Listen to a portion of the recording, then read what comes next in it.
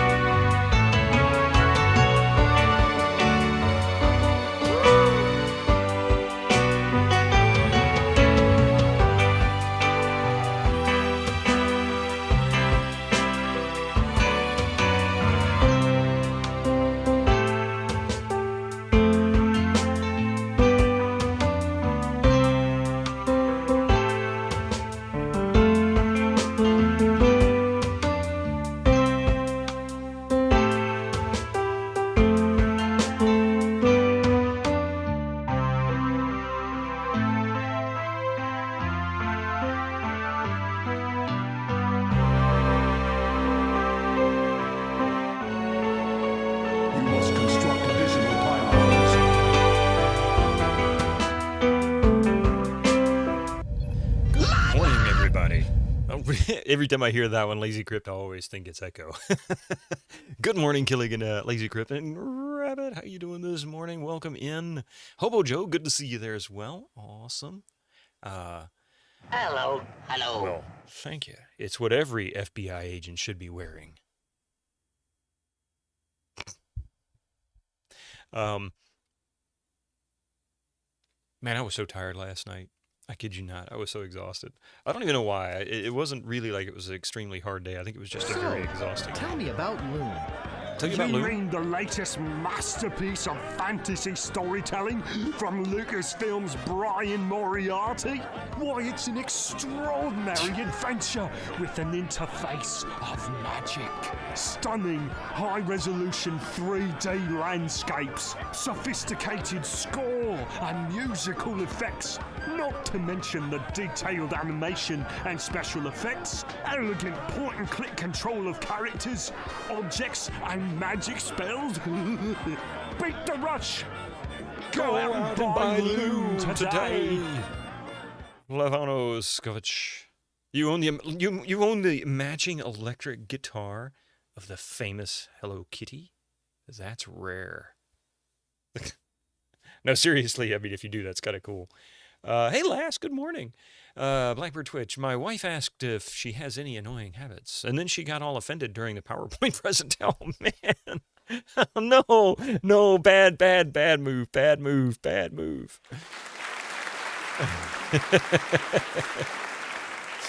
Never do things like that. No, that's how you end up getting divorced. Oh, the acid burned my armor. Dude. No, that was funny. That was good, though. That was pretty funny. As a joke, without any serious tone, that was funny.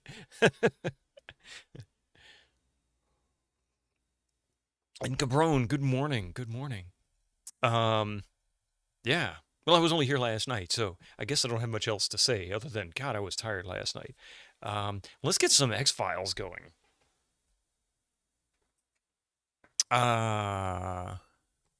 Atreus, hey, just watching an old news report on Old Timey Computer Show. Russians had their first Commodore virus in 1988. What's really funny is they probably had computer viruses from the very moment the first computer hit the shelves in Russia, given the surveillance, and the way the country worked at the time. They just didn't tell anybody. Gray Spectrum stream. Hey, wait a minute. I forgot to hit something here. It's real important there. Have you seen the Dendy? What is that? The Dendy? I don't know what that is. So I'll have to say no. Hey, Shorty Straw. I forgot to select the input on the OSSC. Hey. Hello. In Russia, they made the Dendy, which played bootleg in Nintendo games. Because they didn't have an actual Nintendo, yeah. Yeah, hardly anybody would ship to them, I guess. Oh, man.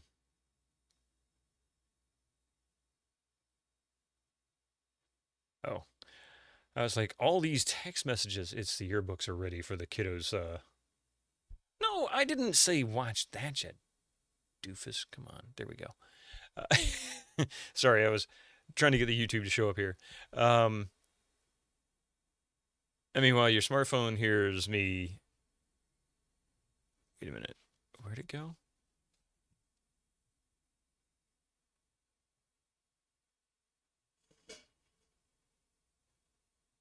Where'd it go? Oh, yeah, in Russia, I agree that would be earlier. Yeah, affected by not own. That and how often they spoke up about things that were bad. Oh, there you are, for some reason. Meanwhile, your smartphone hears you say cat, and I start seeing ads for cat food. Dude, you know what? I am 100% on board with that conspiracy theory. I'm not even going to deny it. Not even a little bit. I am 100% on that train. And because I've seen it happen before. In fact, it happened recently. I forget what it was that I mentioned. And it was something that I never talked about. Never said. And then all of a sudden I open it up and that's the first ad that pops up. I'm like, you son of a... Because they didn't have an actual. Yeah, well, time to rage again. I found out Nintendo can brick your console if you hacked it and you can't sue them over it. The terms of service say so. I don't know if it's only for the Switch 2 or just an update to every current console. Well, Peter Steves, good morning, by the way. And good morning, Jane Jason. How you doing there? Or good evening, I guess, really. I will say this. I'm not a big fan of those arbitration things they stick in their terms of service. I'm not a lawyer, but I would love to find some solid lawyers actually force companies into lawsuits over that. I would absolutely love to see it. I think it'd take some big class action event before they finally get the attention it needs. But I hate that arbitration stuff, and I'm also a huge anti-supporter of lockdown equipment. Like my damn smartphone, if I need to replace a battery, let me change the freaking battery. I love the excuse.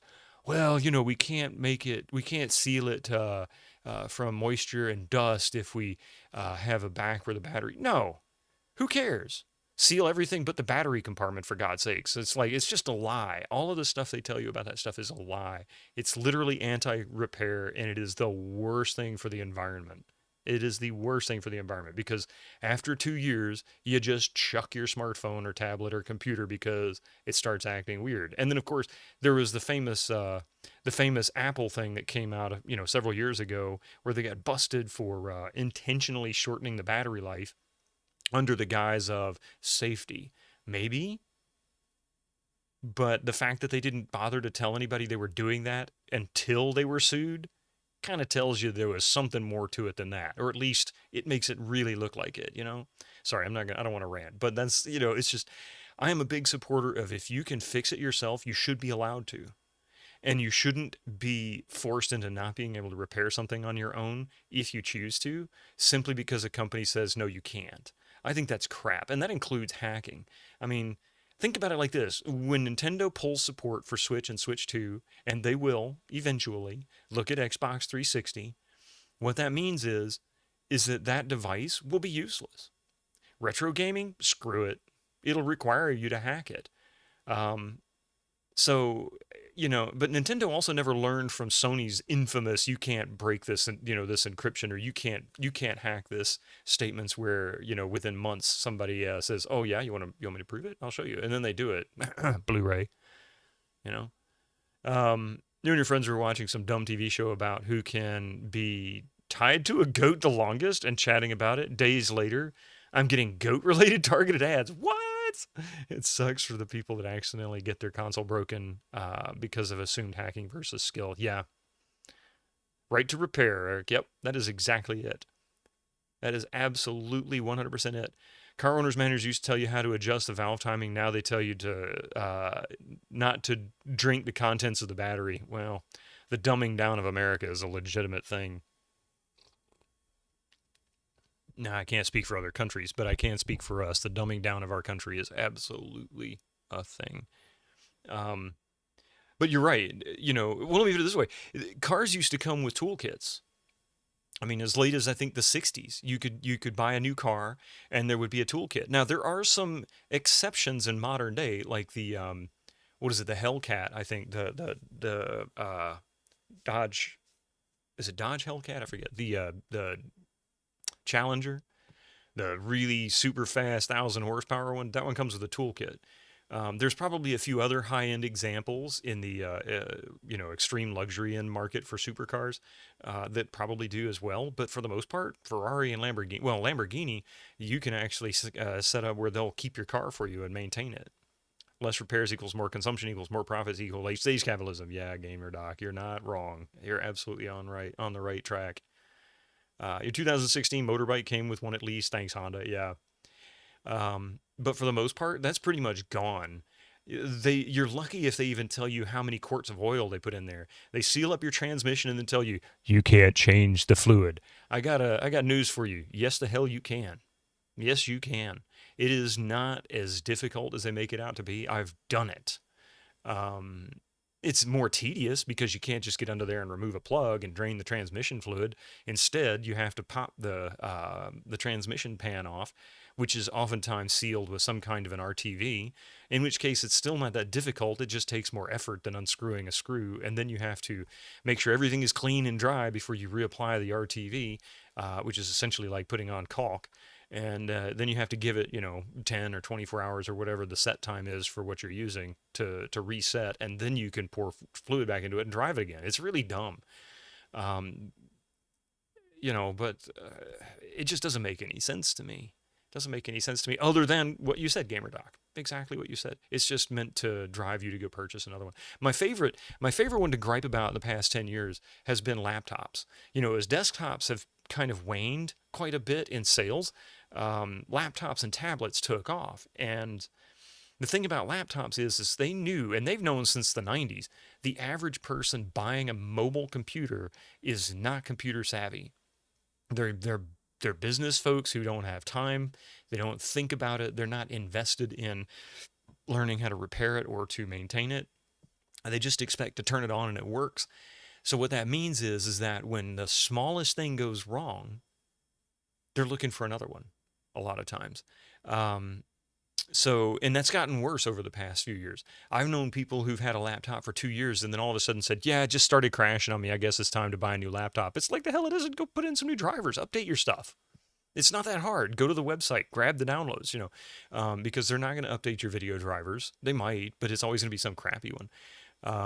Are you saying that Dell don't ship laptops with Arch Linux? They used to ship it with Linux at one point. I don't know if they still do. But I used to work for IBM in their laptop division back in the late 90s. And even IBM was actually shipping some laptops with Linux in the late 90s. In the late 90s, before it was really even easy to install. But no, I know Dell did for at least a brief period, but I don't know about now. But even then, that's not even really the issue. It's more along the lines of they bank on people being tech ignorant, and I don't want to make that sound like they're bad people because they're not, or unintelligent. It's like me. There's some things I don't care about and I'm not interested in, so I don't bother to really learn that much about it.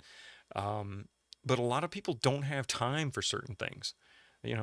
Think about people who've got 2 or 3 kids, and they work 60 hours a week. Their significant other probably works another 40 to 60 hours a week. They don't have time. They're so overloaded and rushed. Yeah, precisely. And the crappy thing about that is that corporations, of course, absolutely take advantage of that, whether intentionally or unintentionally. Buddy's son at university, his sideline gig is selling services online to remote onto PC and update, optimize it. Yeah, he has more work than he has time for. Exactly. Yeah, I mean, there's people that will get it fixed. But I know I've known a lot of people that will literally say, "Hey, do you want this laptop? It doesn't work. It crashes. It freezes." And then they're like, "Yeah, I'm sure. I'll take a look at it." And I load it up. I'm like, you just got viruses on here, right? You just need to clean it up and reinstall Windows. It'll be fine. You might lose a bunch of stuff, but your hardware is fine. There's nothing wrong with the actual computer. It's software. Software is easy to replace. Okay, Dad, to fix your email, just open terminal here and type sudo. Exactly. I mean, but some people get stuck just setting up a tablet. I mean, honestly, it's true. Tablets and laptops. You're reasonably computer savvy and you don't want to try repairing your own computers. Yeah, which is fair. I have no problems with people who really aren't interested or don't have, what's the word? They don't really have the penchant to do so, It's sad that corporations will prey on certain groups in that manner for that purpose. Updated the Shazi, yeah. Especially laptops and mini PCs, forget it. Well, yeah, with laptops and mini PCs, replacing hardware is virtually impossible. I mean, you can, and I've done some crazy fixes. I'll tell you, the wildest fix I ever did with a laptop was an HP, and I don't remember what the model was. It's been about 10 years ago. A lady that I worked with, her son's laptop that he was using for college would not boot. The light would come on, but nothing would happen. So I did some research on that particular model, and it turned out that that particular motherboard in that particular model had an issue where it would warp and it would break the traces. And the easiest fix was to reflow the solder, but because it could be anywhere on the board or in multiple places, they actually recommended baking it in the oven. So I did exactly that, and I'll be damned if it didn't work. But who's going to go through that effort? And besides, you don't want to use your own oven for that. You need to get an oven that you're not going to cook in, because you don't want to bake a whole bunch of like rare earth minerals and toxic crap into your food. But the point is that you can do it, right? But who's going to go through that effort? Well, I mean, obviously, I just told you I did. For me, you're not a big fan of hacking a system while it is actively receiving games. But yeah, same here. But I can see people doing it like with Nintendo not giving wallpapers or for have custom things. But really, yeah, people can do whatever they want. Stopping them, I guess. Um, I see both sides of the argument for and against. I don't. I refuse to give them an inch. I refuse to give a corporation an inch. Nintendo, Sony, Microsoft, I refuse to give, or Apple, or Google, I refuse to give them an inch on not allowing people to repair their devices. I certainly understand at least saying, hey, if you jailbreak our device, then you will lose support from us. We're not going to brick your device. That's just asshole tactics right there. That's like being a complete dick. But John Deere does that. They won't support your tractor if they catch any other services done to it that was not done by an authorized John Deere service center. And that's kind of where the right to repair actually started to gain ground, because in the U.S., we've been conditioned for decades that farmers are the beginning of everything, but really there's very few farmers left, private ones anyway. It's all corporate now. But that's the only thing that's ever managed to get traction. And then, of course, Europe going after Apple really helped gain more attention, because that news flooded over here and started getting people to say, wait a minute, thinking about it. You've done that with a motherboard. It works like a charm. It can. As I told her, I said, I can do this. I said, but it's risky. There's a chance that I could damage the board even further. But to be honest, the stuff's gone anyway. So, it's either broken now and possibly working later, or it's broken. Either way. And she's like, yeah, go for it. The strange part about Nintendo threatening to brick a console is funny, because if you jailbreak it, you don't take it online, or you'll get your console banned. Yeah, companies shouldn't be given any inches on benefit or any benefit of the doubt, because in the tug of war of customer rights and benefits, they'll never stop pulling. Absolutely. They will never stop pulling. They have the money and the resources to paint anybody who is against them as a bad person, which is exactly what they do. And they will make them seem like criminals for the sole purpose of getting support of the customers who don't get it. And that is a sad state of affairs. That's kind of what drives that weird Apple sort of, I hate to use this because I'm sure we've got some folks in here that are big Apple fans, and please forgive me, I'm not trying to call out people in a bad way, but it's kind of what drives that cultish behavior that some people have with Apple, is that they feel like Apple is better than they really are. They just have great resources and PR. And they make great hardware. Don't get me wrong. They really make great hardware. But are they really as great as they are made out to be? I'm skeptical. Just high quality. Most cases, high quality. They didn't used to be. If you go back 30 years, Apple was garbage. I mean, like the mid to late 90s, they had some decent stuff, but for the most part, they were a disaster by comparison. Up until Steve Jobs got back in again and started rebuilding the company after their big mistake in the late 80s. It really was a disaster. I wonder how small repairs are going to be because of this for Nintendo. There won't be. Because if you think about it, if you have a smartphone issue, they don't generally just replace a screen. They'll just, unless you take it to a service center somewhere, they're generally just like, oh, if you call them up, they're not going to tell you what to do. They're just going to say, well, we'll just send you another one if it's in warranty, right? I mean, and then they'll take it and they might fix it and then sell it as a used device once it's been repaired on their side. But that's what they want. Because if you look at it, the idea is that say an Apple, say $1,000 iPhone, same year model. Like if I bought one, had it for 6 months, and then warrantied it in, and all it was a broken screen, and they replaced the screen, which probably cost them $50 total. They'll charge you far more if you try to take it to a service center and do it yourself, but maybe cost them $50 labor and parts to replace the screen, and then turn around and sell that same one used for like $800. They just made $1,800 off the same phone. And then the other one that you have, you're most likely going to only keep it for a year to year and a half, because it's usually about 2 years.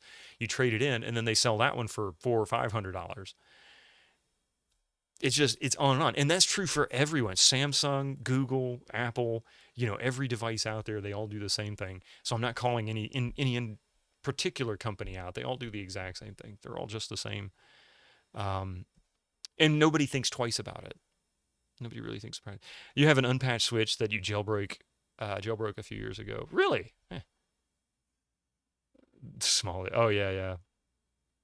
The war has already been lost, unfortunately. Now we just have to try and maintain some ground with skirmishes.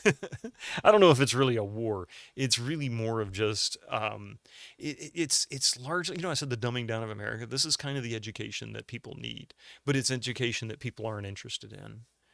And how you make that interesting enough to people or relevant enough to people to affect them, that's really where it comes in, because it doesn't affect people. I mean, it does. It just doesn't affect them directly. For example, if me sending in a warranty phone and getting a new one in replacement immediately caused everybody's cell phone bills that had the same model phone to jump $20 a month, that would probably get people's attention. But that's not how it works. They already charge you way more than they should anyway, because that kind of event is already built into it. So take, for example, this happened with PC games, not 15 or 20 years ago, for really since the 90s. Any game that was made for, say, PlayStation or Sega or really just PlayStation and later Nintendo, if it was made for the console and then ported to PC, the console version was always $20 more than the PC version. People complained, oh, I should just buy a PC because you're going to charge me $20 more for the game.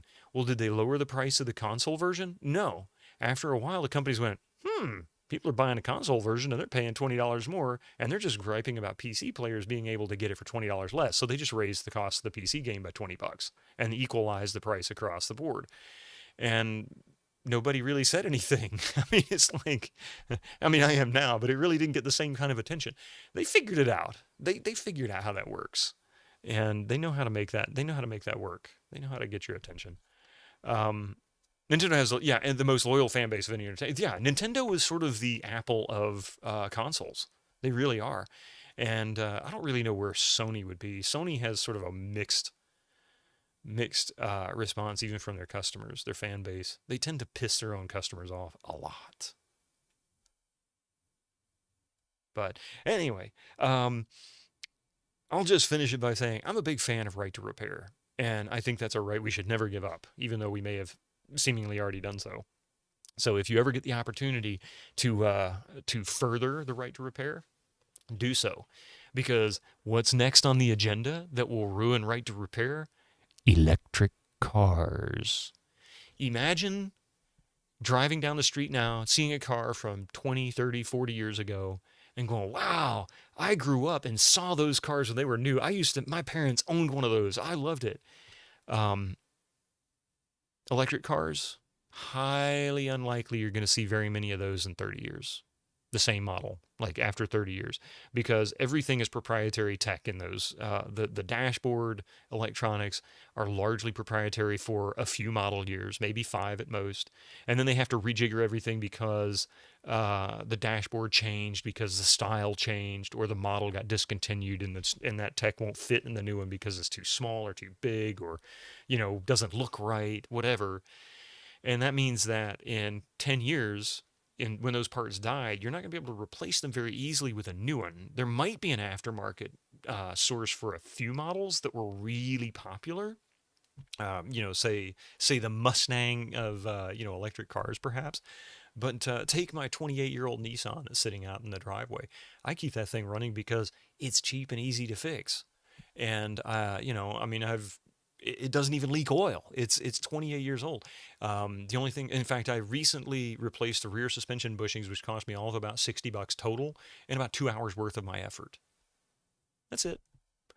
And so I just put a battery in it, change the tires, and maybe once a year have to do some other kind of minor maintenance to it. Right now, I actually have a pulley that's dragging a little bit when I crank it up, and it's probably the AC pulley or alternator pulley. What that means is I'm probably just going to have to replace the compressor or the alternator. Granted, that might be $100 or $250 or so, but it's easy to do. The AC currently isn't charged anyway, so just disconnecting the lines, I wouldn't have to evacuate them, which makes it a little easier for me. It's got a leak in it, so I haven't had to use it for a while. Sorry, I suck at AC stuff, air conditioning. I'm a big fan of monetarily supporting companies who try this. Yeah, yeah. Start affecting their bottom line when enough people do it. That's the thing. Getting enough people on board to actually affect it. That's the problem. But I don't want to drive into the politics, but this is just a good example of how when the public becomes highly aware of something, they will, and the companies too, will absolutely get on board with damaging the reputation of a corporation. United Health. Here's a company that was the most profitable, I dare call it healthcare, company in the U.S. after the CEO's death. And please don't let's not get into the conversation about that, even if it does have Nintendo references. After that, they replaced him, of course, with another CEO, and their profits fell by 50% and are continuing to plummet. Let's call it healthcare. So, but the point is that event got so much attention in the public that it did impact the company's bottom line. Not just a teeny bit, not just a dip that lasted a month or two. It caused it to crash and burn. And again, I hate it because it's politics, but look at Tesla. Look at the backlash they've received. Get enough attention, negative attention, and it will cause them to suffer. And that's kind of what needs to happen, I think, over time in order for that to adjust. But that's not going to happen with Nintendo or Sony very easily. Sony has shot themselves in the foot so many times, I'm surprised they have a foot left. I mean, that company is notorious for pissing off its customers in every aspect. Comment delayed due to bad internet. Oh, the electronics and electric cars will be so cheap and nasty they won't even last 30 years. Exactly, and they already are, Winter Slays. The body of the Cybertruck is literally made of plastic. Not the panels, the body. The chassis itself is steel, but the body that the panels are attached to is plastic. It's just, that's a great example of why a lot of electric cars will not last 30 years. They won't last 20 years. They'll be barely running in 10 to 15. I mean, look at Mercedes, another good example. Mercedes and BMWs. And I'm not going to trash on Mercedes or BMWs. That's not the point here. Because any car after about 5 years, you should expect to see some things go wrong. I mean, it's just kind of the nature of something that's used and sits outside all the time. But the difference between, say, a Toyota Corolla and a high-end Mercedes, or even an upper mid-level Mercedes, is the cost of repair. That Toyota Corolla, change the timing belt, maybe takes you a few hours, costs you about $50, maybe $100 if you go and buy a OEM part kit for it, water pump and belt and whatnot, and then go through the effort to pull the cover off and get in there and do the work. Whereas if you go to do with a Mercedes, you're probably looking at $500 to $1,000, and that's not going to be a belt; it's going to be chains, and that's just parts. And then you've got the labor. Or a better example, say for example, my 28-year-old Nissan out there, the window motor dies. Which has happened because it's 20 years old. I've had to replace it 3 times on the driver's side alone. It gets a lot of use. That one was a $30 part, $30 to $40 part. Takes me about an hour to replace. You take a upper middle level Mercedes that's made now, it will cost you over $1,000 to replace the motor. And part of that is because they also have to calibrate the motor itself to make sure that it does its proper drop and raise when you open and close the door and does all the stuff. So it doesn't overclose or over open or anything like that and damage the system. Really? Really, Mercedes? You need to do that? But that's true for Volkswagen, some Volkswagens, some BMWs, and so on. It is the car of upside down world, steel bolted onto a plastic chassis. Sony apparently has like 9 spare feet. They apparently do. Past 6 months, stock down like 50%. Yeah. Most recent CEO just left and they suspended their annual outlook. Yep. Exactly, GamerDoc. It's crazy. But like I said, these are just examples of how a corporation can be hit pretty hard. if they ruin their reputation with the right people. But the problem is that it has to affect people directly. And if you want, somebody mentioned, it's a war. If there's a war, that is really the war. It's a fight against those PR groups that are supporting those companies. There's a lot of unscrupulous people in this world. Hey, Father Axekeeper. But enough of that. If we're going to talk about conspiracies and secret wars, it's time for X-Files. Yeah, that's it. Oops. I hit the wrong thing. Hang on a second.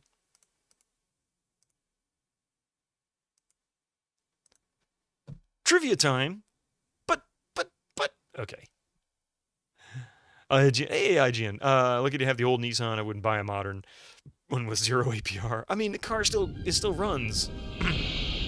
And quite frankly, I'd find calls for 90s trivia. Gotcha.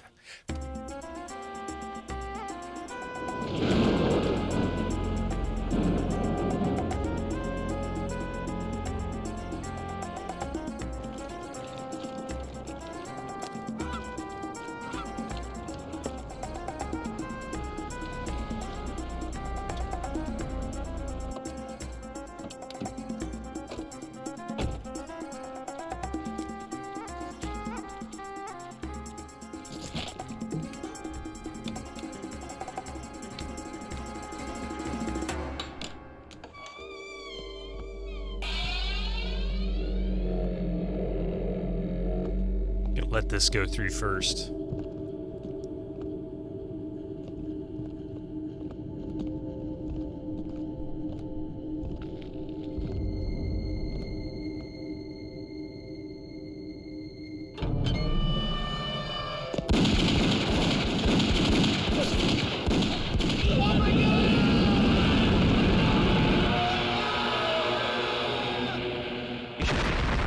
Holy crap! Hey, Echo. My guess Peter Steves is probably hand-drawn each frame. All right. Bum, bum, bum, bum, bum, bum. Bum, bum, bum, bum, bum, bum. Avoiding DMCA. Bum, bum, bum, bum, bum, bum. Someone turned on the halogen lights too bright and blew out the camera sensor. Oh no. What episode is this? Isn't it great they do the whole opening theme song? You have received your new S25 Ultra. We were just talking about those things, man.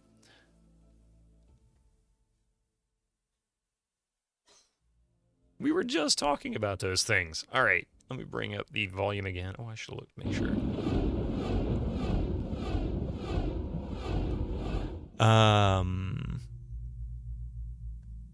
Let's see. You'd love to see, start seeing cars that were built to last again over this crap of 5 years from dealership to the landfill. Yeah, I agree with you, Shorty Straw. I think the word, you know what's really sad, Shorty Straw? And this became really evident in the U.S. During COVID, towards the tail end of it. One of the things that occurred that was really bizarre was to see large fields of vehicles that were brand new just sitting there. Grass up to the bottom of the windowsills. But you could tell they were all brand new, every single one of them. And most of them at that time were due to a lack of electronics because of the whole, inability to ship from China due to COVID and fears and, whatnot. And, of course, that was being threatened again here with the whole tariff war. But, again, I don't want to get into politics. But the point is that's, that was really kind of scary because here's all these cars, trucks. And in one of the fields I saw just hundreds of them. And I'm sitting here thinking to myself, these trucks probably sell for $60,000 to $80,000 a piece, and they're willing to just let them sit and rot in a field because they can't sell them. They could lower the price, and they might be able to sell them because maybe it doesn't come with backseat sensors to tell you that the seat belts were engaged. Those are not federally required as far as I'm aware. As long as the seatbelts engage and they work properly, that's fine. And I know that was one of the issues because that was an issue with Explorers for about 6 months or so. And They're going to sue you with the DMCA. Everyone's guilty with the DMCA. Do you remember those Pure Mood CDs somehow always had X-Files theme on them? Oh, that's pretty cool. What was that now? You heard, you weren't playing. What's that, Echo? Heard what? What'd I miss?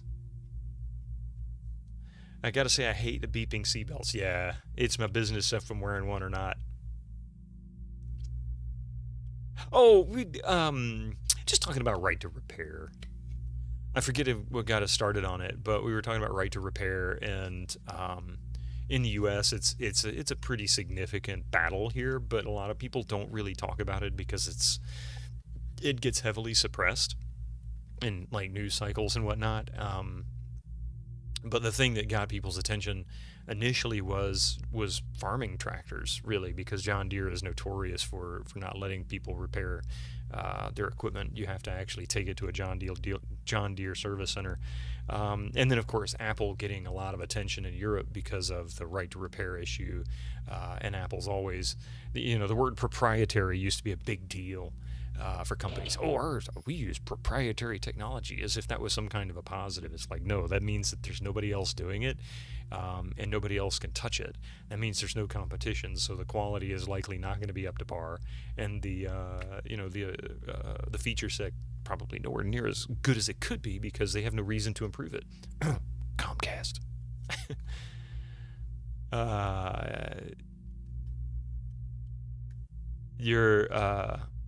Has self-repaired his push mower forever. The handle has ripped off due to overuse and just welded that together, but I don't know about the tractor. Yeah, I've got a push mower that I bought recently that if it came down to it, I could easily repair. You can't wait to drive your new 6000 sucks. I'd buy that for $1. Other references, yeah.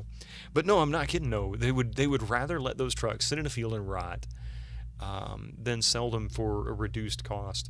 With features that were just lacking simply because they couldn't get the electronics, and they can easily bypass those sensors. People always act like, oh, you can't bypass that sensor. You absolutely can. Every single sensor in a car is based on some amount of resistance, and the resistance is generated by the type of sensor that's being used. Pressure, Hall-based sensors, where it's using a moving magnet or something like that to indicate something. They're all easy. That means as long as you know what resistance value to mimic, you can get away with it. The most common bypass are O2 sensors.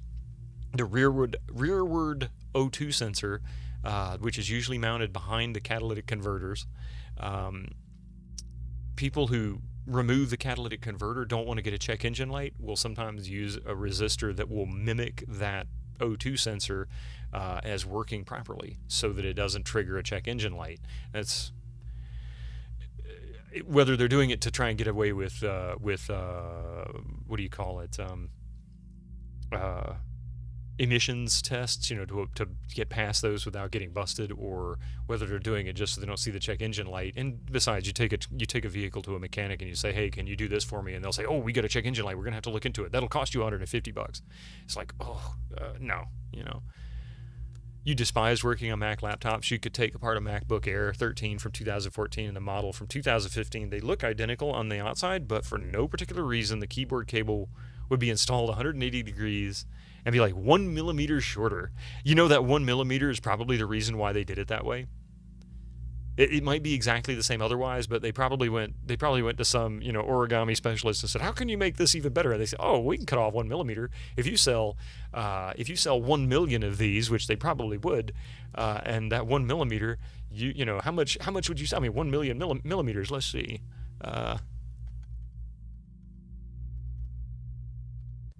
Let's see, how many of that in, was it 10 in a centimeter divided by 10? It would be 100,000, right? So you're looking at like 100,000 centimeters worth of cable that they'd save over a year's run or a few months' run. How much money they would save? They probably are, those cables are probably a penny or two a centimeter. It was like when your dad was trying to find the seeding for the start of the spring before we start mowing. last couple of years, we always found cheaper versions of that seating from off-brand things, and you could, and you think since people are buying seating for the loan after the winter season to start mowing, there would be cheaper alternatives. This year there was no alternative, and your dad had to pay $100 before he could mow. Wow. Smells like a steak and seats 35. Canyonaroo.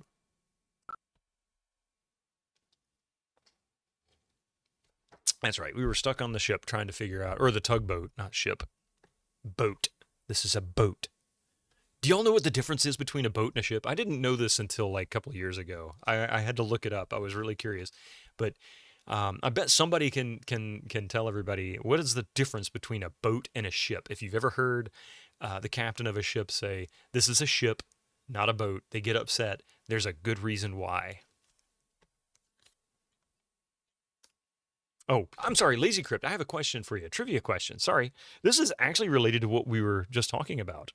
For those retro gamers out there, what hip-hop puppy starred in the first PlayStation game to give players credit for just keeping the beat? What hip-hop puppy starred in the first PlayStation game to give players credit for keeping the beat?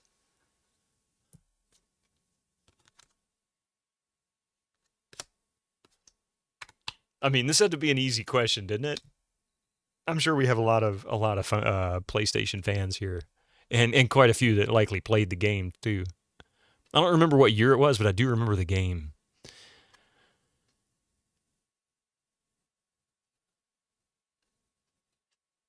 Now tell us about those boats.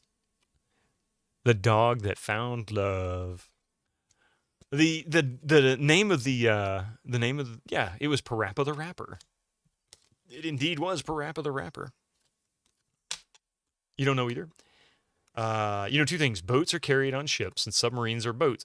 Well, the description I heard was that a boat generally doesn't leave shore, doesn't go very far from shore. It can go out, almost into international waters, but generally doesn't travel between land masses, like going from, say, North America to Europe. But a ship does. A ship can go into international waters. It's usually a size-based thing. I don't know exactly why submarines are not treated as ships and called boats. Yeah, exactly. GamerDoc put it. Ships go on the ocean. But boats can go on the ocean too, just they don't go out into deep waters. They go out into, there'll be fishing tugs, fishing boats and stuff like that may go out a few miles and then come back. Well, yeah, an underwater boat, yeah, a U-boat. Now, maybe there are exceptions to that rule, but that was what I was told. So if somebody is in the Navy and they know better, I'm all for hearing a different answer. Oh, that's right. It bugged out right there somehow. Google agrees with us on the ships versus boats at least. Well, there's that. AI, of course, is never wrong. Man, I tell you, I fear that. I hate to say it, but I think Terminator might be right. You learned something new today. I did too. I talk too much. Oh, wait, I already knew that. Yeah, ships go on the ocean, boats go under it. All them Spanish galleons off the Florida coast will definitely agree with you on that one, Lazy Crypt. Is our terminal event. I mean, what is it? The Matrix? We'll be the Matrix soon enough. We'll just be batteries in an artificial intelligence simulation. Do you remember your friend's riding lawnmower shift gate? The thing the shifter moves through was made of cheap plastic. Despite the shaft was metal, the gate shattered into 13 pieces after 6 months. We glued it back together, made a sand casting mold of it, melted down a bunch of aluminum cans, and then cast a metal version of it. That cast version lasted 8 more years. Yep. That's pretty industrious, Vitamin Chi. I gotta give you credit. Like that should be written down as like a sign of, hey, corporations, you're doing it wrong. But yeah, they use plastic on things that absolutely have no business needing plastic. That just absolutely boggles my mind. The craziest plastic parts you'll see out there are oil pans. I've seen there's intake manifolds are really common to be plastic. Valve covers are plastic. I just replaced the valve cover seal on our Focus that we have out there just a month ago actually. And of course, it's plastic. And that is, and the funny thing is we actually had a car from 15 years ago that had a plastic valve cover on it. And that was crazy. In fact, they tried to tell us that you can't replace the valve cover seal on that one. You have to replace the whole valve cover. And it was like $500-$600 or something like that. I'm like, fuck you, I'm not doing that. So I actually found a kit for it and bought a kit and was able to press out the seals around the valve or the spark plug wells and get all the new seals in, and it was fine. Drove it for a couple more years with it and never had another leak out of the valve cover, so it was very much able to do it. You see some of those robots dancing and how fast they went down from stumbling a sink. Yeah. Let's see. So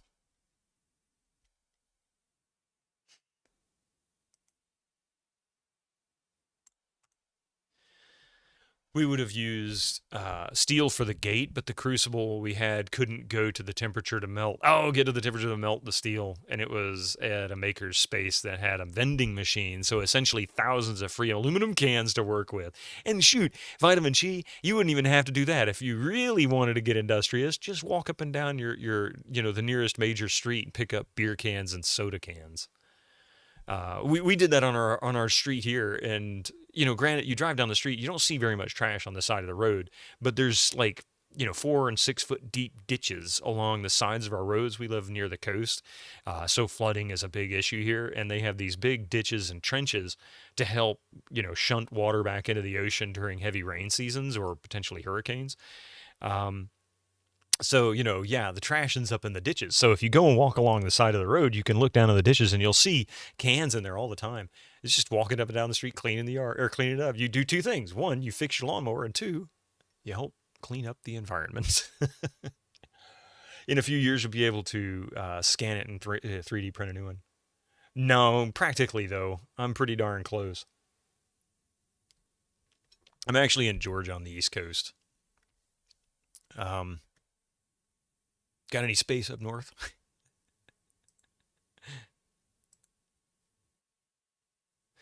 All right. So I got stuck here. I don't know if I have everything I need. I want to say she wants me to look for more stuff, but I can't talk to her anymore. It's like she won't talk.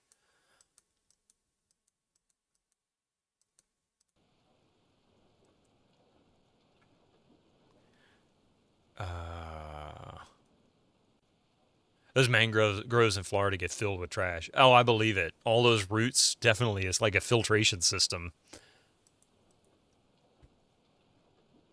Yeah, the slash key. Welcome in, by the way. The FMV quality for this is astounding. This is one of the reasons why I like this game so much.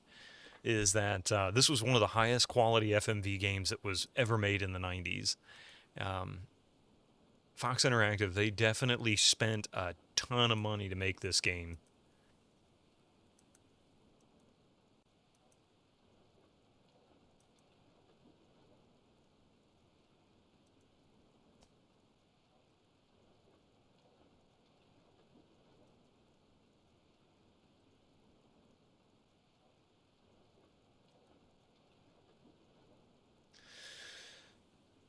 Oh, the filter or whatever they got going on. Yeah, it's definitely got a good rainy look to it, doesn't it?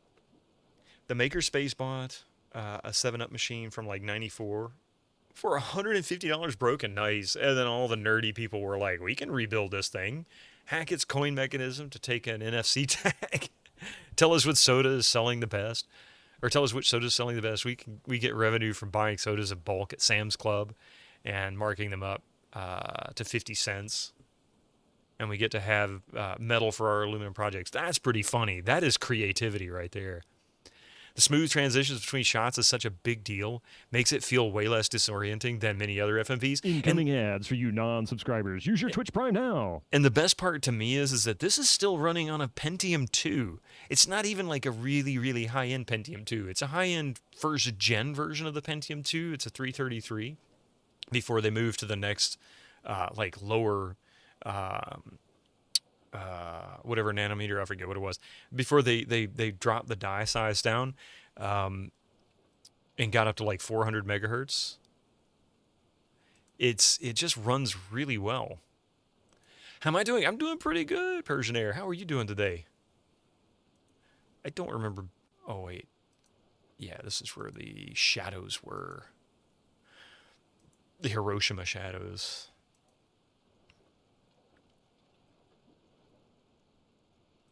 Doing all right? Look at this progress, right?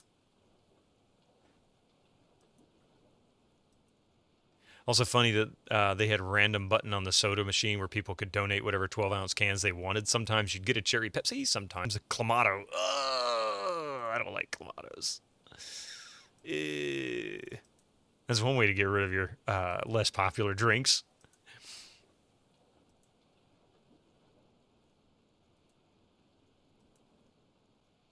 Where the hell was the down again? I forget.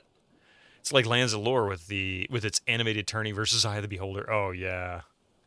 Just blink and you've turned.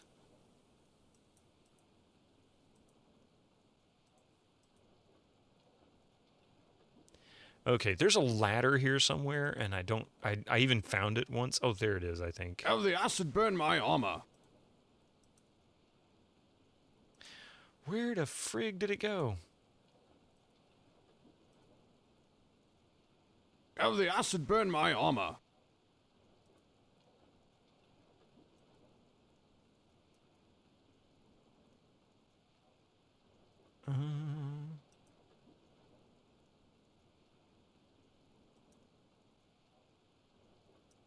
Oh. There we go.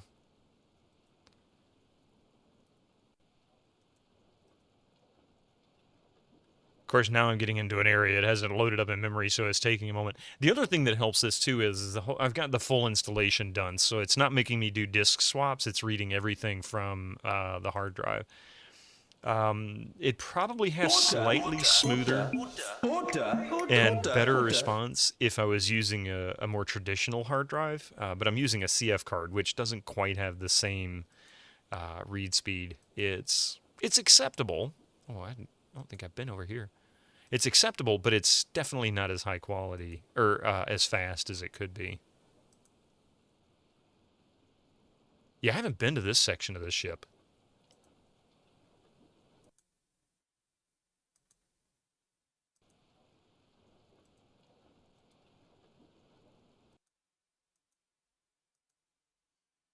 Oh, I have been in here. Never mind. So you've been debating putting back together some computers for retro gaming. You have access to a Pentium I, a 233 with MMX. Would that be too quick for DOS and Windows 95? I would have a 1 gigahertz Athlon you'd use for Windows 98. I would definitely say the 233 would be the fastest that I would use for DOS. The real trick would be making sure that the motherboard you have allows you to be able to disable the level 2 cache and ideally also the level 1 cache, as well as underclocking the processor. There are a lot of, like, for example, I would never recommend playing a Sierra game from the 80s on any Pentium. Some people would be able to say, oh, you'd be fine, you can do it, but it can get tricky to get it to run properly and not bug out.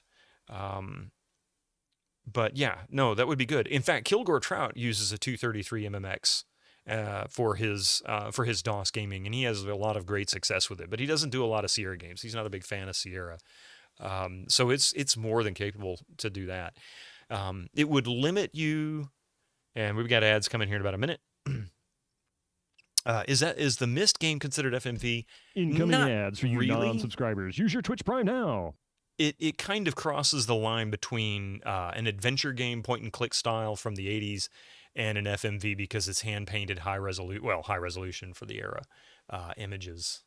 Many early DOS games would definitely struggle on 233. Later ones should be okay. Yeah, anything from like 90 and up has a good chance of running okay, but you might still want to remove level 2 cache, be able to disable it, and that'll happen in the motherboard. We'll be right back after these ads, and I'll continue that conversation here. Give me just a few minutes. Don't go nowhere.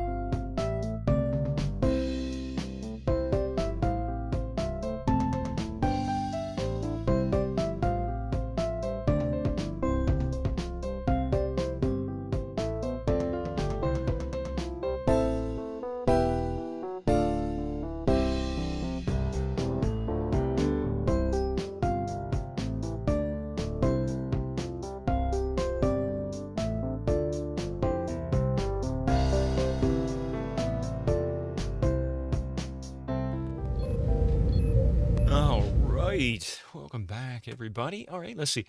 I saw a message there, Cabron. Yeah, you didn't know FMV games were that system intensive.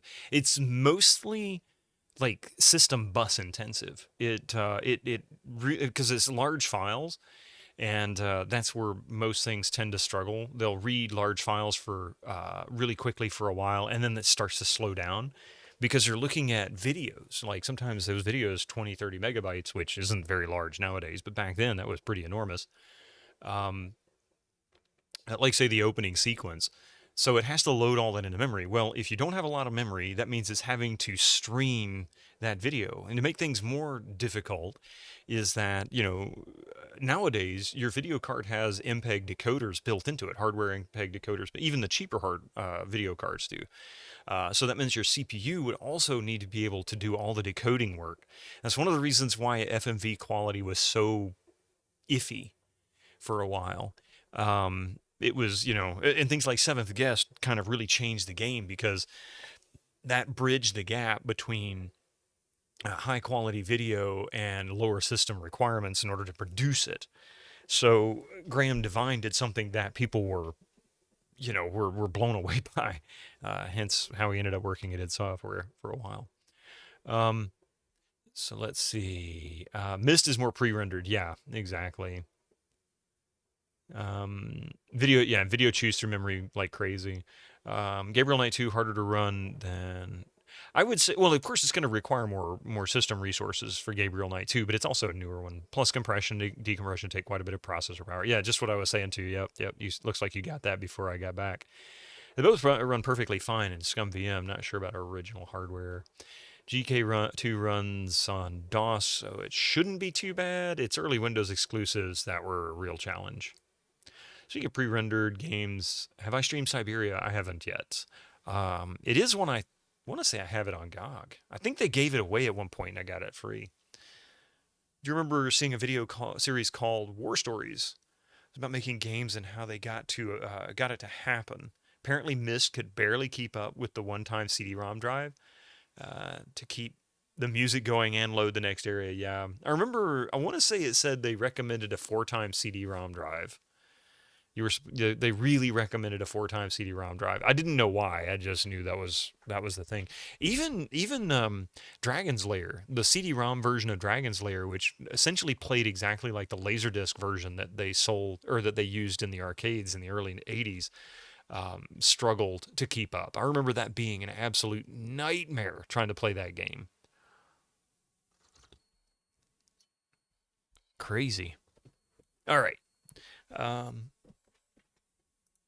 Where was I? We were going.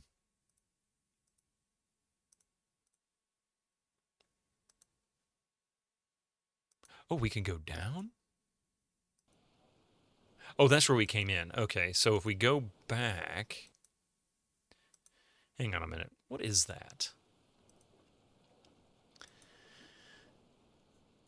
You've forgotten we used to measure CD speed in such a stupid way. Hey, Winter Slice, not only that, but here's something else you never hear about CD audio.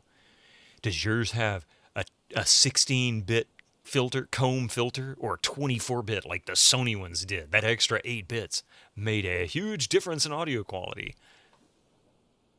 There was another one too. That was the big one because it originally started out as, and then they went to 1-bit or something like that. First time you saw an MPEG decoding was on the DVD drive kit. Yeah, that I was talking about the other day. Yep. Never understood the 1-bit audio processing you'd sometimes see on fancy ones. The purpose for that is because it would filter, I forget exactly what it was, but certain elements of the audio that were filtered faster than others. And so there was a claim, or they claimed that it filtered faster than others, and they claimed that it would cause like some kind of weird audio phasing issue when you had all these extra bits that were doing whatever it did. So I just remember reading this in one of those audiophile magazines, so take that with a grain of salt. It could be full of crap, I don't know. But they claimed that doing it through 1-bit would alleviate that. Okay. Great. Oh, and that takes us back down there. Okay, I see now.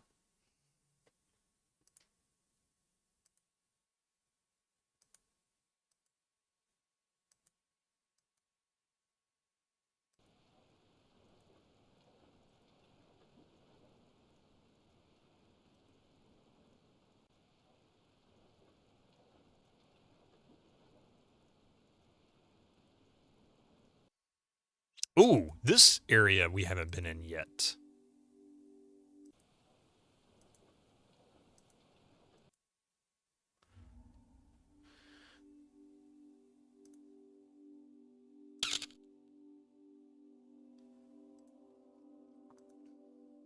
Ooh, we're in the ship's hold, or the tugboat's hold. Yeah, it was silly that we started at 150 kilobytes a second on CDs, but then instead of just saying this one can process data faster, we kept doing math problems based on that for an entire decade. Well, you know what, Vitamin Chi? That is actually why we are now at 48 kilohertz when the industry standard for a good 30, 35 years for digital audio was 44.1 kilohertz. Have you ever heard the story about why sample rate of 44.1 kilohertz was the standard, how that came about? That is an interesting story to me. Anyway.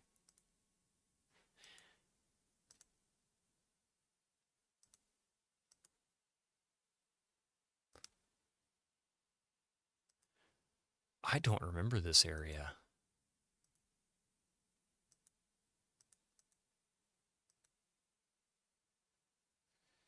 You assume some arbitrary number Toshiba or someone like that thought up in 1977. It actually goes back a little bit before that, but that's pretty much it.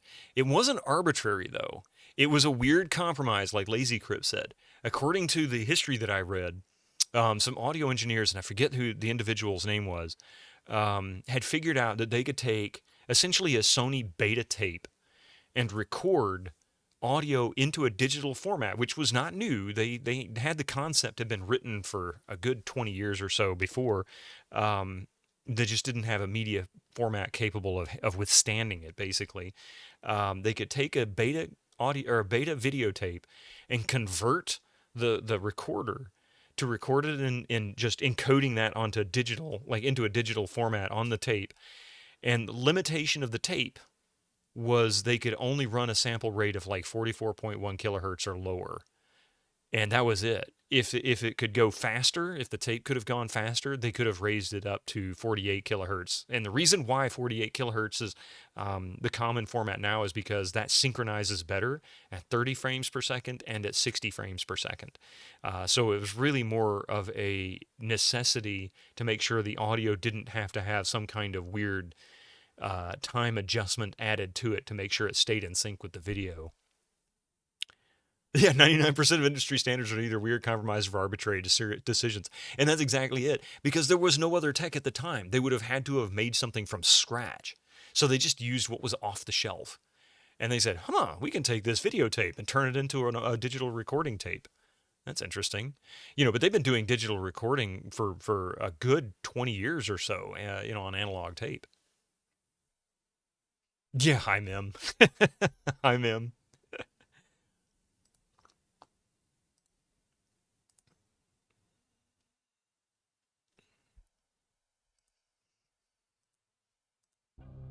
Oh. What do we have here?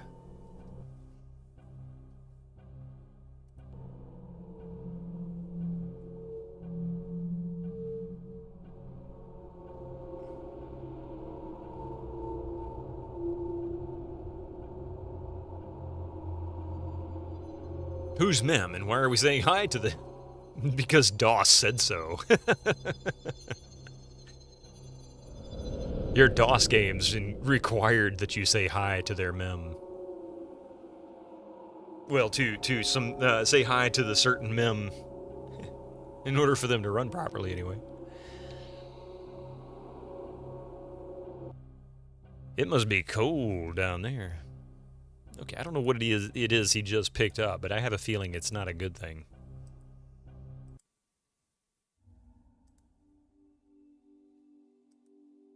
This may have been the only other thing that I was missing here. I don't know.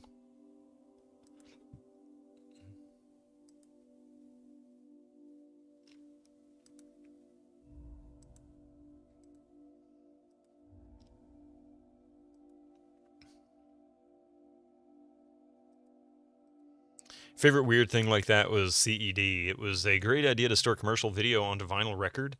Oh, yeah, isn't this a cool thing?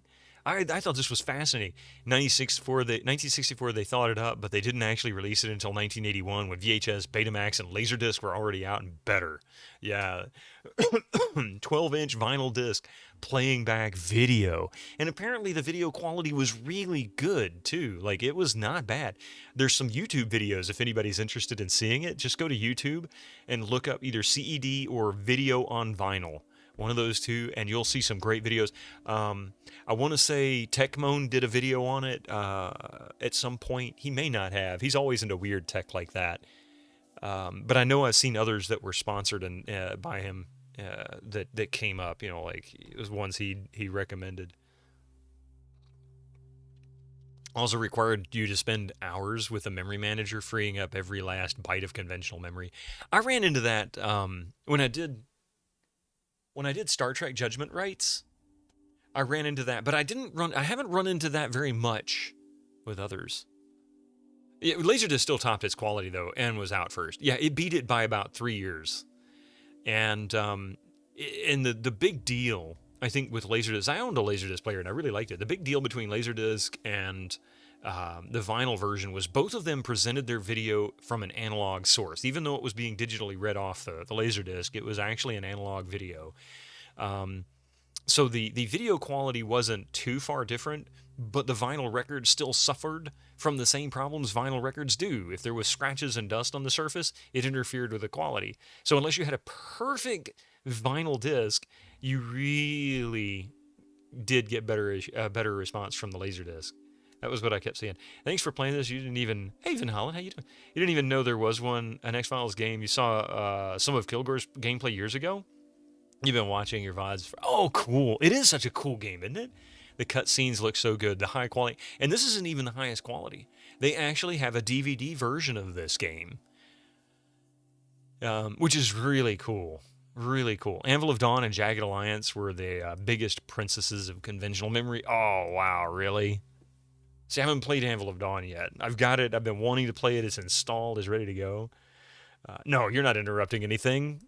You're not interrupting anything at all. You're having a conversation about games, and that's what we're here for. 100%. You have a Laserdisc player sitting on your desk right now. Ever heard of the Laser Active? Probably, but I can't say right offhand. I had 2 Laserdisc players. Both were Pioneers.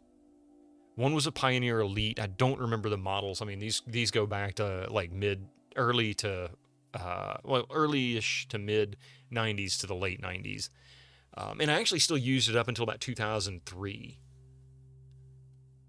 because I still had Laserdiscs then. And so, wow, really 22 years. 22 years, 28 years. 20, I don't know how to do math. What the hell is this? 2000? Yeah, 22 years. It's been 22 years since the last time I touched a Laserdisc player. I miss it, though. I really wished I didn't have to get rid of it. When I moved to Texas, I had to get rid of it simply because I had to get rid of a bunch of my records. I had about 800 records or so, and I couldn't take them with me. I didn't have enough space. The Laser Active, with its extensive library of 3 games. Oh, I do remember Laser Active. And I remember reading about it in a magazine, but I never got to experience it. I forgot about that. I wanted to play with it because it was just a cool idea, but it probably just fell by the wayside in my memory because I never got the experience. Where the hell is the exit? Oh, wait, what's this?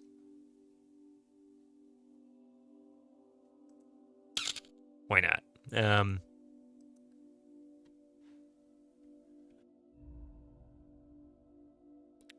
Excuse me.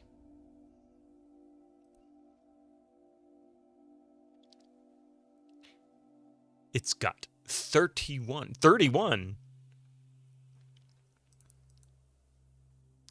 games, but only 3 were just...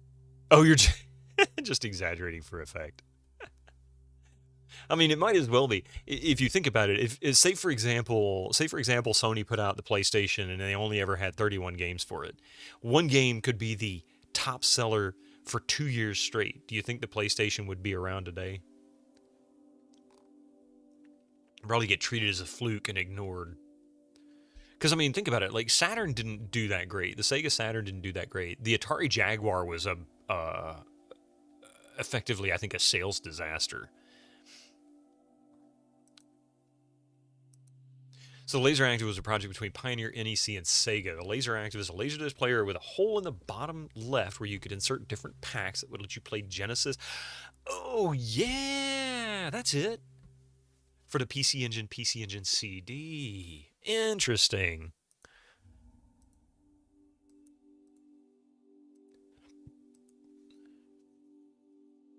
Yeah, neither N64 or GameCube did that great. Although I knew people who had a GameCube and an N64. The Saturn is great in Japan. It had 1,085 games, but 775 were exclusive to Japan. There you go. Yeah. Saturn was the victim of Sega of America and Sega of Japan sabotaging each other. I remember there was kind of a war between them because the Sega of America was doing so well and the parent company was really, I don't know, they got butthurt somehow. I don't understand that, the politics of that. Let's talk Engage. There you go.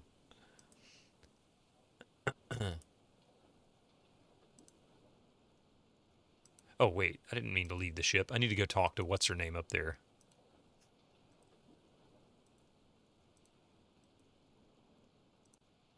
Where the hell?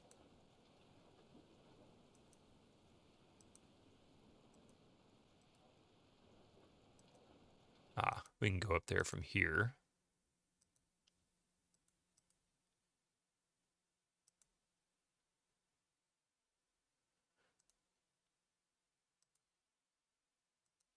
I could rework the taco hat into an Engage hat. Maybe there's a YouTube documentary about it.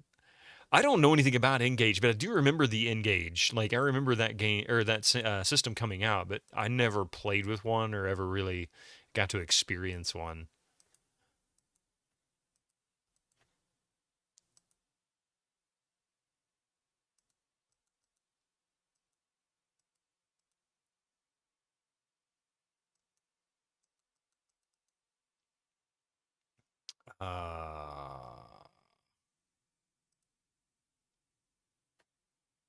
Interesting.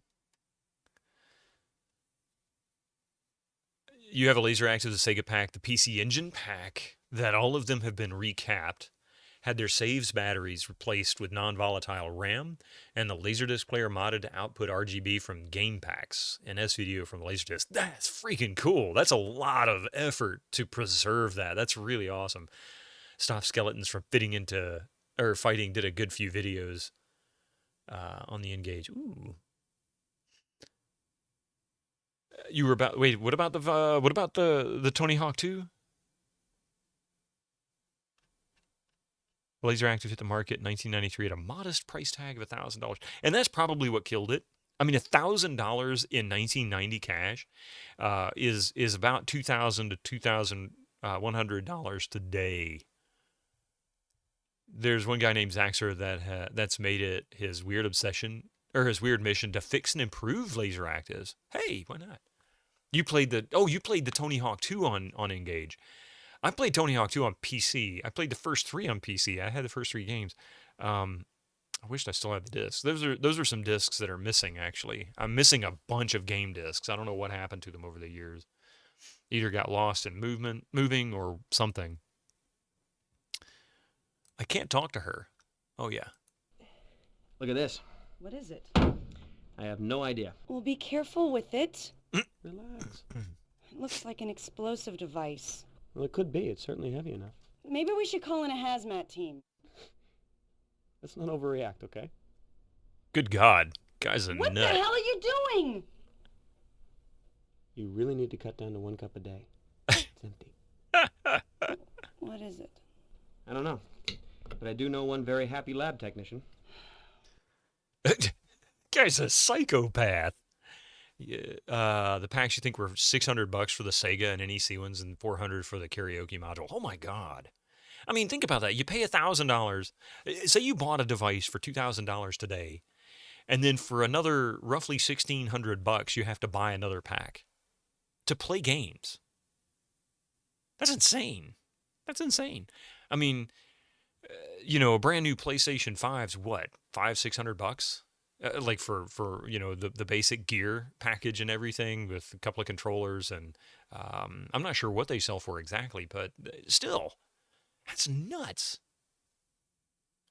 Sometimes they got so crazy and carried away. It's obvious why they didn't succeed.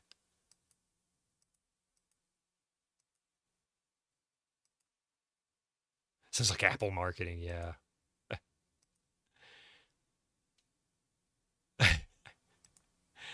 Pioneer says they sold 10,000 to the player, but who knows how many game modules were sold and how many still exist. And most of those probably never really got used for games. Pioneer was making some of the best Laserdisc players back in the early 90s, which was one of the reasons why that was pretty much all I owned as far as Laserdisc players. They were just really good. They had really good hardware back then.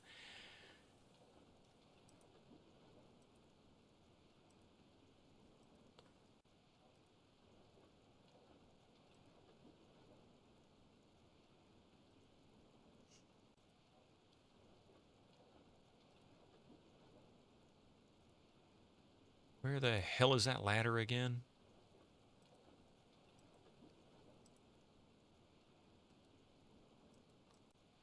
I think I need to go back in the damn door. So we'll go up. And getting off this boat is ridiculous.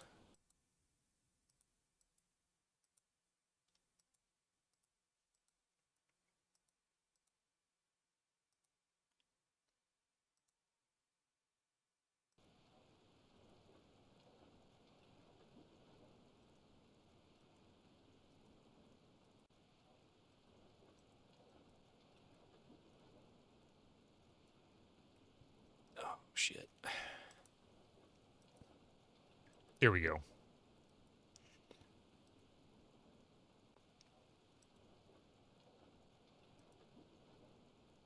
Okay, let's go. There's the, oh, that's the Terracan. That's where we are. Let's go to the crime lab.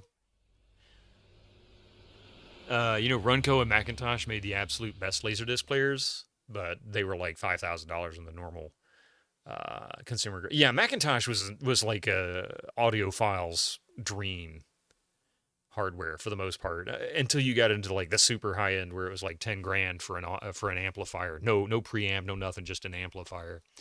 How is clicking through pictures with Mulder and Scully going? So far, slowly. Hey, where's the dude go? Where'd the dude go? I can talk to him, but he's not there. That's weird.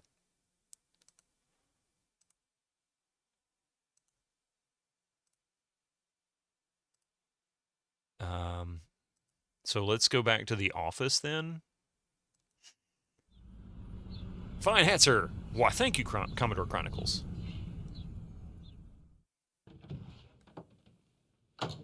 The Big Lebowski? All right, give me just a quick second. I need to step away for about 1 minute. I'll be right back.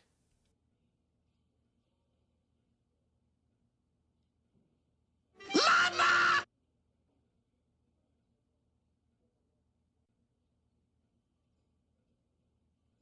Get some help!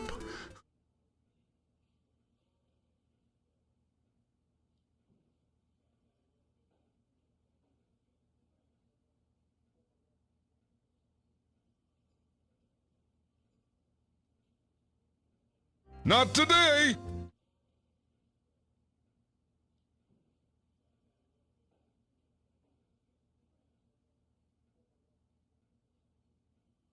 I can't paste that. I can't paste that. I can't paste that. I can't paste that. I can't paste. Good job. I can't paste that. I can't paste that. I can't paste that. I can't paste. I can't paste that. He can't paste that.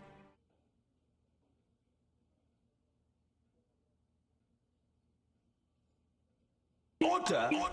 Damn it. That's a lot of nuts! I can't paste that. I can't paste that. I can't paste that. I can't paste that. I can't paste. I can't paste that. I can't paste that. I can't paste that. I can't paste. I can't paste that. Number 7, 2 number 45s, 1 with cheese.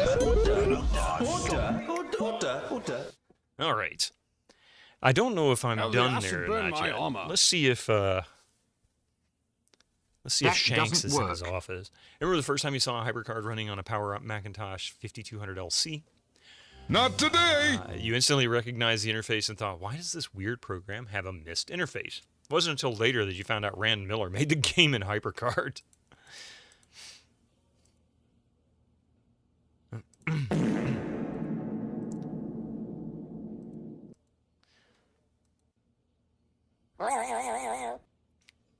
This I could use some help is with a this castle, case. and we have many tapestries. Let me review your notes. What are you You doing? probably missed something at the Terracon. Okay. It looks pretty good. So there's still something at the Terracon I need to worry about. Okay. I'm bald. Everyone knows my deep secrets. my deep No! Back to the Terracon. Oh, maybe I didn't get that picture.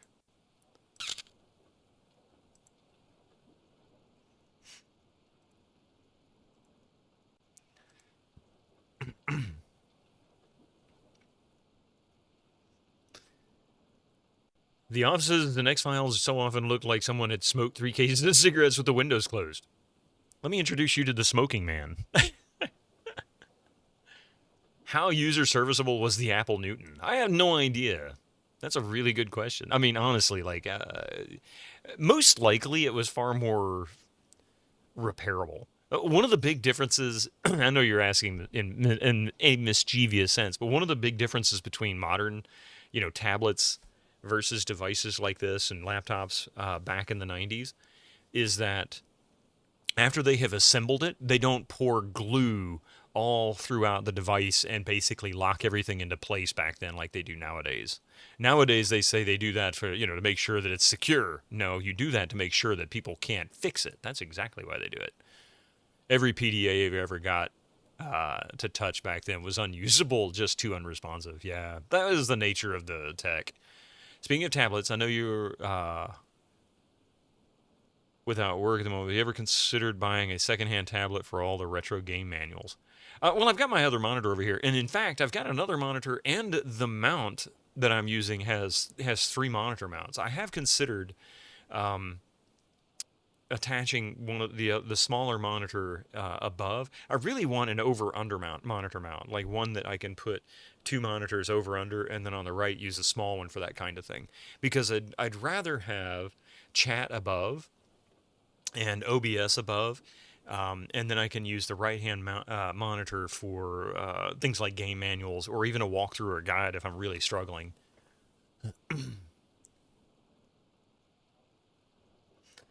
What they did do in the late 90s and 2000s was cover everything in that soft touch rubber that has now turned to goo. Yeah, I hated that. I have a mouse that's like that. This mouse is like that, actually. It has sort of that soft touch rubber to it. But this is just a cheap mouse that I got. It's crap, actually, but I'm using it on the Pentium II right now because the Pentium II has a USB port. And believe it or not, it supports a USB mouse, and it works fantastic. But I've also got an MX512, a Logitech MX512 that has that soft touch rubber, and it's just like that. It's so gooey. It's awful.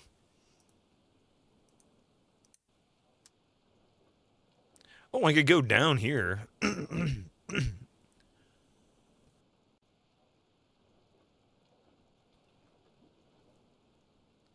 And back then it was probably had some parts socketed. If you open a brand new iMac, it's one single board with every single thing soldered down, which is one of the reasons why they will be completely unserviceable, because the only people who can fix them would be like Tech Tangents. Like, that dude builds his own cards. I remember there's a video he did where he built a CD interface card for an old, like, 486 or something like that, for an old Toshiba, like, tabletop size CD-ROM drive from like 1989 or some ridiculously old model. So what have I missed on the Terracon?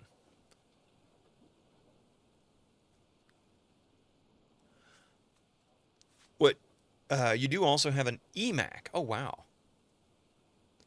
You're kind of tempted to try and do a Mac game stream. Oh, you should. You should. Shelby is the best. And he'll do, and he'll do it from like some photos and a badly scanned service manual. You talking about tech tangents? Yeah, that dude knows what he's doing, and he made it. I remember he had trouble with the CD-ROM interface. He did get it to work though.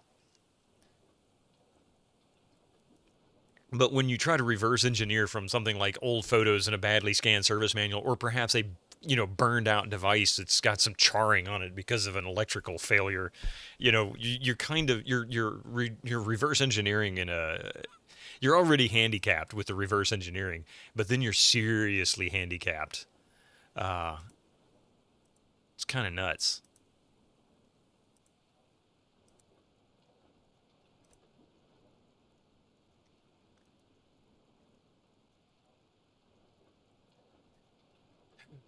All right, let's see what it is that I am missing.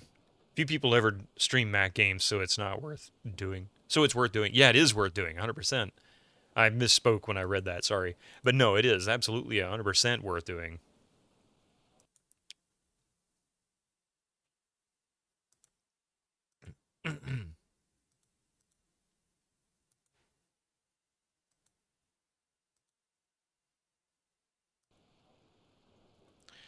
I'm going to guess that I'm missing something here.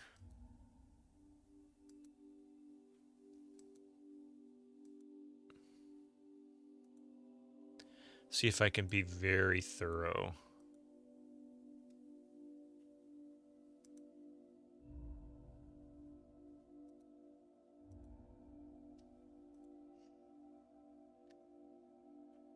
And, I mean, there are a lot of people who stream Mac games. But the big issue with Mac games is more often than not, it's done from emulators.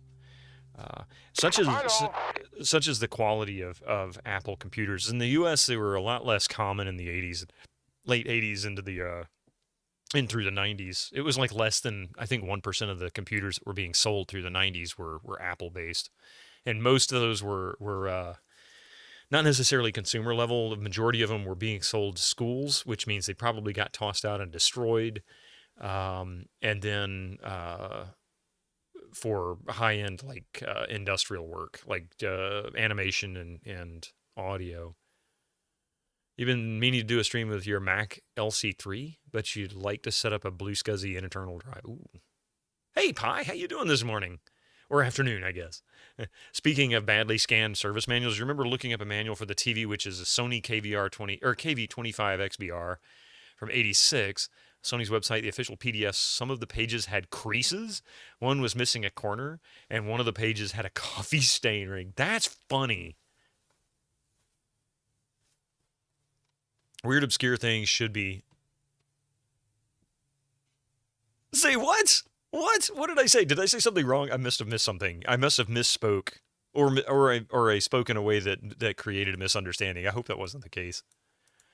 No, I am absolutely 100% on board with anything. Or you might be referring to me screwing up what I was saying and meant something slightly different. Either way, no, I am 100% on board with anything unusual and rare in computers and gaming, because it's these are things that are going to, oh, wait. I didn't see this before. I did miss this.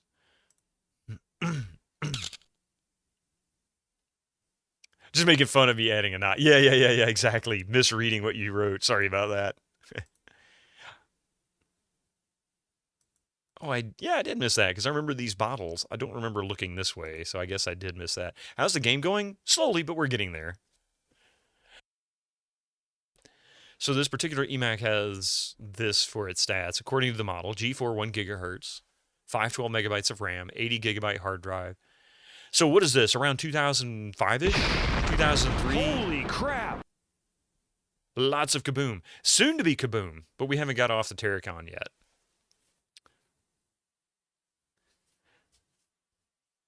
Let's see. I'm going to see if I'm right. 1 gigahertz G4, I'm going to say 2003 to 2005 as the range.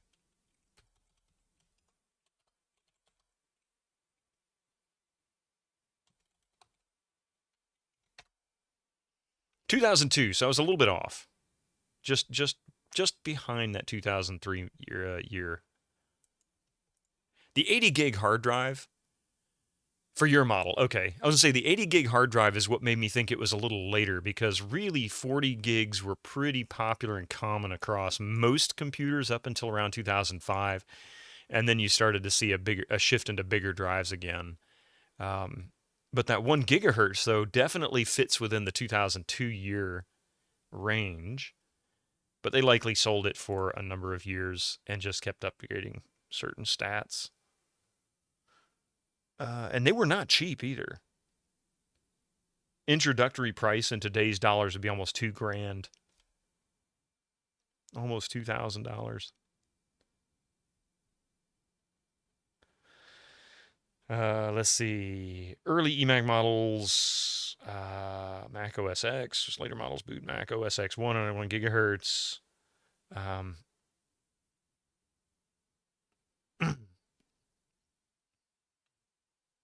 Looking to see if I can find one of the hard drives, or the hard drive size models. Yeah, 40 gigs for the 2002 model. And then the 80 gig became available in late 2002, early 2003. Really? And then it looks like 2004, 2005 were standard 40 or 80 gig drives, and then larger by 2005. So yeah, that sounds about right then, I guess. The eMac was, hey, we want a cheaper model of the iMac, but with a CRT instead of the LCD on a stick. So that's that. I can't do anything with that, right?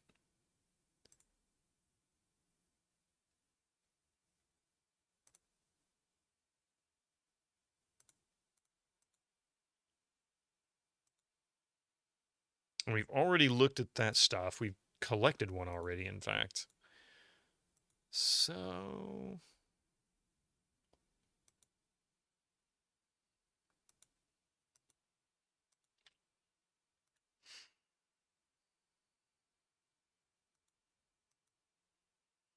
You know that iMac that had the hemisphere that had the metal arm with the LCD on it?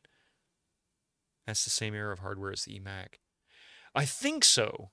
The only reason I'm even familiar with them was largely because of advertisements and occasionally seeing them in stores. So I never really had direct experience with the iMacs or the eMacs. But I read a lot of articles on them, so I got to see a lot of pictures of them. But that sounds vaguely familiar. I was mostly going off hardware specs, which which pretty much relate. Apple was kind of weird, though. They had a tendency to be slightly behind in certain numbers. Mainly, I think, because of cost. They always had a price premium on them. Like, Apples were always a significant markup for the name. And still are. So looking at like a 1 gigahertz, I'm thinking to myself, God, that would... I mean, I had a 1.6 gigahertz AMD in like 2001. 1.8 in 2001. Which was, I think, running at 1.2 or something like that. 1.1, 1.2 gigahertz. That was the Athlon XP 1800 plus. So a 1 gigahertz processor had really been out for a few years, and they were selling a slightly slower processor than the standard because it was a low-end model, but they were pricing it at a level that was like $300 or $400 more than I paid for that Athlon XP, you know, so it's kind of crazy. 1.21 gigahertz or gigahertz, yeah. It's kind of crazy. It was one of those things that was kind of cool looking and also goofy at the same time. That was pretty much Apple's theme back then. It always had sort of an alien tech look to it. That might have been the only thing I was missing.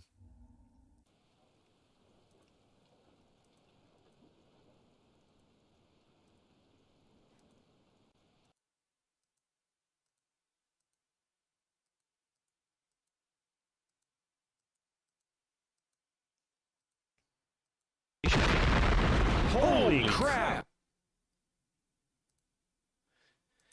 Am I failing that much? No, I'm not failing that much.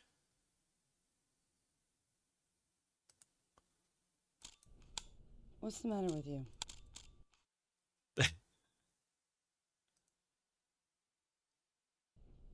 What's the matter with you?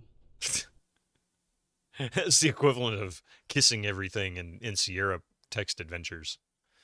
Let's see. Don't do that.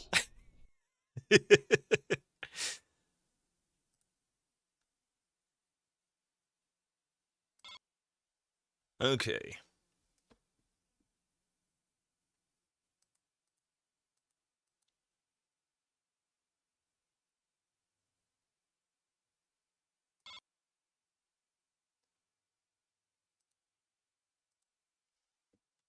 I'm not putting my lips on that.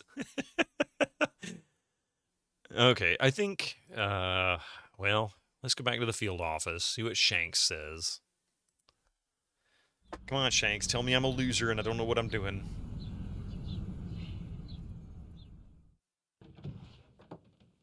I like how he sneaks in like he's afraid people are going to notice he's there.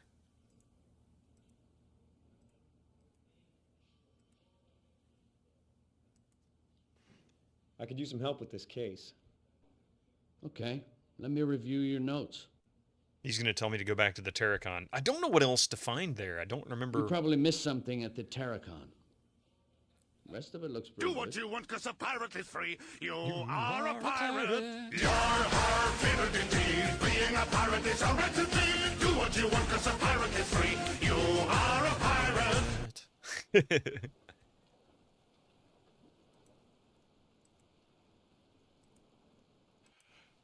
Hang on. I can't go any further this way, right?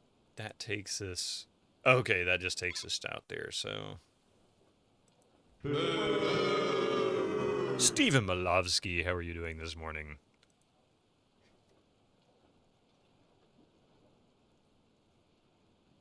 I'm on a boat. I am on a boat. The boat caught on fire and has, like, weird shadows and stuff.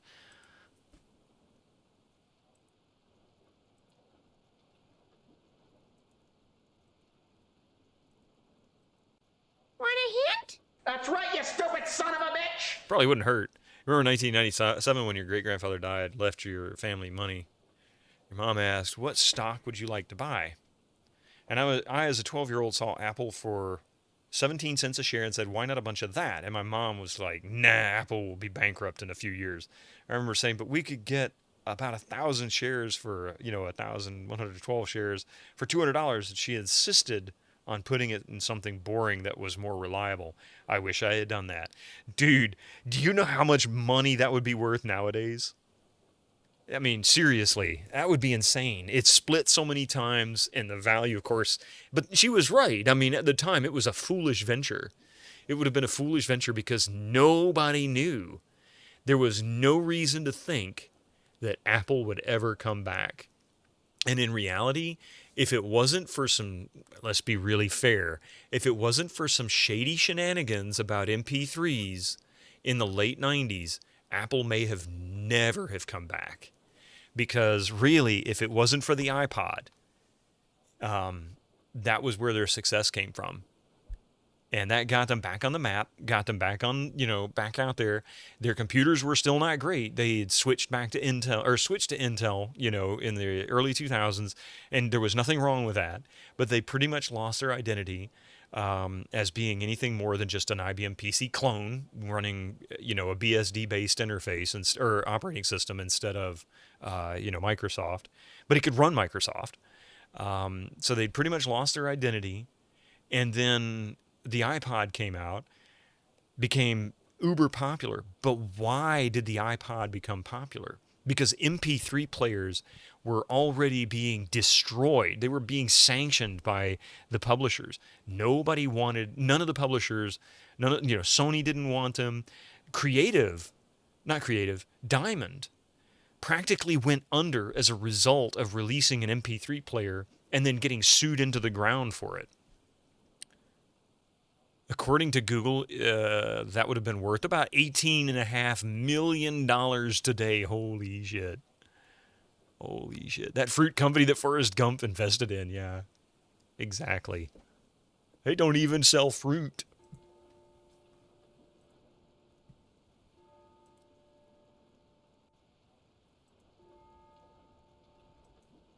The Diamond Rio. You have one of those somewhere, yeah. It was dumb, honestly, that, but that was the whole thing. And how Apple managed to finagle that so that they could get their own MP3 player without getting sued into the ground resulted in the DRM that we deal with today. Ultimately, they had to make agreements, of course.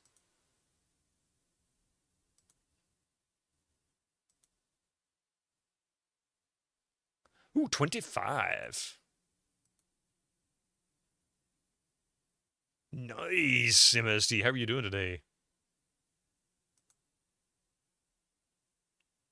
I remember I wanted a Diamond Rio, but I didn't see the point in it at the time. That was my thing. I'm like, I can rip CDs, but it takes me like a half hour to rip one CD. And then it can only store like a few albums, or it had such low memory, you couldn't store but a few albums at its lowest settings. Because we're talking like 96, I think it was. And they weren't cheap either. They were relatively expensive for what it was.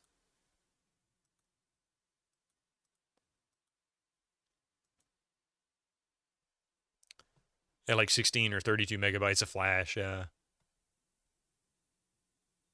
You had the stupid CD players you had to have perfectly flat on a surface where it skips. What was even the point? Well, they did, I had a portable CD player in 91 that had that skip-proof protection. Basically, it buffered, and that gave you a few seconds of, being jolted, and it could, resync and get back in line. And then I bought a in-dash CD player in like 92, first one I ever bought, and I paid $200 for it, or 300, something like that. It was a Sony, and it also had that buffering technology, but it was kind of unreliable. If I went over some rough road for too long, it would eventually start to skip because it couldn't buffer long enough. So yeah, I agree with you. What was the point? It was kind of a mess. I must be missing something out here. What the hell am I missing on this damn boat?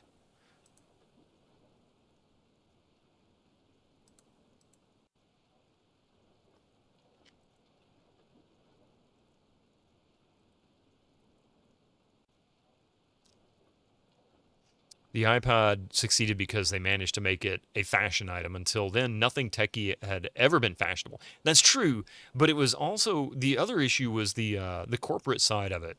They kept getting, I remember reading multiple articles where there were several companies wanting to make MP3 players, but they were kind of shaky on the idea because they were afraid that Warner Music, Sony, Disney, the Buena Vista Records, basically Disney's label at the time, and all these other studios and publishers were like, if we catch an MP3 on your devices, we're suing you. They would go after the other corporations. And that's kind of how things have shifted. It used to, they would go after the people that were responsible for it. Now they go after the user. It's kind of the opposite of how they deal with drug dealers. They don't look for the little guy who's smoking weed in their backyard. They look for the guy who sold it to them, and they try to bust those people because they can get bigger numbers off of it. And that's what they used to do. They used to go after corporations, the one who sold the product that furthered the addiction versus the actual person who's just, using it. And I guess that was the backroom deals that corporations made, and I guess that deal was made through DRM. They allowed them, and eventually Apple got powerful enough. They just said, "Yeah, we're not putting DRM on that stuff anymore," and they pulled it off. You remember that was about 10 or 12 years ago, maybe closer to 15 years ago. They finally stripped DRM off of their audio Incoming files. ads for you non-subscribers. Use your Twitch Prime now.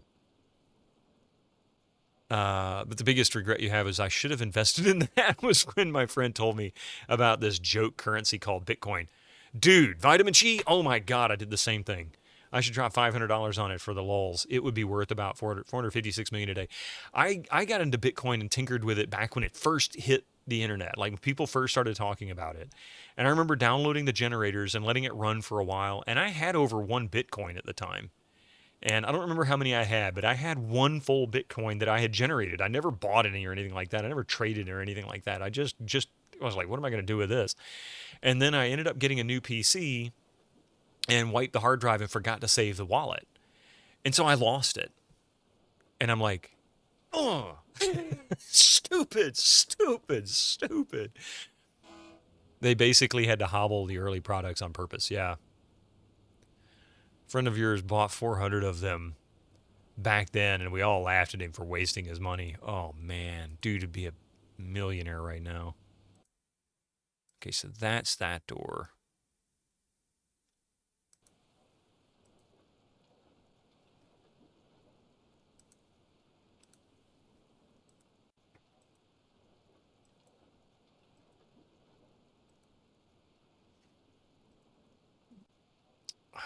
Where in the frig am I going? What am I looking for, game?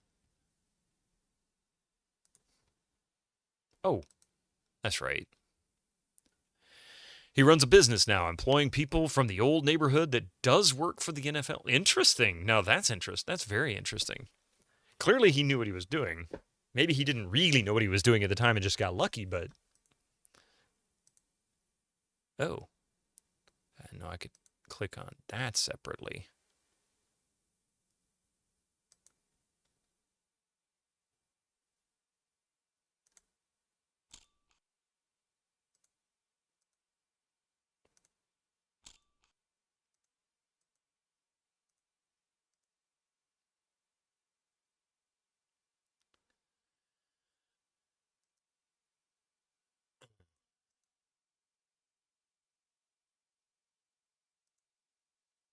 Yeah, I think I took a picture of this already. Whenever you think, if only I'd invested money in the old days, I remember that I didn't have any money to invest in the old days. I mean, but at 17 cents a share, I could have easily bought, a few hundred shares of Apple stock and not really thought much of it. I mean, seriously. I mean, 17 cents a share, that's ridiculous. Easily 5 shares, to the dollar. With extra money, and that's pretty cool, because even if you just bought 5 shares then, as many times as it's split, as much as it's gone up, you still would have had a pretty nice chunk of change off of a dollar's worth of investment. Of course, it'd be another like $50 to have to have a broker do the handling or whatnot at the time, but still.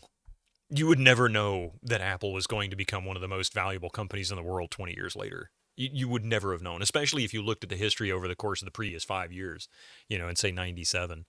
So you know, a guy who sadly died of liver failure and type 1. Oh, that's awful, awful. He had, according to him, a couple hundred Bitcoin that he had used to pay for treatments. Nobody knew the password when he died. Oh, my God. Probably for the best, too. Probably for the best. Because that's one of those things. It's like anytime anybody thinks somebody has money and then they die, it becomes about their money instead of the person. And if there's no way to get into it, then good. They need to honor the person, not some smart or lucky idea that they had. His family tried to hack it when he died. They never succeeded. I don't doubt it. I really don't doubt it. Oh, here comes the ads. Yay, everybody loves ads, right? That's the best part of every stream is the ads. Isn't it fantastic? Don't you love them?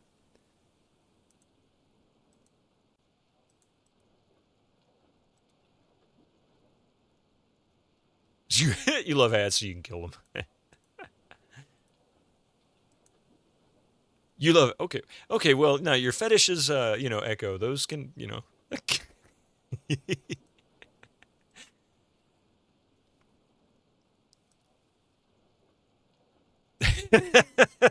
All right, give me just a few minutes. We'll be right back after these commercials. Don't go nowhere. We'll see you in just a few.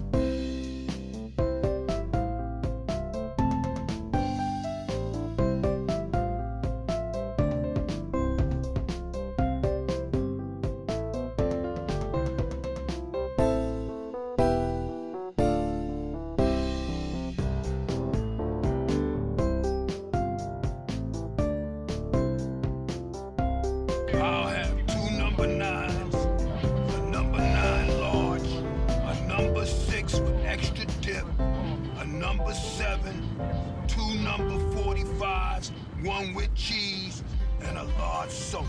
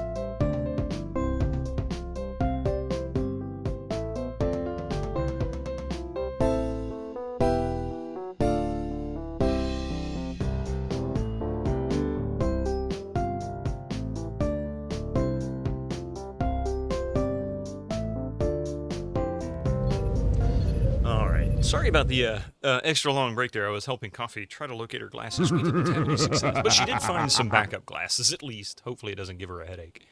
And believe it or not, Echo, yeah, we kind of potentially blame Mystic for that. He might have grabbed him and snuck off with him somewhere. Anyway, thank you for the extra time. I'm so sorry about that. Had to be done.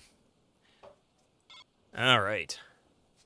Or hidden him in his fur. Yeah, probably lost in his floof. And it's very much appreciated. And it's very much appreciated, she says. Yeah.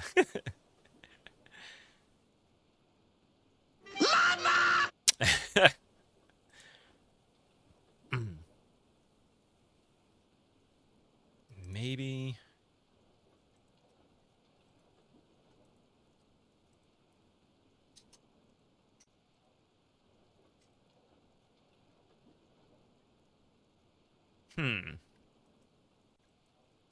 All right. I've wandered this boat long enough. I'm curious, what does the guide say I'm missing? You're glad that your vision is only slightly blurry. You can deal with the astigmatism. You weirdly kind of feel like everything should be blurry when you're barely awake. Yeah. I mean, you know, allergy season, half asleep, half awake. Yeah, she can't see crap without him. I can see, like, I can't see at a distance very well, but I can look at the clock across the room from here, and I know that it says 10:15. So I know it's crap, son. It's crap, son. Yeah, I know, but I can't. Like, I can squint and see it clear enough, but as far as like text, I have a harder time with text any further than about a foot from my face. I'm not even really far. I'm farsighted, but I'm not very nearsighted anymore. I guess too much monitor time. We accepted extended time. Yeah, for family emergencies. Yeah, definitely. Do you remember the very short time on Twitch when you could intentionally watch ads for bits? Oh, yes. Often a 30-second ad would give you a random amount of bits and increments of, anywhere from $5 to $1. I didn't see one for $2 or $2.50. I don't remember. Coffee used to do it all the time, and she'd get like $5 or $10 worth of bits fairly frequently just watching videos. Like, she would just intentionally watch ads until it wouldn't let you do it anymore. I really miss that. I honestly really miss that because I thought that was really cool. I used to get bits that way too. And then, of course, you could pass them along to the streamers, and you didn't feel like you had to spend any money on it. All right, let's see. Dockside. Longsboat, the Agrippa. Let's see.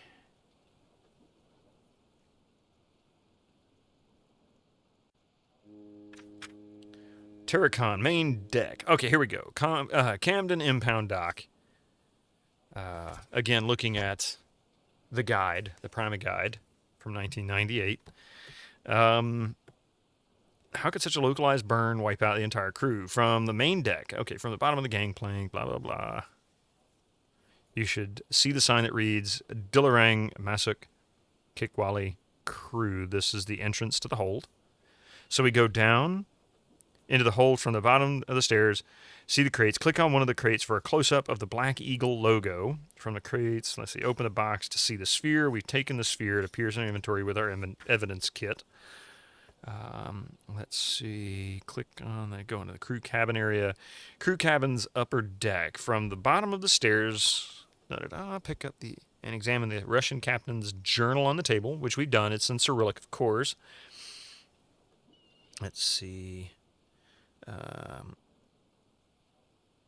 That was in the safe, actually. Take the payroll log.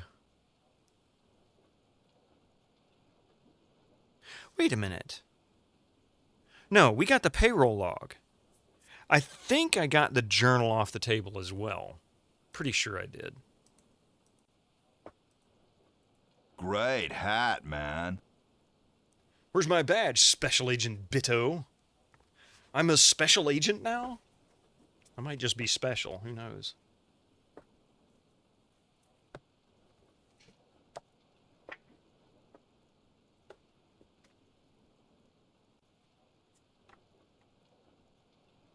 Whoops.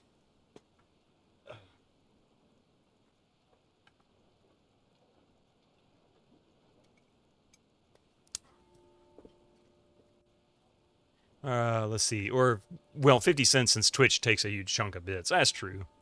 Straight up handing a streamer $1 instead of maybe kind of sort of handing them 4 cents. Yeah, it was... Well, now, bits did pay out. Now, for you guys, if you bought bits, you paid a premium on the bits.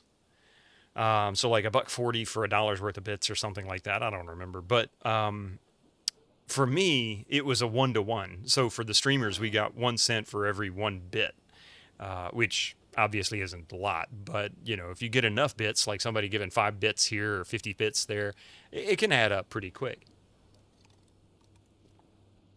Let's see here.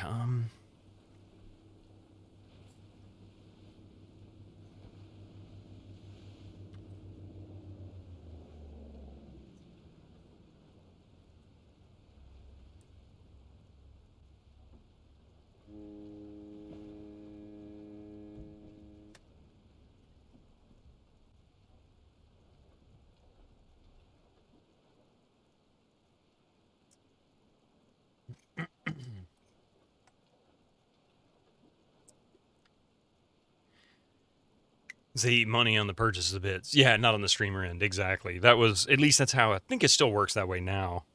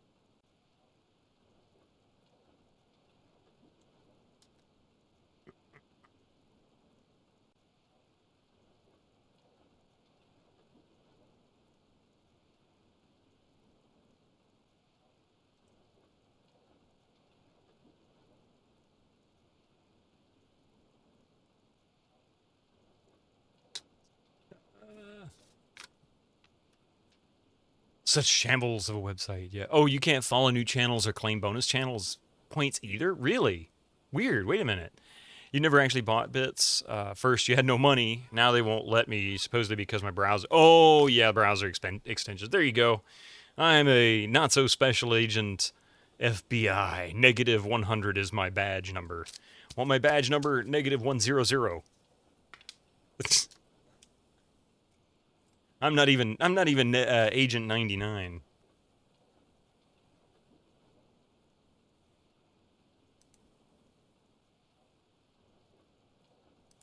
Yeah, it looks like I had the numbers off there. I'll have to go back and fix it. I noticed it when I started the stream and realized yours was showing. The one that you did on that one was different. Something like that. I don't know.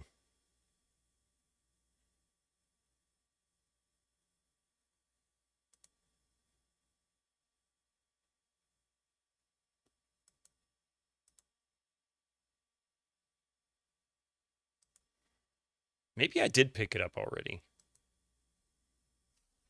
You were talking about vinyl earlier yesterday. You received the Metal Gear Solid 2 soundtrack on vinyl that you ordered in July of last year as a San Diego Comic-Con 2024 exclusive. You'd think it would have shipped right after the 2024 convention, not almost a year later. Yeah, I don't know. I don't think they planned some of that stuff ahead of time as well. I think, and I'm going to take a wild guess, Vitamin Chi, because I know they've done this before with other stuff. I think what they do is they wait to see how many people are interested before they order the stuff. And then there's only a small number of presses in the world right now for vinyl records, despite the fact that they have had a collectible status and ramped up considerably. But I think what's going on is that, they'll say, okay, well, we got 2,000 people interested in this, so we'll order 2005. You know, or something like that. And then they give some to their friends and family or producers or whatever.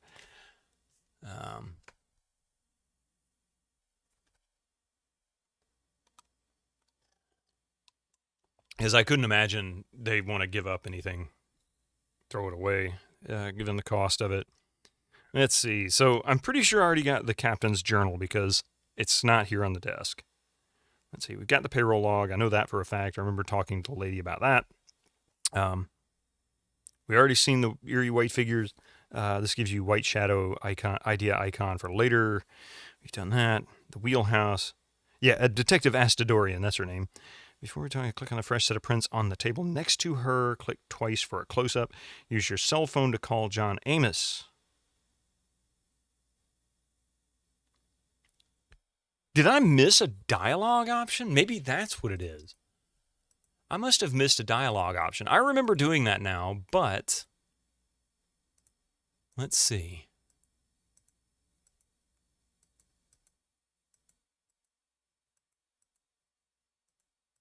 Boy, I took the roundabout way, didn't I?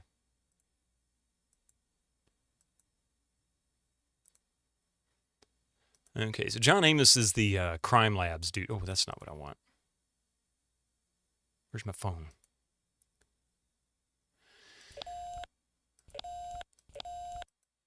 There we go. They'll either do a limited run of X amount or make it to order, yeah.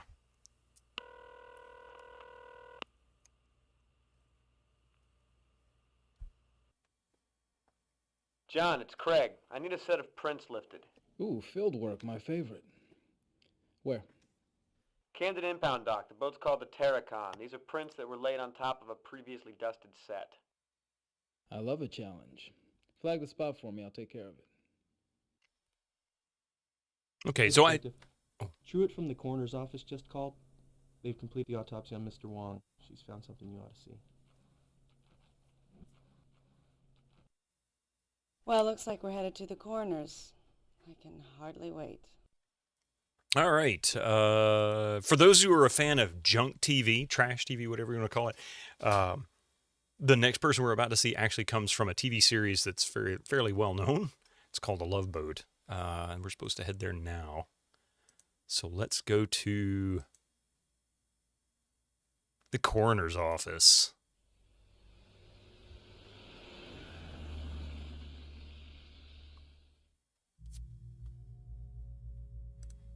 This is Agent Wilmore with the FBI. He questioned Wong yesterday. I hope you found out everything you needed to know. No wonder I didn't recognize her This is before. undoubtedly one of the most unusual autopsies I've ever performed. This man died from a single gunshot wound to the back of the head. Large caliber weapon, point blank range. He was also a drug user. It looks like he was high at the time of death. That's that Julie. would account for the lack of struggle. But if the slug or the drugs didn't kill him, this man would have been dead within a matter of weeks anyway. Oh, Jesus. Why? He was completely riddled with massive tumors. I've never seen anything like it. What would cause something like that? I have no idea. But I've never seen a human being so eaten alive with cancer. God, I hate coming here. You know, so do I. I recognize her voice, but with the hairnet, hair cap, or whatever, as well as the smocks and the glasses, I would never have recognized her by face. But that's Julie, the ship's cruise director from Love Boat.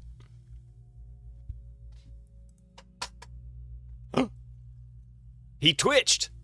Did you see that? Actually, I heard that was kind of a rarity. That's not supposed to happen very often. It can happen up to 4 to 6 hours after death, but not when they've been put open. Let's see.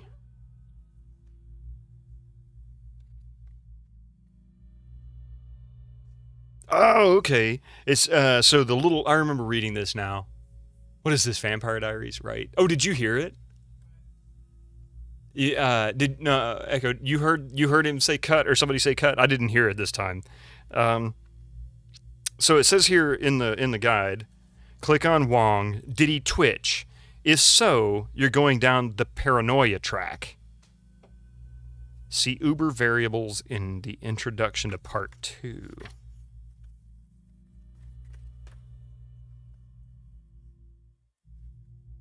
Where was part 2? Echo is trying to get my attention, Not necessarily. There was a clip from the Vampire Diaries game where you could hear in the audio when they were in the middle of talking, like, cut! But still, Yeah. Vampire Diaries is to get my attention. Right.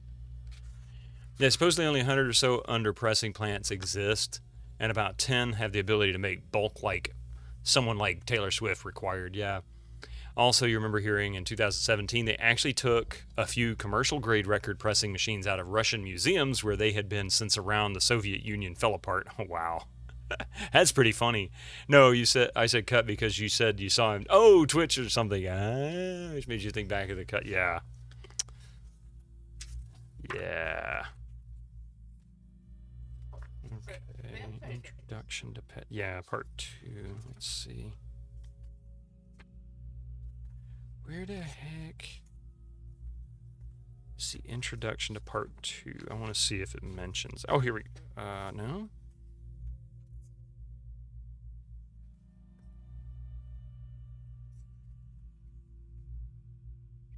Oh, wow. I even asked this question when we saw this. There's a poster in the field office that says Yoga with David. And it says, this is another inside joke. This flyer is posted on the bulletin board in the meeting room of the FBI Seattle office.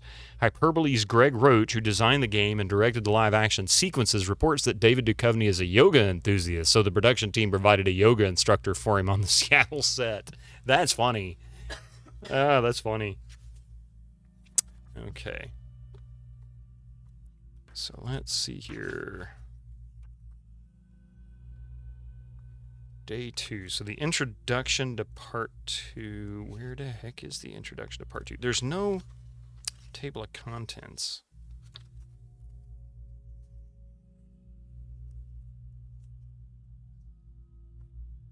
And I want to see what it says about this paranoia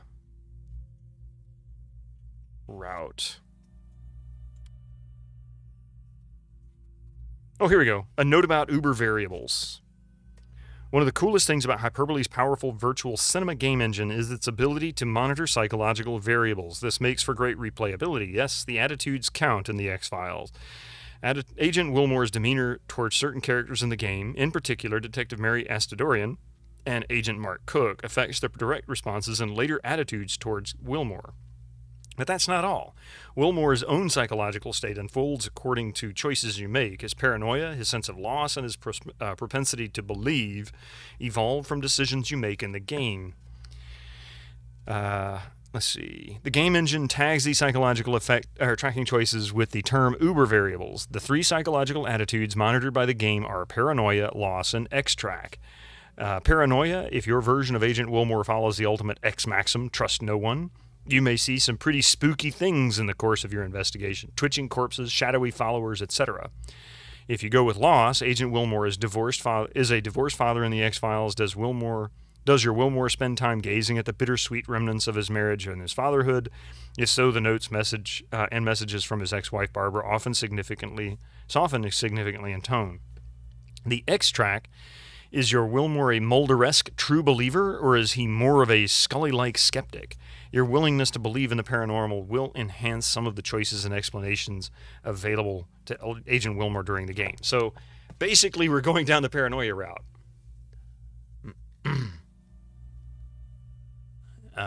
For good or bad.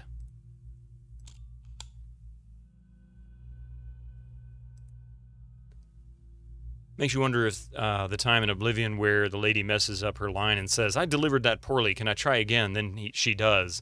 If it's still in the remaster. Oh. It is still in. Someone posted that from the remake on Reddit. Oh, that's cool. That's pretty funny that they screw up like that.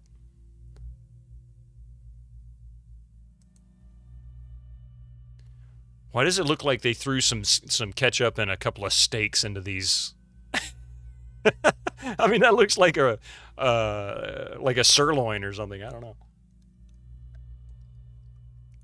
I'm not going to eat it, thank you. Looks like, yeah. Well, I mean, I'm sure liver is in there. What kind of cancer was it? Well, here's the weird thing. You see, these are 3 separate kinds of cancer. It wouldn't surprise me if it turned out he had a few more. It's as if his entire endocrine and immune system suddenly went haywire. Is there a name for this? Bizarre. No, I mean, is there a syndrome or something that explains it? No, not that I've ever heard of. You wish the corpse had gone, cut that out when you took a picture? That would have been hilarious.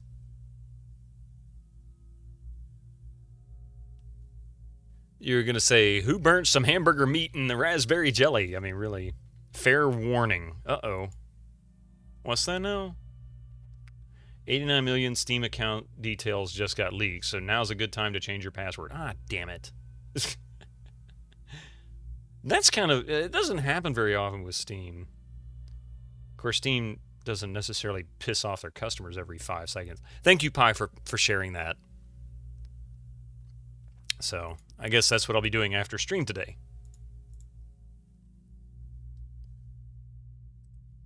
How do you know he was high? Well, it's mainly a hunch. Little things, state of craniovascular relaxation, total dilation of the pupils, things like that. I've seen it before, but the blood work will confirm it. That's not verified. Well, it doesn't hurt to change your password, so I'll do that. What could have caused cancer like this? I have no idea. This isn't exactly my field, first of all, but I can't imagine what would trigger something like this. Some kind of massive carcinogenic exposure, I guess. Radioactive materials, certain classes of powerful mutagenic chemicals. Those are the only things that track with what I know. How long had he been ill? Tumors are highly unpredictable. A growth of this size would seemingly take a fair amount of time, but he would have been in immense pain. Which might explain the illicit drug use. Even with the drugs, a condition like this would be almost impossible to ignore, and the amount of drugs he'd have to take to ease the pain would make him a near zombie. Strange. Clarification update. You have been contacted by a Valve representative, and they have stated that they do not use Trilio from Twitter. Not that it doesn't hurt to update, yeah. You just start poking the corpse, and he turns to you and says, "What is wrong with you?" Yeah, I mean, that would have been hilarious, especially from the paranoia perspective. Have you seen anything else like this recently? No, thank God. Is that the slug? Yes, it is. I'd like to have it analyzed. That'd be all right, I suppose. That'd be all right, you suppose. How long had he been taking drugs? Well, it's hard to say. Organ tissue and blood samples may provide some evidence, but it still could be hard to determine. The evidence of massive tumors suggests that the subject was suffering severe pain, and the drugs could have been used to mitigate the pain. What's wrong with you? There was a case a couple of months ago, a fire at sea, The Terracan, sure. I remember it. You're the second FBI agent to ask me about that this week. The second? What are you talking about? Well, actually, to be specific, you're the third FBI agent. There were a pair here the other day, a man and a woman. They had the bodies of the Terracan crew members exhumed. She insisted on performing a second autopsy. That's Mulder and Scully. What were their names? Sorry, I'll have to look that up. I see a lot of names. It was Mulder and Scully, wasn't it? Yes. Diana Scully and Wolf Mulder, that's right. Diana Scully and Wolf find? Mulder. I have no idea. The bodies are still here if you want to see them. What were the results of the original autopsy? They died of severe burns. We want to see them. All right.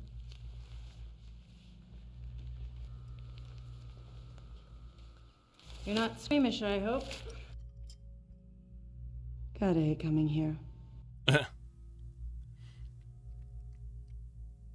This should be interesting. Fair warning, this is going to be pretty bad. These guys had been interred for 2 months. You all right?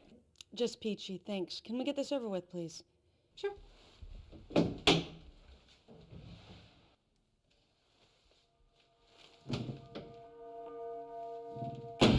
don't know what the hell's going on here.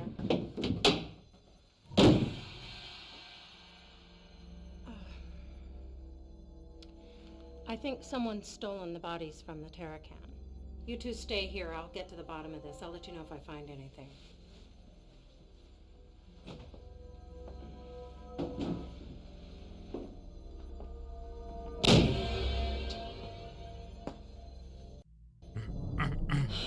What the hell have we stumbled onto here? You could never really get into the X-Files as a kid. You didn't think Duchovny was a good actor, but you felt like this show got way better when Robert Patrick came on the show. The funny thing about that is that's the era when people started thinking it kind of backslid. Robert Patrick is a really good actor, and David Duchovny, he's okay in certain roles, but he always kind of plays the same character. So I guess it's one of those where if you like that character, you're good with him. Otherwise, you don't care. I mean, they're gone. Clearly, they were abducted by aliens. It's the only explanation. Well, I have some theories. Okay, I'm listening. Well, Oh my god. Yeah. What is it? I think I know what's going on here. Oh, Jesus. I hope I'm wrong. What? They're smuggling something. They're smugglers. Wong worked for the same people as the crew of the Terracon. That would explain the slicker and the lack of fishing equipment. So they worked for the same people. You questioned Wong. He was killed because they thought he talked.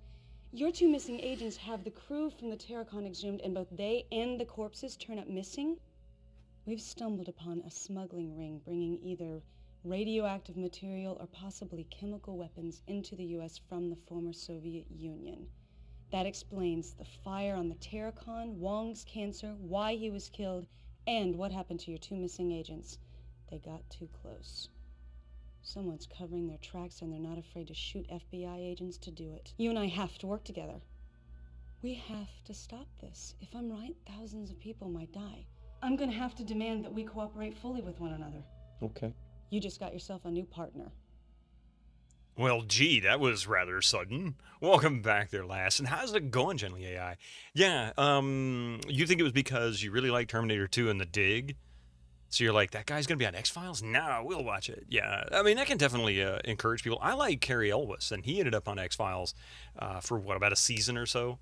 And I actually didn't like his character much in the show because he kind of played a character that's not really something, it's not the type of character he would normally play. Because he kind of plays a shady sort of pseudo, not great guy, not really bad guy, but he's definitely not on their side. He plays duplicitous character. Hey, Dark Max, good to see you. Welcome in.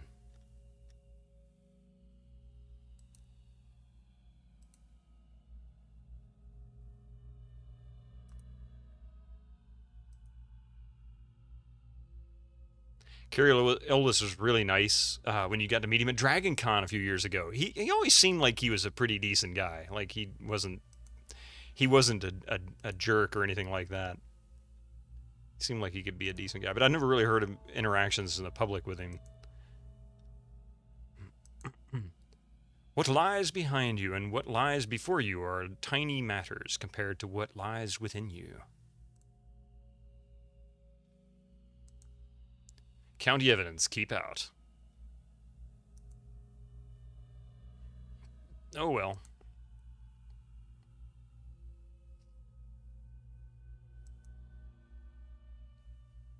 The sick sense of humor. You like Cary Elwes and Psych? Wesley. As you wish.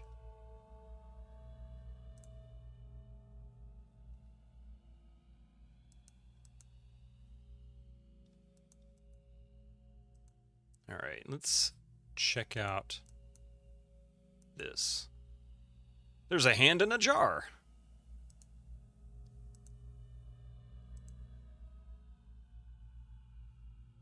I half expected to see a light bulb right there.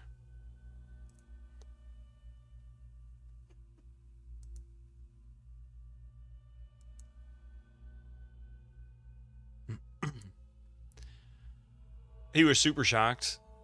You brought the Cat Returns instead of Saw or Princess Bride. He said it was only like the 5th time someone had brought him Cat Returns, and he rarely got Liar Liar either. Yeah, he was great in Liar Liar. But yeah, I believe it. I mean, Princess Bride is definitely what he's probably most well known for. But it is a virtually perfect movie, so... Hey, Grim Fandango, how you doing?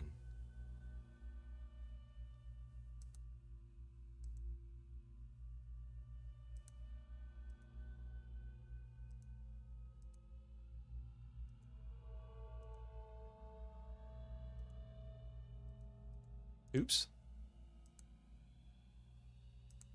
Wait, why is it I can open this one? Oh, I see. Okay.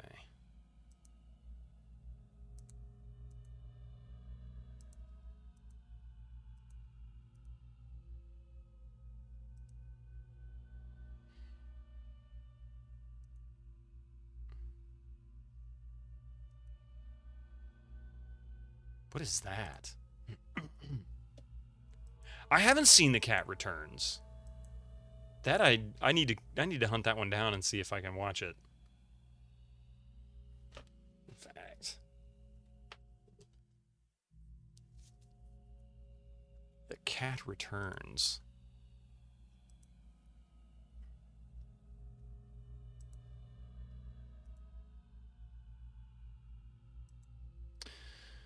Okay, so Coroner's Office, Terracon, Crime Lab. You always kind of avoided The Cat Returns because you liked Whisper of the Heart so much. Your favorite Ghibli movie.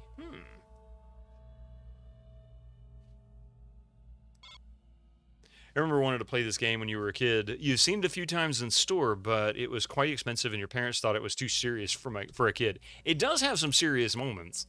I can certainly see a child of a certain age it wouldn't necessarily be appropriate for, but at the same time, a child of a certain age wouldn't be very interested in it either because it's more drama-based.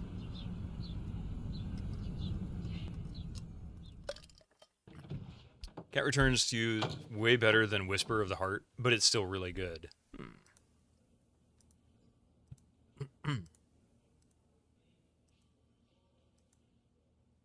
I could use some help with this case. Okay, let me review your notes. You need to take your evidence to the crime lab for processing. Gotcha. Rest So of it looks oh, that's the bullet. That's the slug. That's what that was. Okay. Okay, so we'll go to the crime lab. And it's kind of a not sequel with slightly mixed reviews. Your tax dollars at work? Hey, do the words lunch hour mean anything to you? You're in a mood today. What do you want? All right, so we've got... Did you get those prints lifted? I just fetched them, Miss Daisy. I still need to process them. And they say sugar Jeez. has no effect on children. What a jerk. What a jerk. Yowza. What is this? A bomb? I don't know. I don't think so. But I do need you to tell me just what the hell it is. Your wish is my command. You think you got Gex instead or creatures? Ah, yeah. Well, that's not a bad choice. Ah, another hunk of lead. I love bullets. Simple, tough, silent. Kind of like you there, Wilmore. Yet in the right hand, they speak volumes. You want I should match this against the last one? Astute as always. I shall make it so. Make it so. Him and his Sean Connery, and that Star Trek reference, like Sean Connery was in a Star Trek anything. His attitude changed dramatically. Clearly possessed by aliens. Of course it was. He's an alien. He's wearing a skin suit. It's an Edgar suit. You forgot Gary Oldman said he also would get tons of copies of Robin Hood Men in Tights brought to him. That's another good one. Unlike other Robin Hoods, I can speak with an English accent.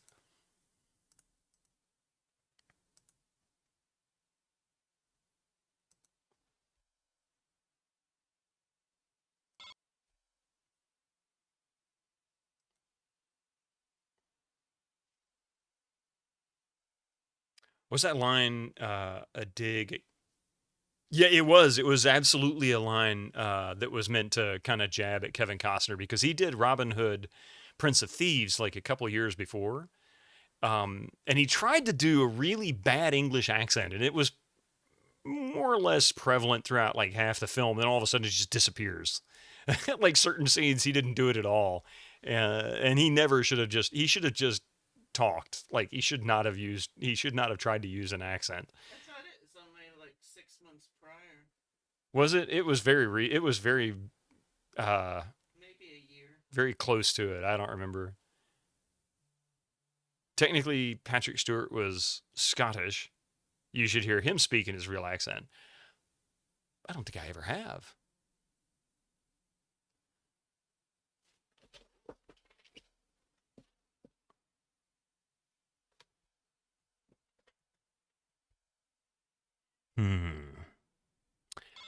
So, and he's not ready to talk to us about anything yet. I guess we'll get him to... Did you get those prints lifted? I just told you. I just fetched them, Miss Daisy. I still need to process them. And they say sugar has no effect on children. So that's history. We got nothing else we can talk about there. Okay, so how about... So is she back at the coroner's office, Detective Astadorian?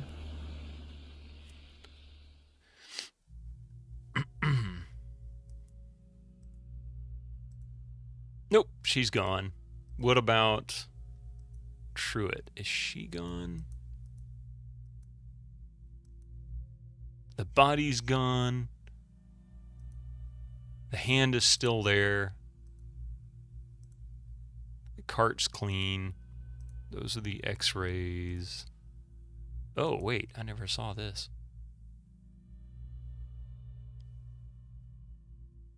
I had a keyboard just like that.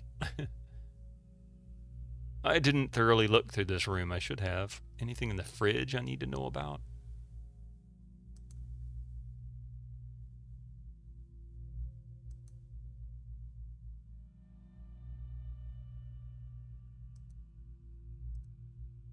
Come to think of it, I don't know if I ever knew Patrick Stewart was Scottish. I don't think I was aware of that. So she's just not there.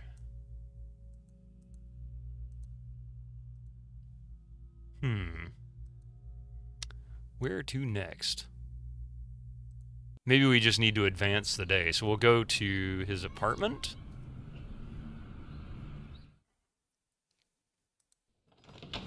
You remember hearing that Picard was originally going to have a French accent. Patrick Stewart did a version of the opening credits line in a French accent. It sounded awful. It definitely wouldn't have sounded right. And I always wondered why he was from France, yet he sounded English. It was weird to me. Oh, not ready to advance the day yet.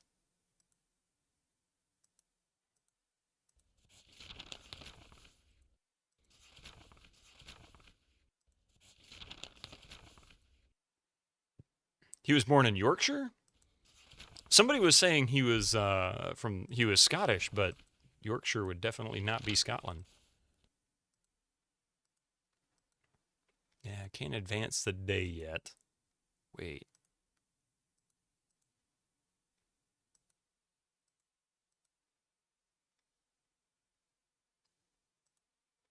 I don't think I realized I could look at the ties. The effect of the rebellion on the homes of Virginia.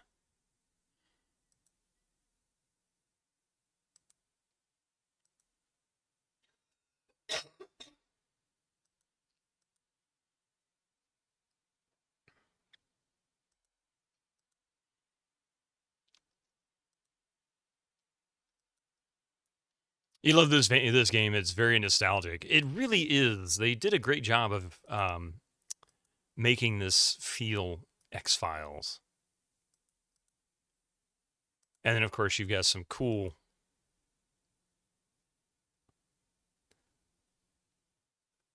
You always assume that accents got muddled by the time Next Generation happened. That was kind of, I think, the way they were trying to play it off. I kind of accepted the same thing.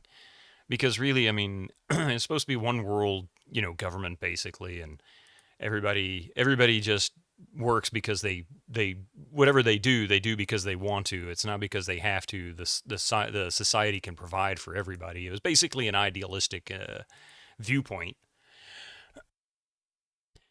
But and then on top of that, it would kind of make sense that everybody's accent would start to muddle together. But come to think of it, unlike in Star Trek, well, hang on a second, actually. So Sulu and Chekhov, particularly Chekhov, and what about Scotty? That was only 100. That wasn't even 100 years before. Muirfield, West Yorkshire, UK, is where Patrick Stewart was born. I don't think I knew exactly where he was from. I just knew he was English. So if I go back to the crime labs, he's still not ready for me to actually get the information. He's probably going to tell me I just lifted them. Yeah, you're going to give me a sassy response, aren't you? Nah, he's not going to talk about any of it. Okay, so I tell you what, let's go back to the office. You have mail. I have mail. That's what I needed to do.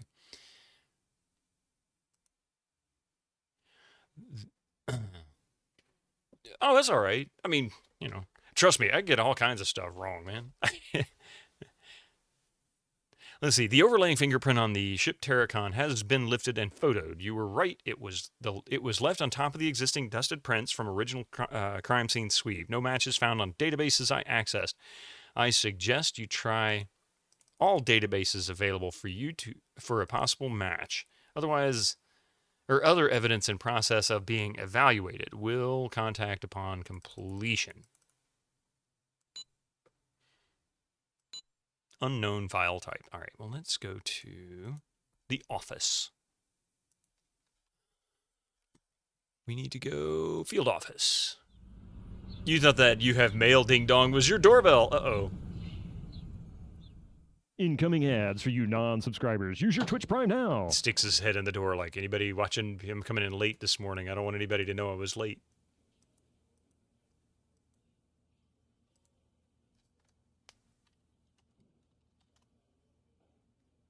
Okay. Photo viewer will download. There we go. Email.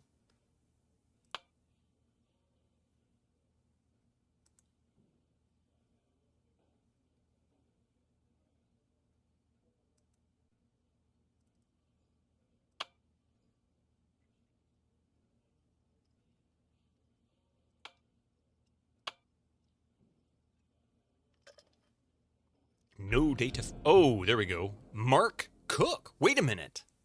Wait a minute. This is his partner. But that doesn't look like him. Engineering, single, restoring antique radios. Yeah, that's him. Brewing beer at home, marathon running. Joined FBI in 1991. Boom, boom.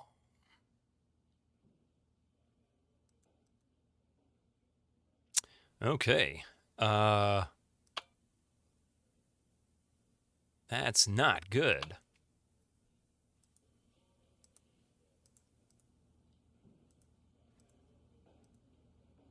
He's not there.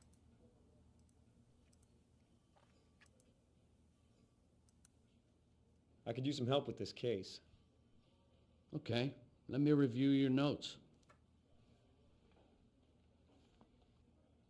This looks pretty complete to me, son. In other words, he's not going to give me any tips. He's like, I ain't telling you nothing about Cook. I knew you was shady to begin with. Did it again. There we go. There shouldn't be anything in here, I don't think. Yeah, that's what I thought.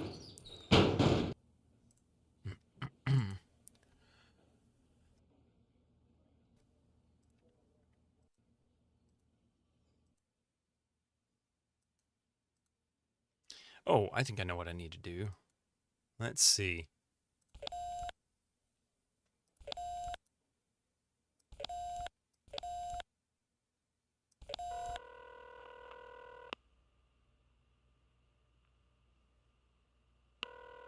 What do we You have? have reached the automated messaging system of the Seattle FBI field office.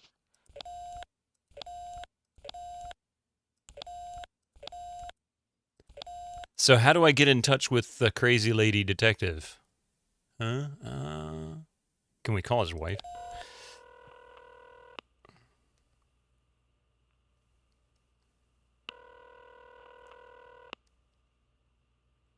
She's like, I'm not answering that fool. Hi, this is Barbara. I just bought this machine and I can't do a thing with it.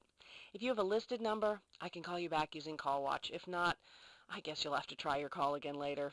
Thanks. Thanks.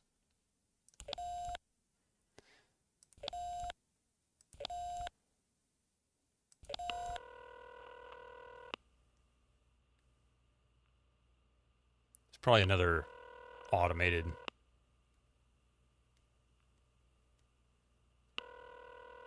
Thank you for calling the Seattle Police Department Computer Crimes Division. We are currently in the process of upgrading our voicemail and phone system. As a result, All right, so that's not useful. I think I know what's supposed to happen next. Let's see, is it nighttime yet?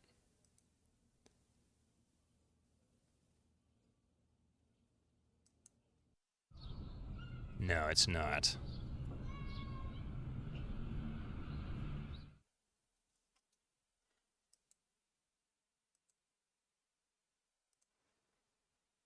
I don't think there's anything else we can do in there.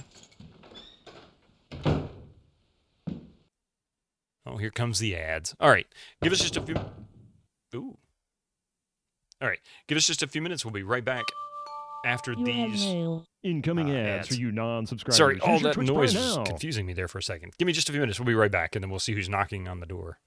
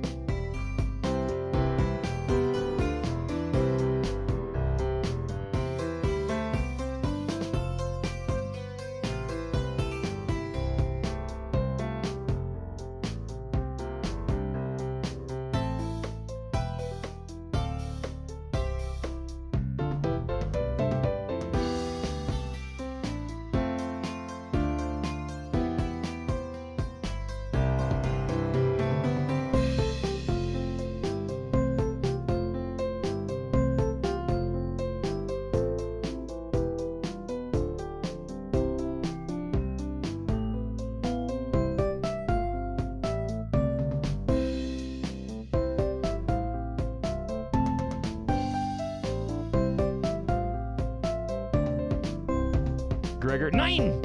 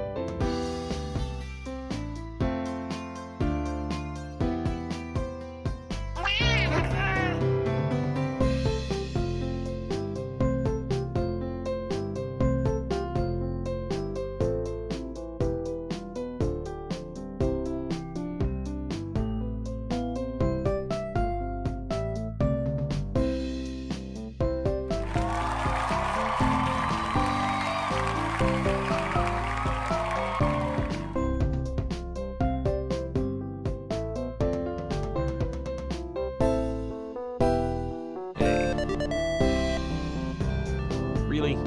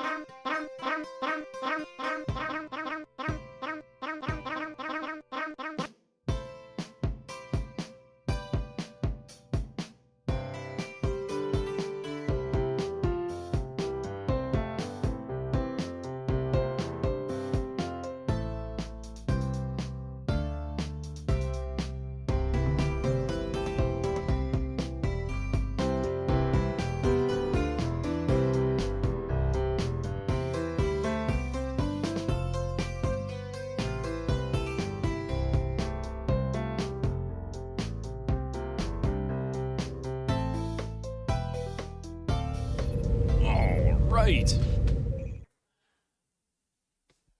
Yes, you finally found him. It's funny too because, you know, it's always in a place you've already looked. And I looked exactly where they were found like twice. Now, granted, they weren't exactly where I looked. And you even did a thorough search. Yeah, I even grabbed a flashlight and looked because I thought, well, maybe they fell off the end table, ended up on one of the lower shelves or on the floor. But I didn't look under the recliner on the other side of the table, and they were just sticking out a little bit from underneath that. My guess is Mystic probably knocked him off. Yeah, pulled him down. He likes reaching up at the table. In fact, not only that, but I guarantee that was him because the coaster that's on the table was on the floor. So he had to have pulled it down. He likes to pull the coaster down off of it. He'll come around to the side and he'll reach up and go tap tap tap and then pull the coaster down. And she probably set her glasses on top of the coaster, which is pretty common. Yeah, because it's out of my way when I reach Yep. for my drink. Ooh, a comfy chair. In German, we call that a Sessel. You're talking about the chair? That's what it's called? A Sessel? The comfy chair? Recliner. Oh, okay. Okay. That sounds familiar for some reason. Like maybe we've heard it referred to that here, but I might have just seen it in like a description of a chair or something. But yeah, that's the chair I usually sit in. I need to replace it. A Cecil's Creed. That and the couch. Yeah, I need to replace the couch and the chair. All right.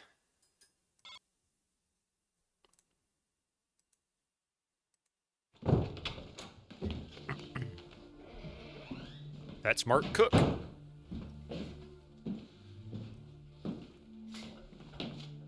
What are you doing?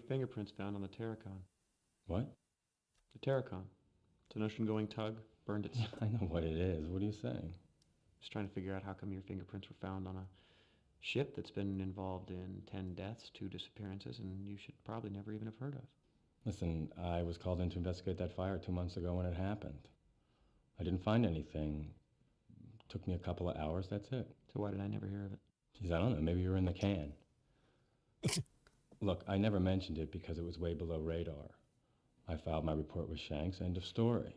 All right, I may have left a set of prints, but that's all I did wrong. Wait a minute. Maybe that's why I'm being followed. I assumed the crew were smugglers, right? That's what my report said. And if they've seen my report, then someone in the Bureau is involved. No, listen, this all makes perfect sense. There's a massive smuggling ring paying federal officials, maybe even FBI agents, to not only look the other way, but to provide outright assistance, including following agents who get just a little too close to the truth. Jesus, there's no way of knowing how high this goes. All right, look. We can't take any chances. You keep me in the loop. I don't want you to talk to anybody else but me until we can figure out what the hell is going on here. I better get out of here before my car is spotted. Okay. I gotta get to a stakeout. At the warehouse? Watch your ass. Thank you for the 51 months. Sorry for the slow response on that. I had to let this cutscene play through. Thank you for the 51 months there, Gregor. I appreciate that. G Pudding, good to see you as well. I'm doing pretty good myself. Hope all's well there too. Tilda, right, DG? Moldering about. Where's Mulder? He hasn't shown up yet. He shows up later in the series. 51 years in a row. Jeez, I've been streaming for a long time. I started when I was 1 year old. The first stream was Goo Goo Gaga. You were watching a stream. I was the dancing baby. No, I'm just kidding.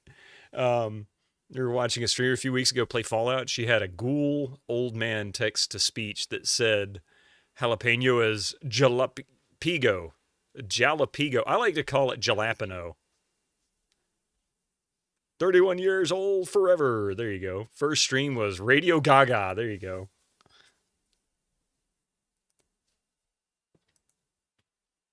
All right, so we got to go to a stakeout, he says. I'll give you $1 if you give me some coffee. Oh, you want me to pour some coffee for you? Okay, give me just a second. Let me help Coffee pour some coffee. Her wrist is bothering her, so it's hard for her to do it herself. Just a second.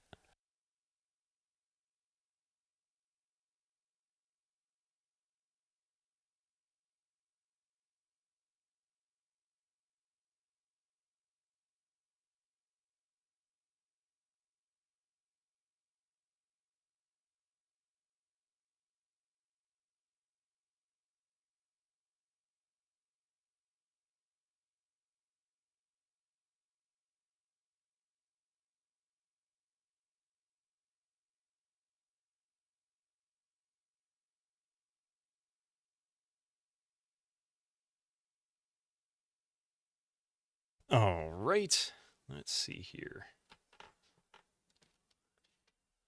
A stakeout. Best bring some burger sauce and fries. Got some A1?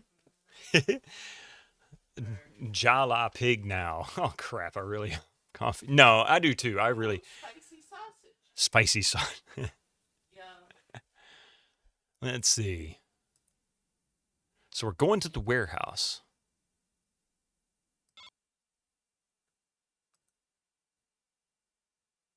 Oh, that's the Comedy Inn. Where is... There it is. Dockside Warehouse. Don't feed your cows. Don't feed your cows too much weed. You don't want the stakes to be too high. Oh! That's actually pretty good.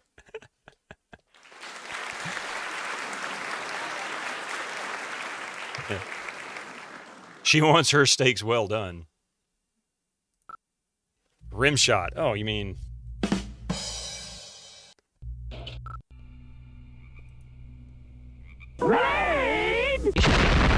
Holy crap! Welcome in, Raiders! How are you doing, Mystical Machine Gun? Let me do this real quick. You have mail. I have mail. The MMG gang is here. Timur, how you doing? Welcome in, everybody. Doing great. How are the files of X? Well, I'm starting to get into the paranoid stuff. And, now I'm climbing into a truck in the dark at a warehouse that has already seen some very creepy activity. So yeah, it's probably about to get spicy. He's probably gonna get killed, I'm sure. Yeah, the paranoia is where it really shines. Welcome in. What were you playing today?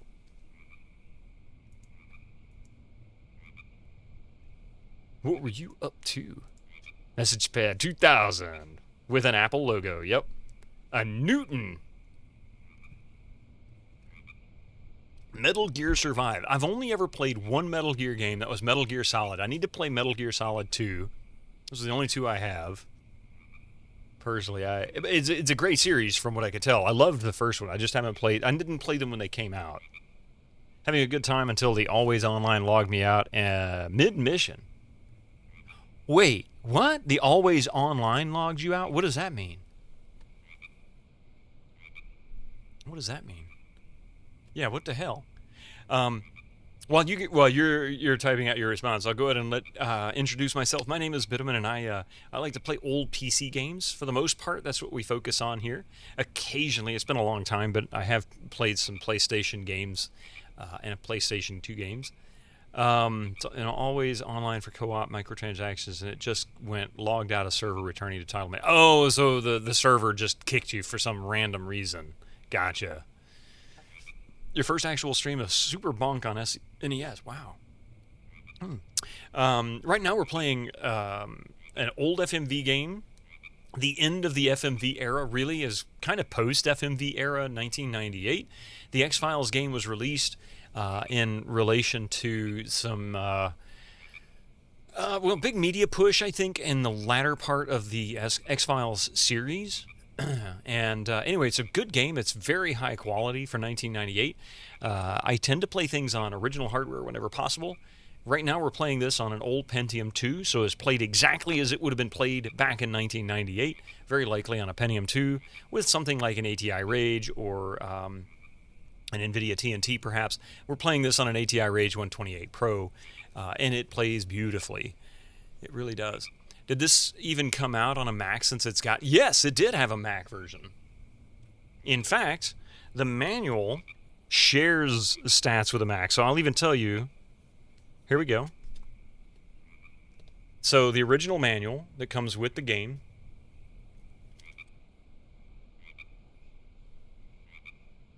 If it'll focus.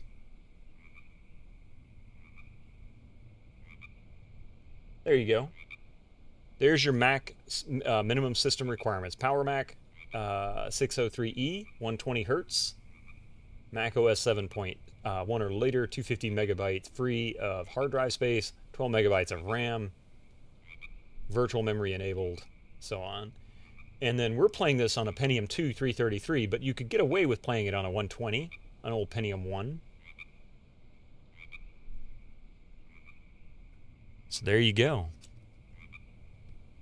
So yes, to answer that question definitively from the official manual, yes, it was released on Mac.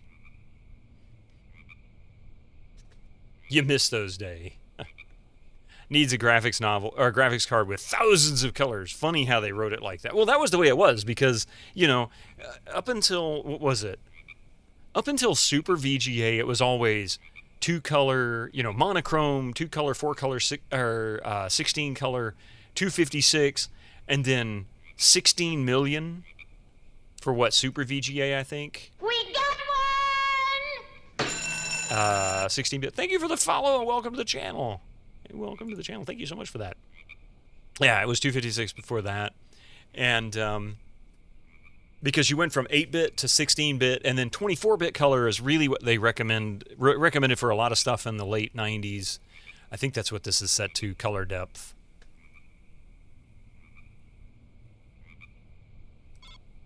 Oh, wait. I was going to look at something.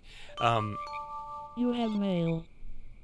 Yeah, FBI accounting office. Personal call. Really? Oh, because I call... Oh, my God. Oh, my God. I had him call his wife. And the answering machine answered. This game is so funny because there's certain little details that'll happen that you otherwise wouldn't really pick up. In this case, the General Accounting Office has discovered that you have apparently used a bureau-issued communications device to make a personal phone call. The amount of 25 cents will be automatically deducted. Why they put 2 zeros? I've never seen them do that before. It's always 0.25 or just 0.25 with a dollar sign in front of it. If you believe this garnishment is an error, you should contact the GAO immediately to file a protest. Thank you. Get the fuck out of here. Down the crapper. Hey, I mean, when a soda cost 50 cents, that one hurt.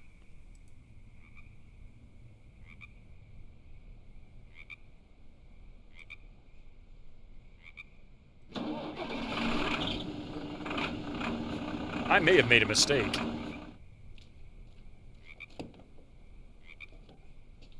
Hey!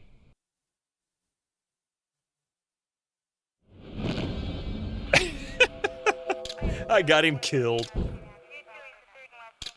Bonk.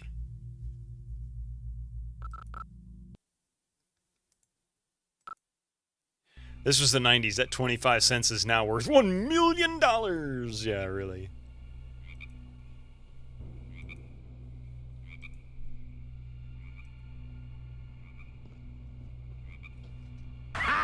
You're You're dead. dead.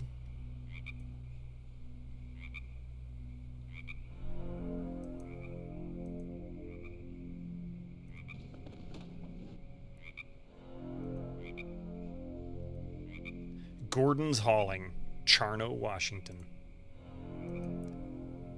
Let's see. I do want to look down again.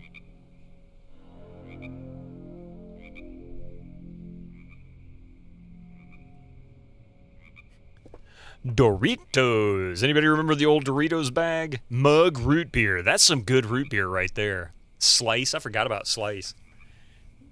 It really is a harsh drop. Almost looks like a candidate for a concussion, unless it's a dummy. If it is, they did do a fantastic job. If it's a dummy, I've wondered that myself. Should I save or should I go now? Let's see.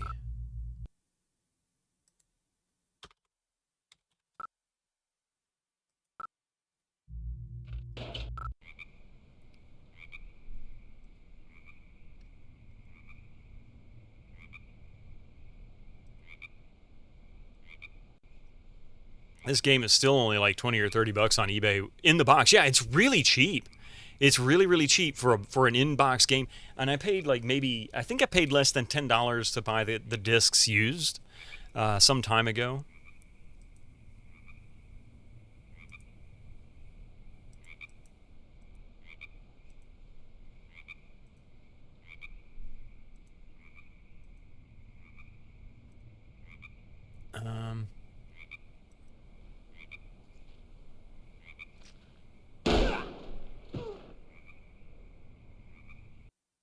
Okay.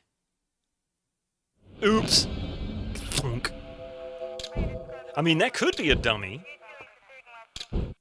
You paid full price back then. Yeah. I mean, 30 bucks would have been pretty much full price back then anyway. Probably 40 bucks maybe.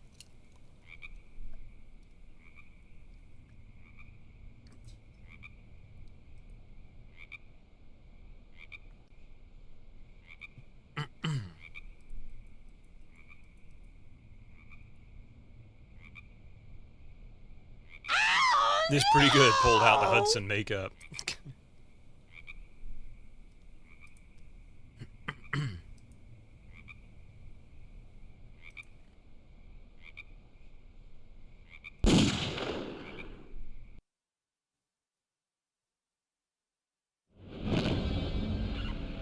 I mean, he's ready to shoot the guy. He's that lousy of a shot. Can't find reference to the DVD edition, though. I couldn't find any used ones. They seem to be pretty rare, but it was one of the very first DVD games. I think it was Overseer. Tex Murphy Overseer, I believe, was the very first DVD game. But I know it and X-Files game were two of the earliest ones at the very least.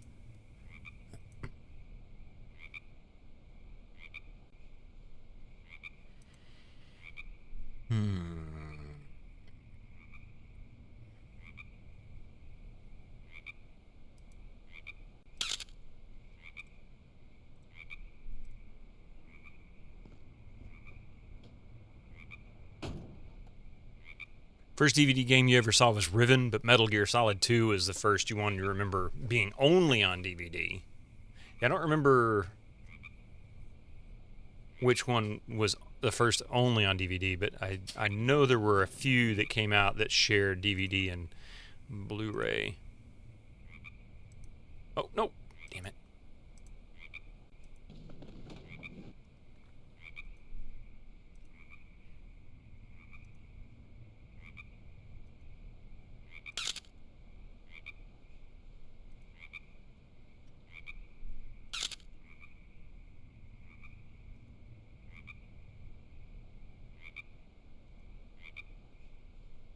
Like, why can't I just stare into the woods? That doesn't make any sense.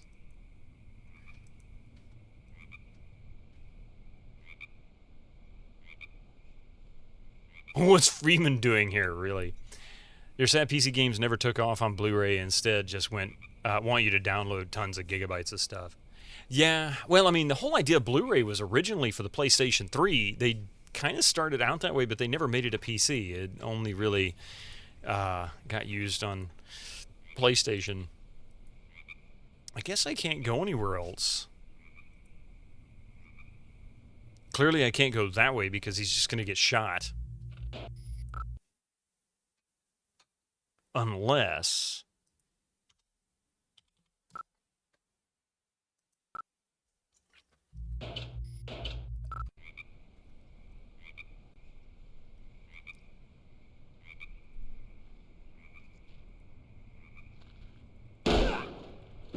I had the gun out! Why wouldn't you shoot him?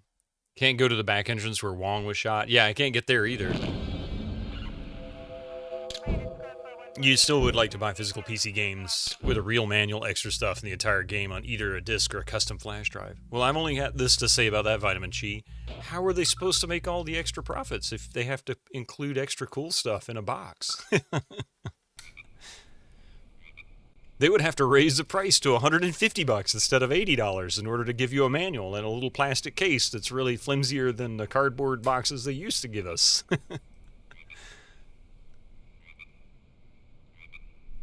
Sure they did, yeah, right. And yeah, I mean, but Limited Run 2 is very expensive. But they come with really cool stuff. It's basically Loot Crate with other nifty features.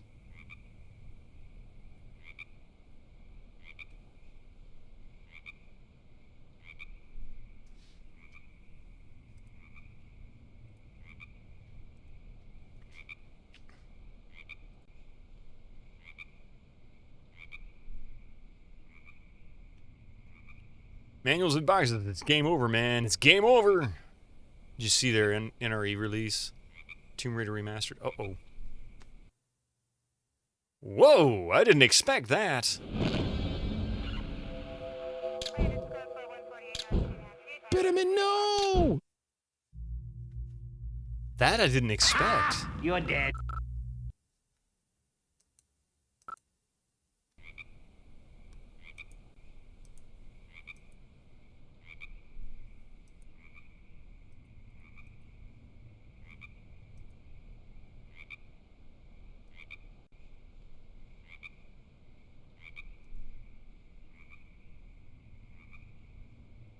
Yeah, it doesn't seem like I can go anywhere else because if I go this way, he gets shot. Bam! Oh wow! In the cool, I forget what they call that shape. That cool box too, the original box. Limited Run is good in theory when they did like 2 or 3 games a month and could get it out to you in about 2 months. But now they'll do all sorts of random shovelware, like 8 a week with all sorts of random side merch, and take a minimum about a year to get it to you after the digital comes out. Wonder how much of that is their problem and how much of it is limited by the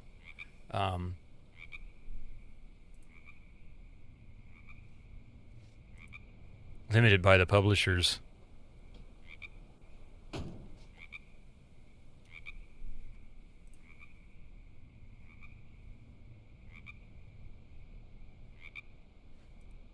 Oh.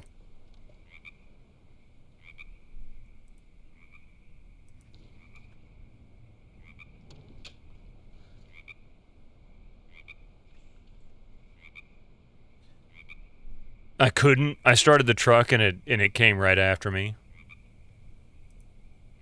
Okay. Uh-oh.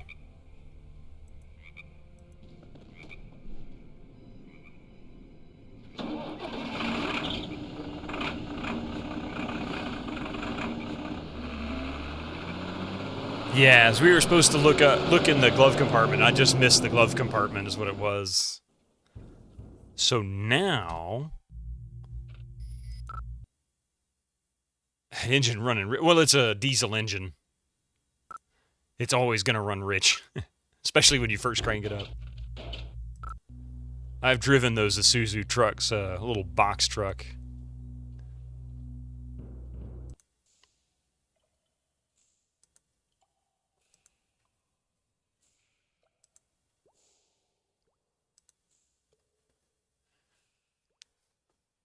You have to do a little cleaning around the flat and shave in a shower as it is nearing time to prepare for the cinema. Oh, what are you watching tonight, huh? Didn't know you were making. Didn't you know making a fake FBI badge is illegal? That's why Mulder and Scully's badges read Federal Bureau of Justice, United States Department of Investigations instead of FBI. Really? Well, you know, the not so special agent number negative 100. I don't think they're worried about me. But I never really paid any attention to what was on their badges. That's kind of funny.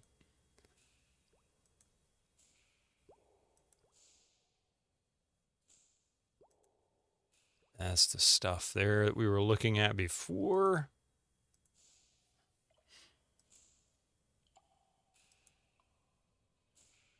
You're rewatching Norwegian documentary Stoltenberg Facing War about UN's Jens Stoltenberg during his last year in the UN before retiring after 9 years of dedicated service. Oh, interesting.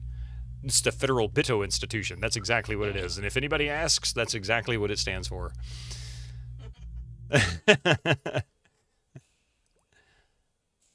Special Agent Bitmanny. First name Bit, last name Manny? Yep.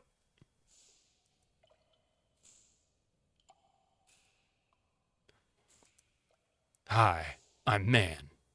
Bitto Man.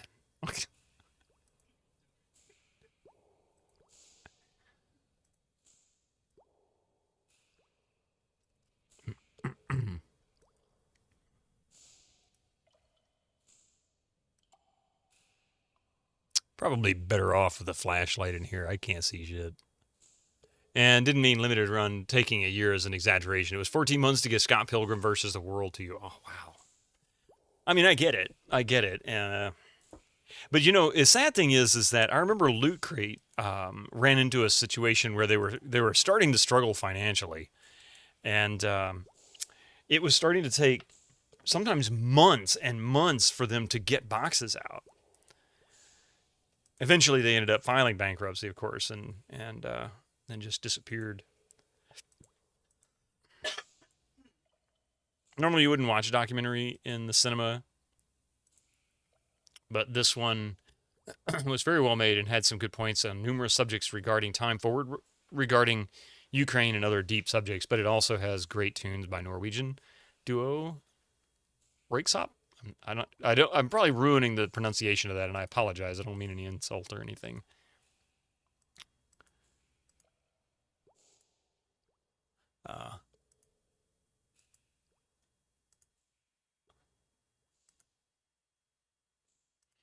I don't suppose there's anything else here. Wait, the phone is off the hook. It wasn't on. It was on the hook. Oh, no, it's on the hook. There it is.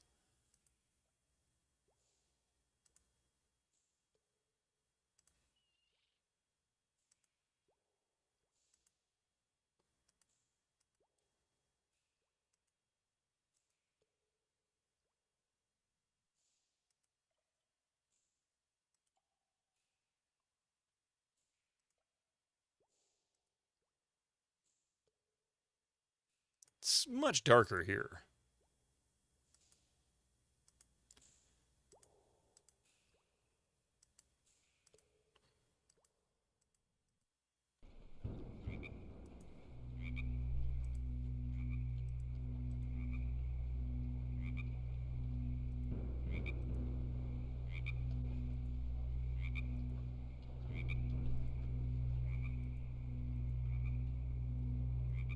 Oh, I can't go down to the dock.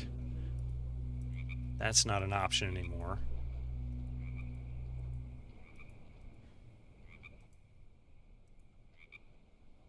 Okay.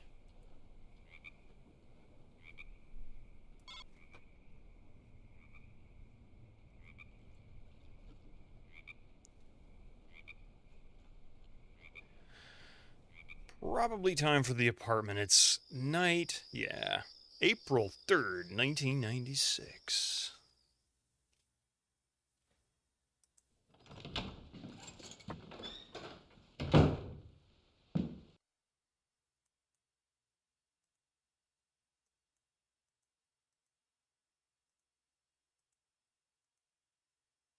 Yep. All right. Save.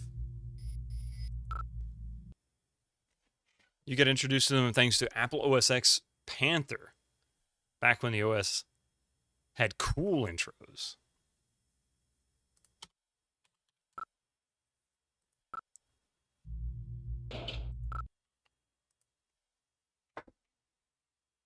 Plop. What was I doing on April 3rd, 1996? I was probably, I can't remember if I was working in the theater or working in the video stores.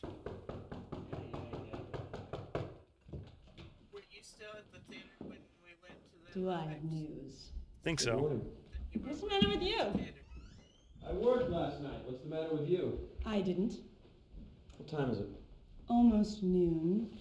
We have a burn victim, and the injuries appear to match those sustained by the crew of the Terracon. I have the whole thing on tape.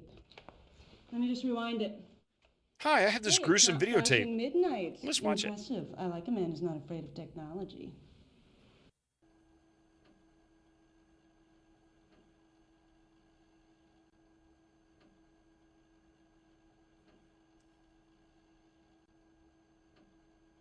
Well, are you going to start the video, lady?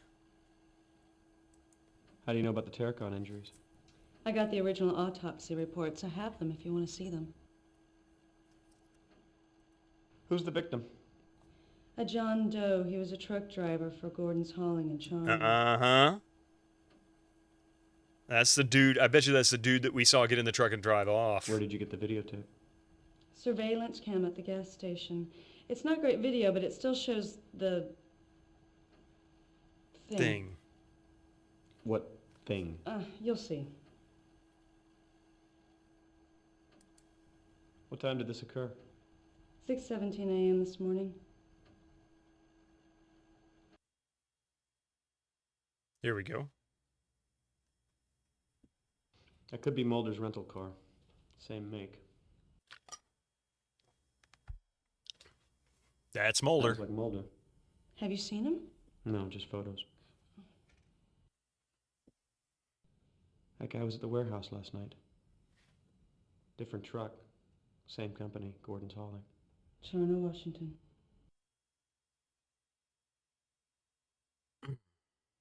So, what do you think? What was that?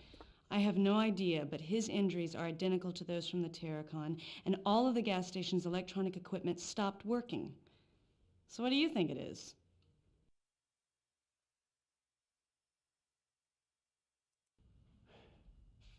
That light looked like it was coming out of that man's body. Yeah, it did, didn't it? So what the hell was that all about? Sounds like you have a fax. The body's over at Truett's right now. I'm gonna head on over there and see what she's found out. Oh, I got that Cyrillic document translated. Get this, it was a payroll log. And guess who was on it? Wong. He was paid almost $30,000 in the last 2 months, so I am convinced that the murder was mob-related. Probably because you questioned him. So I guess you did get him killed. I've turned the case over to the task force. Well, that's a great way to wake somebody up. I guess you did get him killed. Thanks a lot, lady. Get out of my apartment. I mean, seriously. Years ago, you saw a CD rewinder and you always regret buying it as a joke. You mean regret not buying it as a joke, or you bought it and you regret it? Mulder definitely saw the light. Hey, Christopher, 1995. How are you? Are you an alien? I don't know. Are you? Maybe yes. And this is why the X-Files is a cool series. Yep. Ivanovich Uskalkov. You think you are. Are you living in your own home country? If not, then you might technically be considered an alien.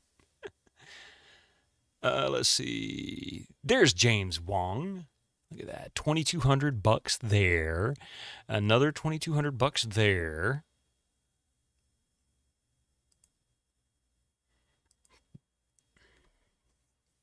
Oh, this is to Mary S. Dodorian.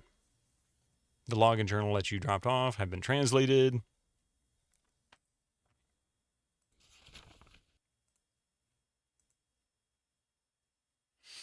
James Wong. It's always $2,200 for James Wong. He seems to be getting the high dollar cost, too, because everybody else is less than that. They really liked James Wong until they didn't. Sorry, not buying it. It was just the bottom of a CD player with a big button that said rewind.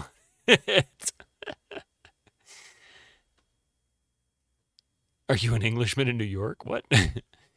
At what time period, Gregor? Technically, you could have been Dutch in New York at a certain time period, and you still would have been native to the. You're visiting Earth and currently staying in orbit, visiting Twitch streams. Well, you're seeing the worst of what we have to offer. But thank you. No, I'm just kidding. Let's see. Gregor, 9! Sailing from Kamchatka Peninsula, March 4th, 96. That's a weird way to do the date. I've never seen them spell out the month and then do like 04.96 for the rest of it. You can still be a legal alien in New York. You're German and only need a visa. That's true. I wouldn't recommend it right now. So handy, though. You wouldn't need to waste time rewinding yours. I never rewinded my CDs. They all just sit on the shelf, always unrewinded. We're not very kind, are we? Yeah, we're evil. We're not kind. We don't rewind. In military, it would be 4MAR 1996. See, that makes sense to me. But spelling it out like this, it's like they mixed formats. First day out, departed port at 1400 hours with crew of 8, cargo of assorted commodities. Crew as a regular contingent, save for one Anatoly Dubovnin, who has joined to replace Pavel Chichikov. What has remained since last voyage to USA to assist our employer. Stores sufficient for normal transocean travel. Latitude 59, longitude 166 east, 5730 kilometers to Seattle. Second day out, seas remain calm, spotty clouds to the northwest, a little bit of consequence. Blah, blah, blah, blah, blah.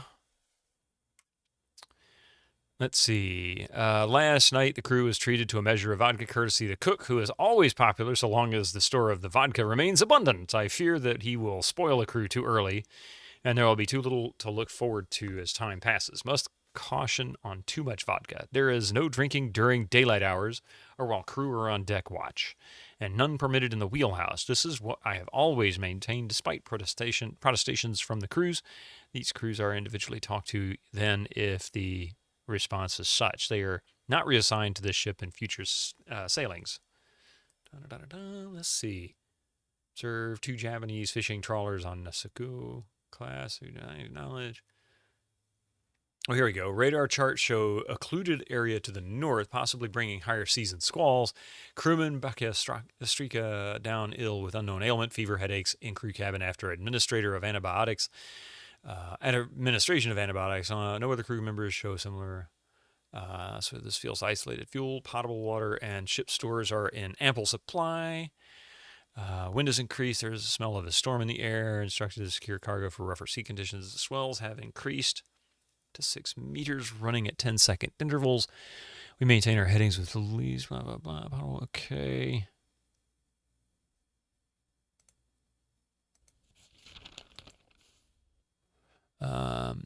Bakia Strika has recovered sufficiently to take his meals with crew. No explanation for ailment. None of us are medical trained to diagnose. From infirmary stores, medicines of the type to do less harm than good are available to me, but are of little use beyond the mild salutary. Still, it is what we have, blah, blah, blah. Let's see. I would venture that some of the crew possibly would have access to more potent concoctions, which they wisely deposit overboard before making customs. Otherwise, they would be read for the jailing. The seas, blah, blah, okay, 6 day out, storm, typical late winter. Let's see, ship in good shape, making good travel.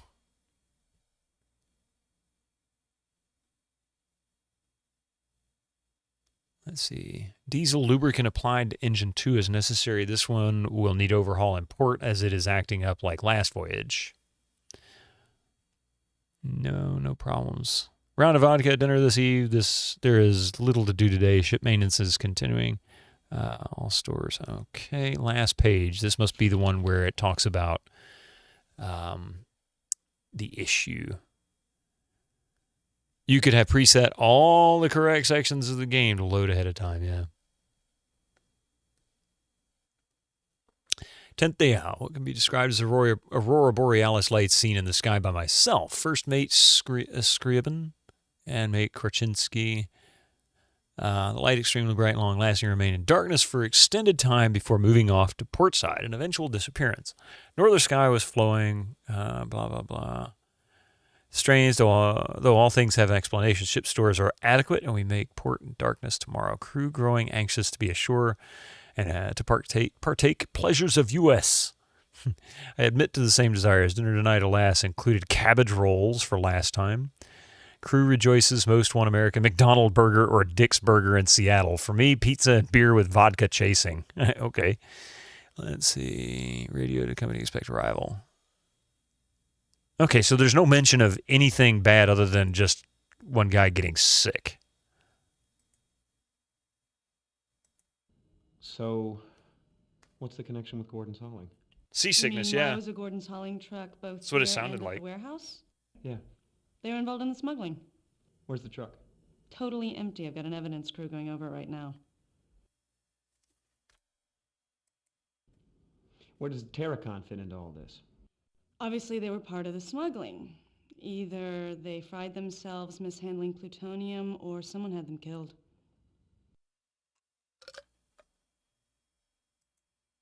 What did the man from Charno want with Mulder, assuming that was Mulder? I don't know, but whatever it was, it didn't look friendly. I agree with that. Don't have an ID on him yet. He was very badly burned. What about Gordon's hauling? Could somebody over there ID him? Nobody answers the phone, and apparently there's no one on the premises. I sent a Duval County sheriff over there. No luck. What happened to Mulder? This whole business smells funny. There's something strange going on, something more than smuggling. I can't pin it down. I don't mean to harp on it, but we have to stick with the facts that we have. And all of them point to a smuggling operation. All right.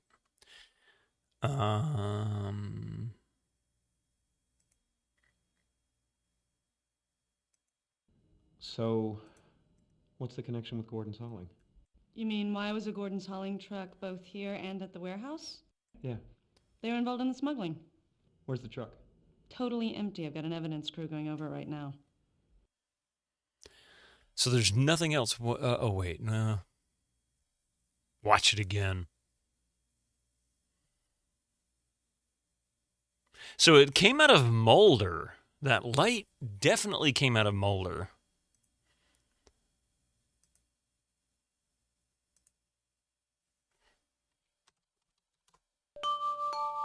You've got mail. I've got mail. Okay. Yeah, I know. You don't like that I did that. You've got mail.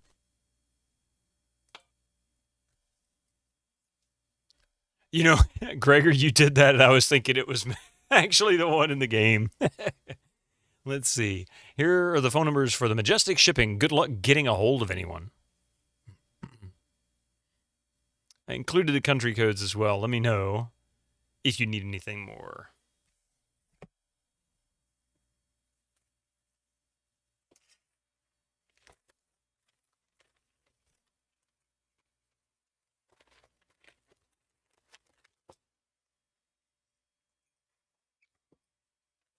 I'll try and call him. Why not?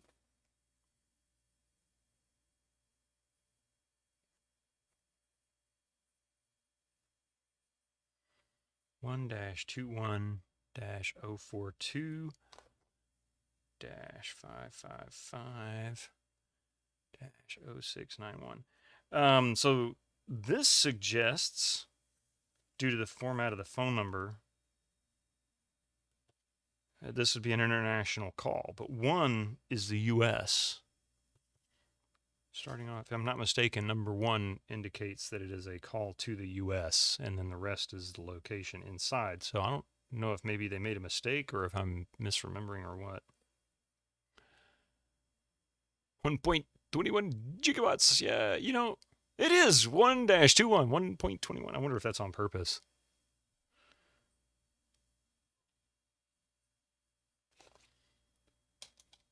Okay.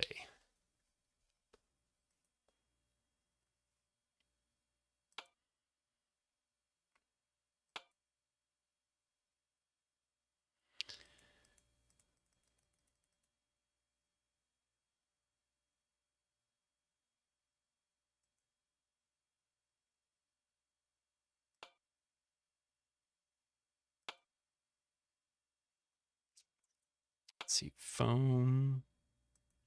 Now we can try.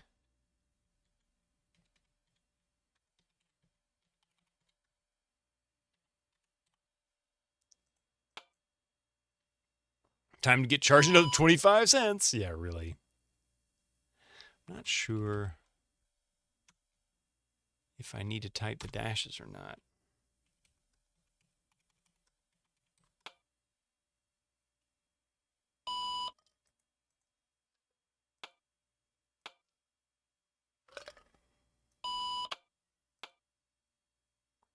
I wish I could just get a search all.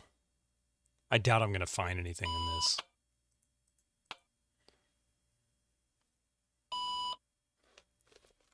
Hey. Really? Really?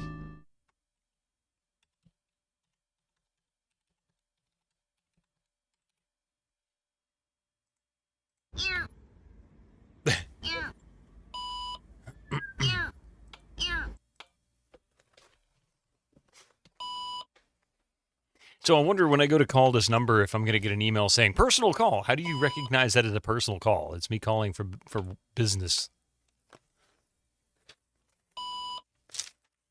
Like, how dare you call your ex-wife? Shame on you for calling your ex-wife on the government phone. All right.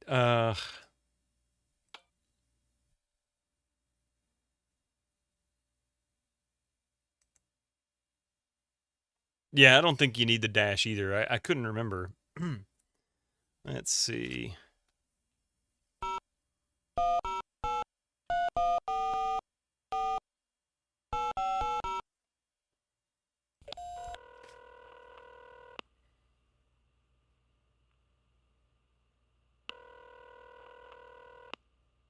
Incoming ads for you non-subscribers. Use your Twitch Prime now. That's a funny way to answer a phone.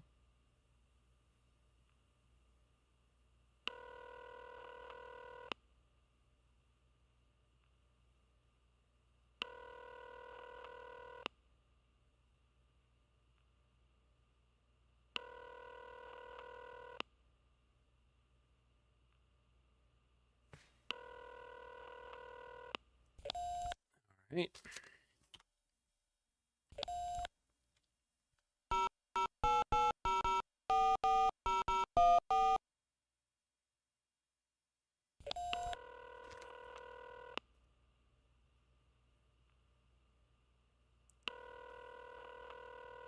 Like I said, good luck getting anybody to answer, but we'll see what happens.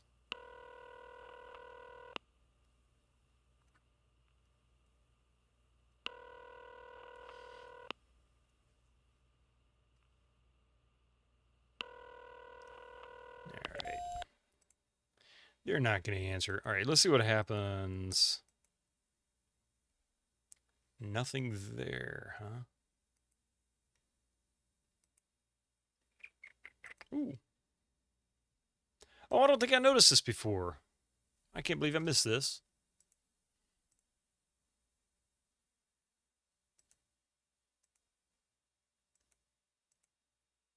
Ah.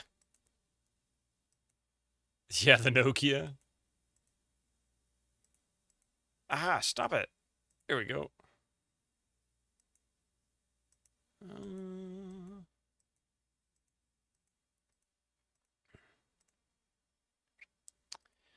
Okay, what is next? Looks like we're not ready to travel yet. It's not giving me the option to really do so.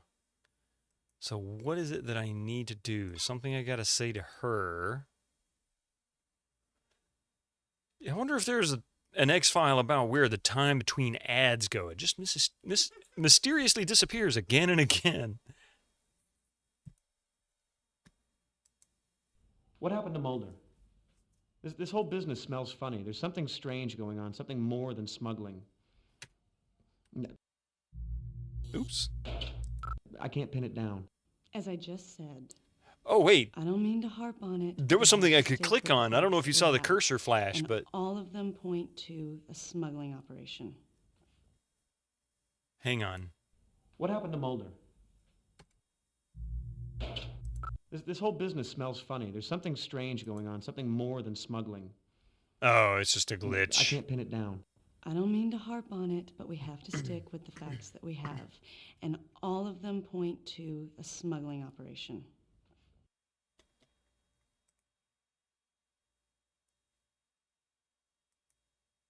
But that's all I get. I don't know why I'm not getting any other options to chat. What am I supposed to do here, lady?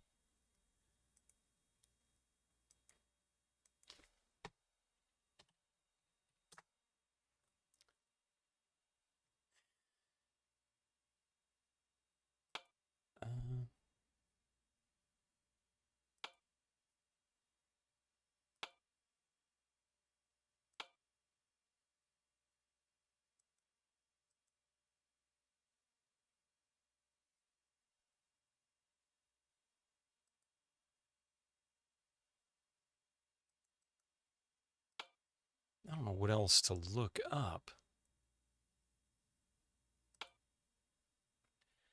Is there something that it wants me to do here? Oh, here's the facts. That's what it was. Let's see. The above noted evidence, I forgot about the facts being sent. The above noted evidence has been examined by our laboratory and the following conclusions can be drawn. This is an industrial grade lead container of undetermined manufacture, apparently used for the transportation of hazardous nuclear materials. There is residue levels of radiation remaining in it. In the interior storage portion of the container, this radiation has been determined to be hazardous to humans under prolonged exposure, of course. All right, we're going to pause right here. I'm not your partner, I'm your partner, not a walkthrough. Good God. Give me just a few minutes. We'll be right back after these ads. This is our last round of ads for today. So don't go nowhere. We're going to see what happens after I get away from this fax.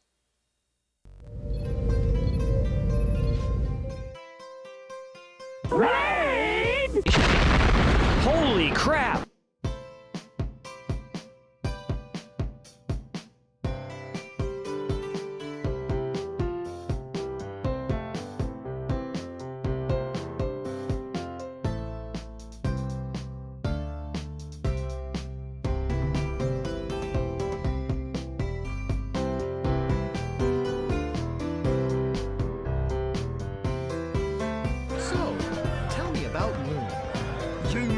Latest masterpiece of fantasy storytelling from Lucasfilm's Brian Moriarty? Why, it's an extraordinary adventure with an interface of magic. Stunning, high-resolution 3D landscapes, sophisticated score and musical effects, not to mention the detailed animation and special effects, elegant point-and-click control of characters, objects and magic spells. Beat the rush! Go out and buy Loom today!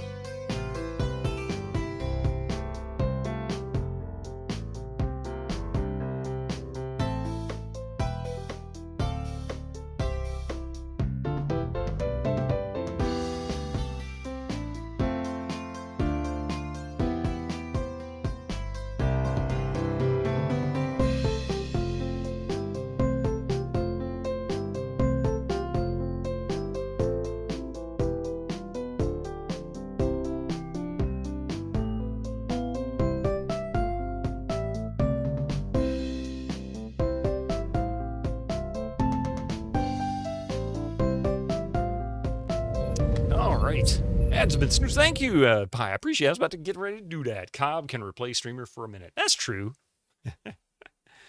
All right, let's see. So, we were looking at this. Yeah, so this was the too slow. All right, now we have something else we can talk to her about, right? Right? No, she don't want to talk about that. Still can't do anything with that.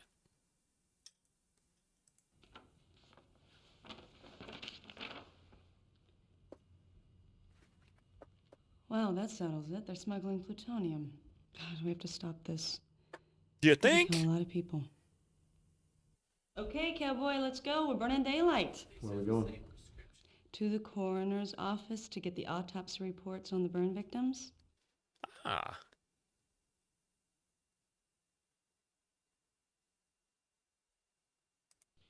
I think we should check out Gordon's hauling first. In Charno? Yeah, it's probably a good idea. It's 4 hours away, but then we can hit Truitt's on the way back. So he's just not going to take a shower. Oops, that's the kitchen. You can't take a shower in the kitchen. That's a weird kitchen if you can.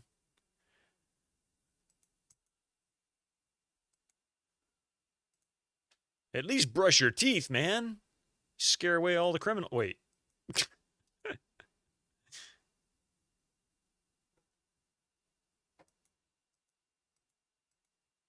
All right, so not with that attitude.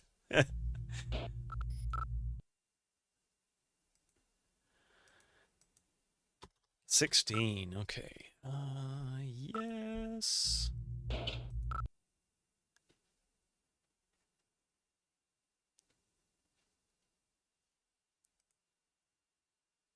There's Charno.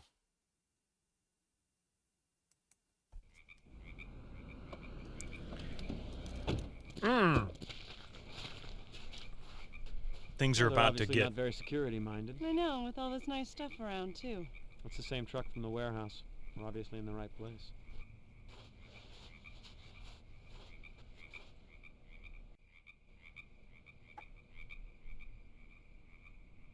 positively no trespassing.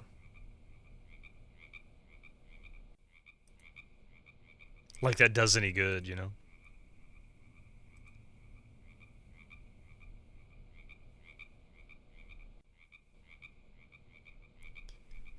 She's not going to say anything?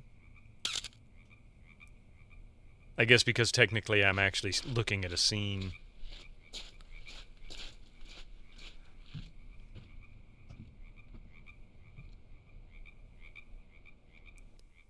So we're free to enter then. Yes, perchance to stream. Apparently so. And she's just going to straight up go stare in the windows. Looks like the only thing we can do is go in the building.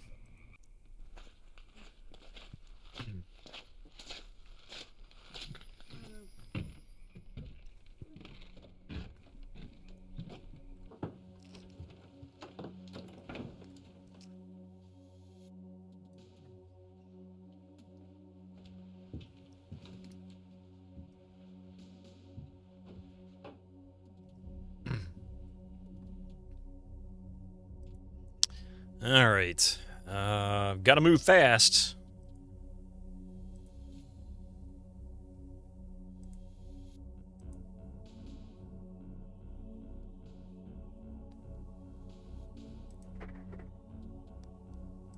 Because things here will get spicy fast.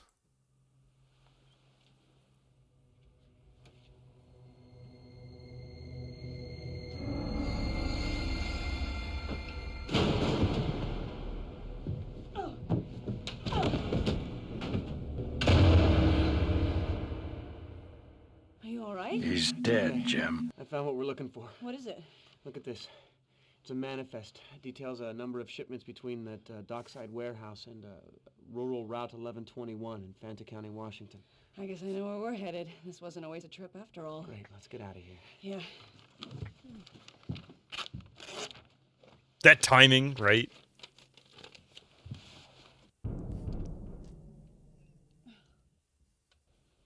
We're locked in. The Seattle Studs baseball. Don't get shafted. What? These guys seem fine, upstanding people, don't they? Oh my God. There's a bomb in here. We have to get out of here now.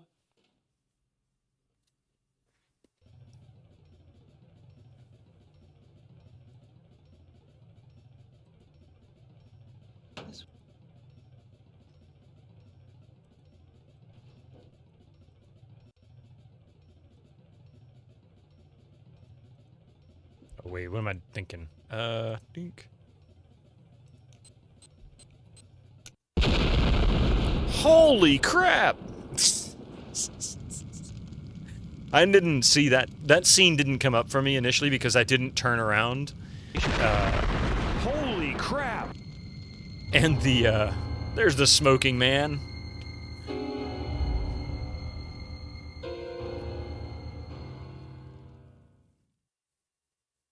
Try again? Yes, of course. They're dead, Jim.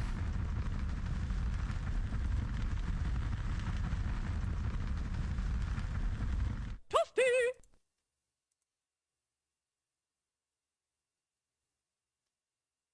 I don't remember what I need to do in here.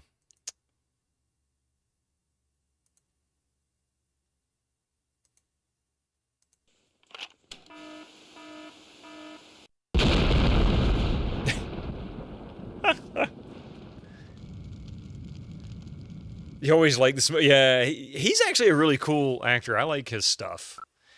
And he plays that character so well. And honestly, I think the Man in Black in Half-Life was modeled after him.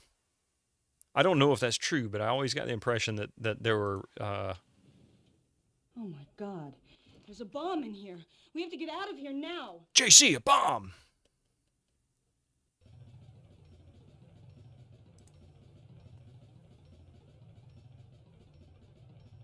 The G-Man, yeah. The red wire. Is it the red wire? I can't see the color wires. Snip. Boom!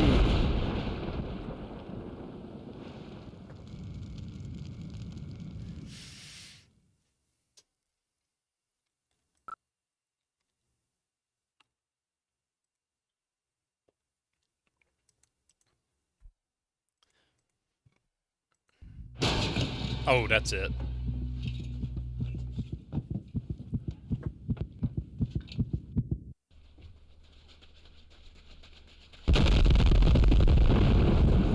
That is a much more satisfying explosion than the one that I usually get. Squeaky wheel gets the kick. Oh, times like this, I wish I still smoked. Are you all right? Oh, yeah, I find things like this quite bracing. Of course you do. I guess you're gonna want me to drive. That would be a nice gesture. I never survived a bomb before. Yeah, well, it happens to me all the time. Uh-huh. Hey, Susie, how you doing? You probably shouldn't do that. I didn't know that was an option. You know, I'd love for you to, don't get me wrong, but we should probably wait until this case is wrapped before we go tampering with the evidence. Tampering with the evidence. The first kaboom, that's it. I guess we know why the gate was left open. You mean it wasn't just small-town coziness? No. The gate was left open so somebody would get in there and set that bomb off. Yeah, but was it meant for us or that guy? Was the bomb meant as a trap, or was it protecting something in the office? Like what? Information in that logbook? The rural route address, for instance? Well, anything in there would be pretty hard to read now, that's for sure. I think the bomb was meant to trap and kill somebody. That's a good question, Echo. I don't know. Who was that guy? He was incredibly strong. I was doing a bunch of I kinda got FMVs at that impression. You time. think he works out? There was something weird about his eyes. Did you see that? No, I was too busy being knocked across the room to catch that little detail. Yeah, that's a good question, Zaxler. I wished I had chosen that as an option first.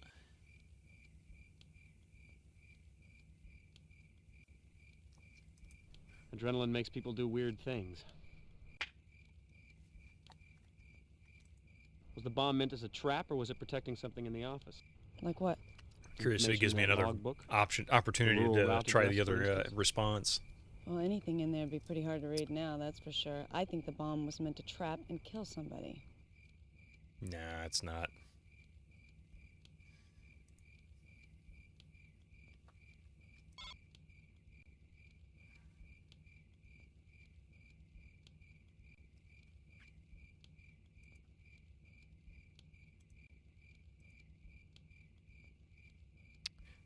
I don't understand.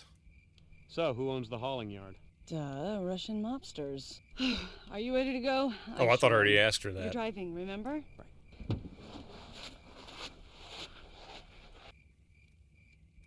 Okay. So nothing here of value now. That's still the Comedy Inn, nothing else. And coroner's office. That was what was on the way back.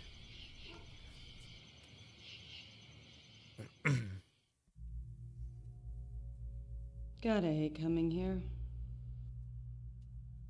Lucky for you, I was working late tonight. As near as I can tell, this man wasn't burned to death in any ordinary sense. He has all the appearances of suffering from Hiroshima-like radiation exposure.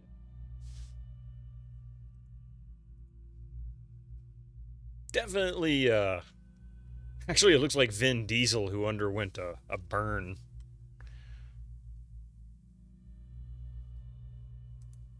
Collect evidence off him while she's doing her autopsy.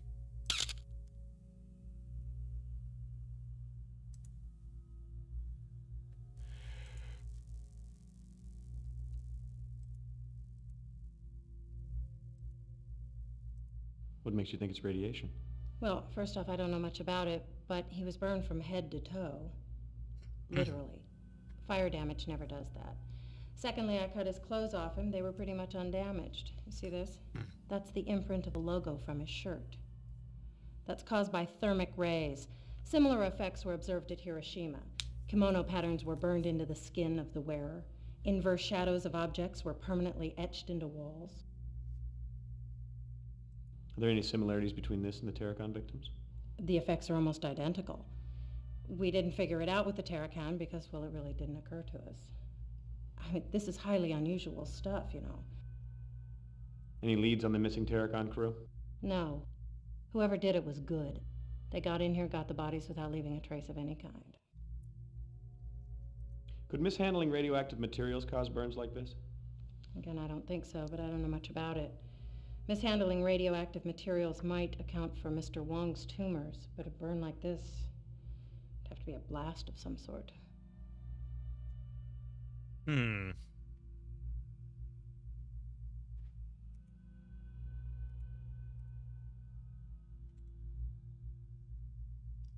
Okay.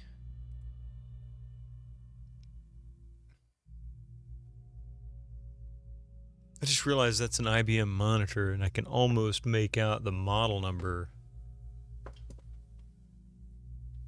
Looks like something 31, but I'm not sure. Burned by Mulder's radiant personality. That seems... Wong just ate too much radiated fish. I mean, radiated. 631. Maybe that's what it is. Let's see if there's any reference.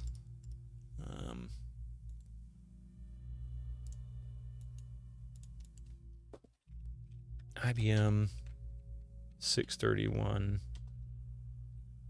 monitor.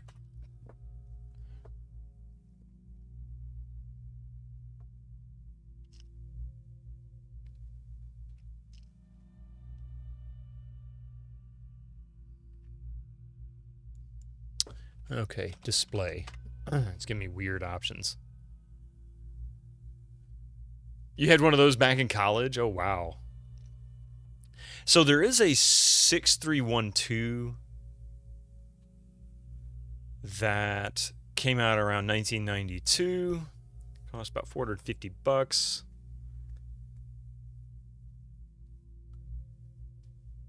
CRT display.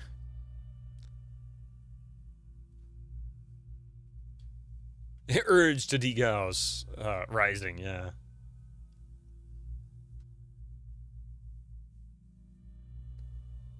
Yeah, I don't see any other. It's got to be something like that, but it doesn't look. Is that G31 maybe?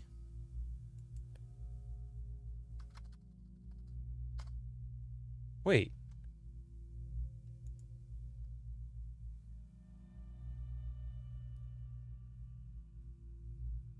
No.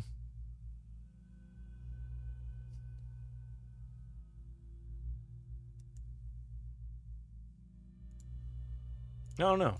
That might be it. I'm not really sure. They weigh a ton. It's like someone condensed 2 to 3 bowling balls inside each other. Yeah, I had a 19-inch CRT that probably weighed about 35, 40 pounds. It was kind of a nightmare to carry.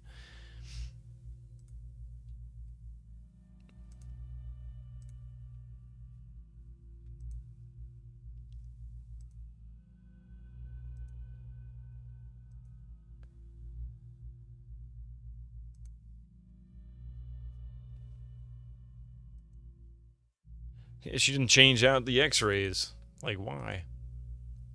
There's nothing to talk about there. Can't talk to her. Wait. Oh, same crap.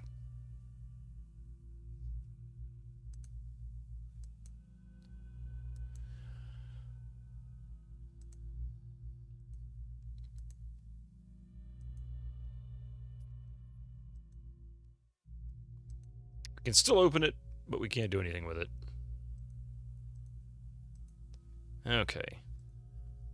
Let me guess, I can't go anywhere yet. No, I take that back. They're red, so that means we can travel.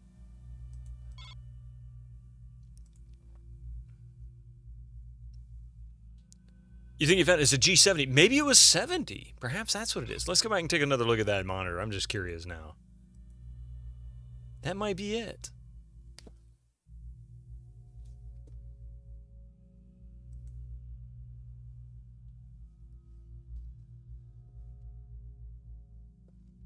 Yeah, I mean, it's impossible to really say for sure, but that might be it. But that's definitely an IBM logo from the 90s. I recognize that logo very, very clearly, even though it's just a circle with the angled text.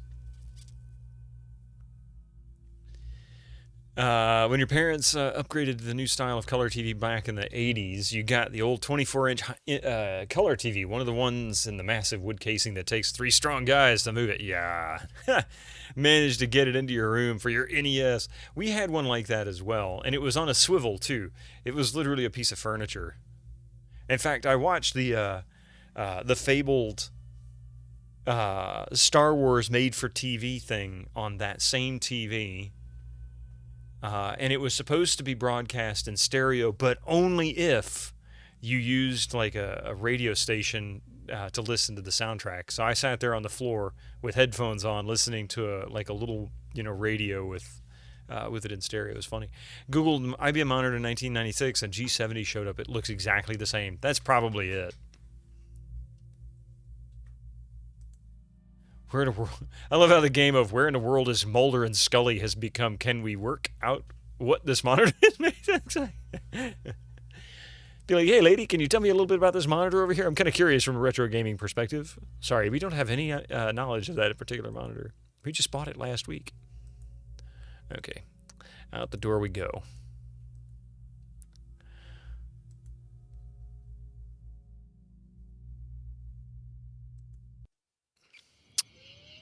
Oh, it's nighttime. That's right, it's nighttime. I should probably go and advance the day. Shanks is likely not in office right now.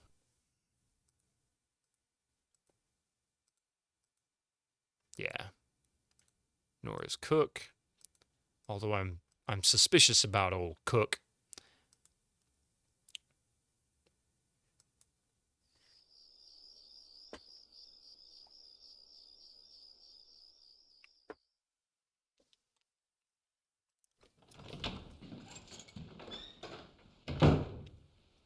Oh, you took a screenshot of that and DM me. Thank you.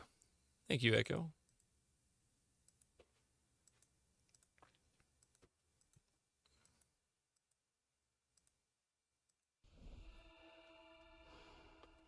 I should have saved. He's probably going to get knocked out or something.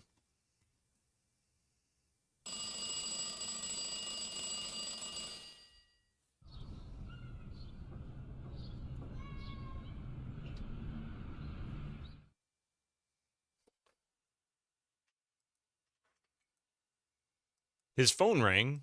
Did he answer it? Is it on his answering machine?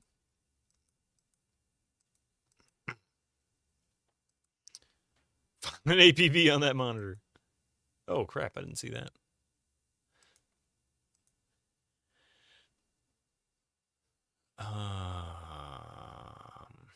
He doesn't have an answering machine?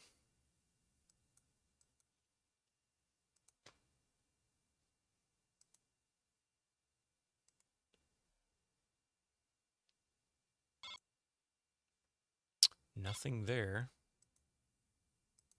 Oh, that must not have been his phone. That must have been his alarm clock. I get it.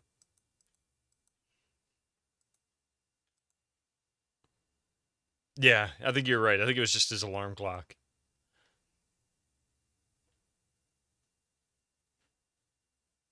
Let's see if there's something at the crime lab.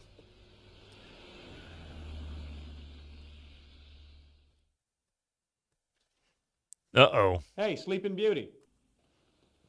Wilmore. Is it his lunch hour again? It's How's it always going? his lunch Good. hour. How are you? You don't look so good. I don't feel so hot. What's wrong? I don't know. I think I'm coming down with the flu or something.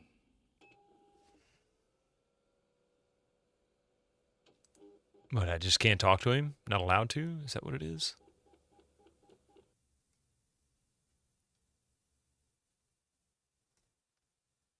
Weird. I can't interact with him at all.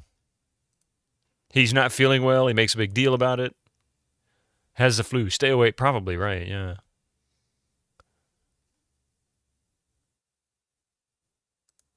She's probably gone. Wow, that's a weird filter. It's like they tried to make it night, but not. Body's gone. She's gone.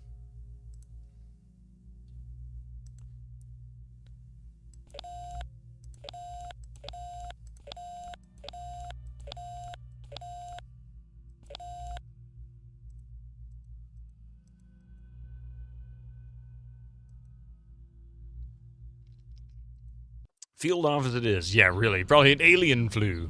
Not the avian flu. Empty morgue at night must be the most comfy place alone. To be alone. Yeah, I don't know about that. A whole bunch of dead bodies dying mysteriously. Oh, Shanks isn't there. Cook isn't there. Oh.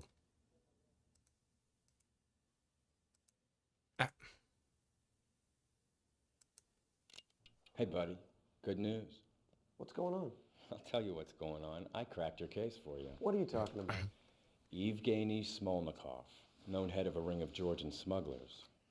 And I have a witness who placed him at the dock the night of Wong's murder. I ordered surveillance on his little love nest and... Dead bodies dying again? We've accumulated enough evidence to warrant a raid. We leave ASAP. The SWATs are joining us at the site. No need to thank me. Oh, I remember this scene.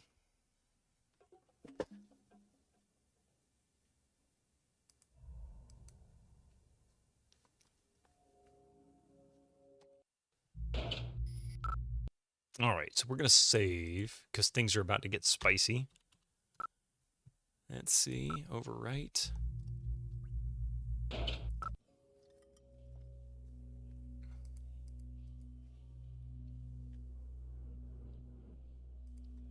You have a warrant? What do I look like? Mark Furman? Yes. I have a federal warrant from a federal judge.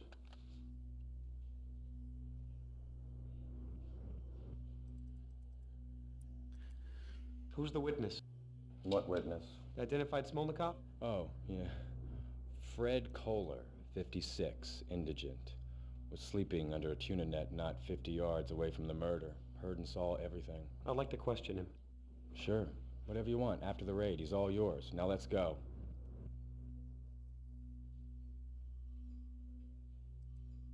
Why didn't you tell me about this? I was going to tell you, but the evidence just opened up this morning, and now we're going in. And besides, you were pretty much out of pocket yesterday, if I recall. Uh-huh. This is my investigation. Au contraire. This is our investigation. Hey, I'm just trying to catch the bad guys. It's not our. Do you remember that little thing we do? Catching the bad guys? What about Astadorian? You should call and tell her what you're doing. Done. Already left her a message. I'm the Martha Stewart of crime prevention. And if she gets her took us down here before we leave, she's welcome to play too. I'm not going to let you do this. Come on, man. What are you busting my chops for? That isn't like you. I'm just trying to do my job. Now, what are you getting all proprietary about? Clearly, that guy is undoubtedly smuggling plutonium into the Pacific Northwest. It's my guess he's a key to your missing FBI agents. So, suit up. Let's go. Okay, well, I don't want that. Why not? There's nothing else to say to him. All right, let's save it one more time. Hey, Oasis is your family. How you doing there? This guy is Mulder? Will? No, Mulder and Scully are missing. And we are trying to find out what happened to them. That's the whole mission here. Although we're going to be introduced shortly to Scully. She will appear relatively soon. They went kaboom! Crap. Yeah.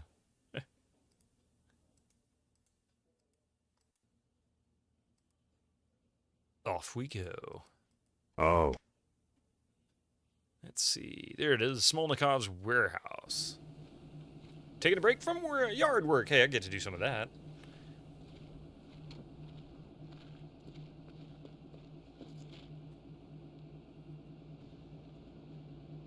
Where's the backup? I called Seattle Police SWAT boys. We're on the way. But we should wait. I say we get this over with. Surveillance reported that Smolnikov entered the building alone. You were saying? After you. After you.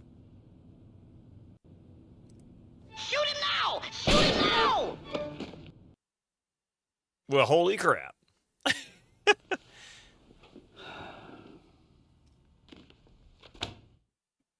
Federal agent shot to death. He's dead, Jim. Cover me. You got it.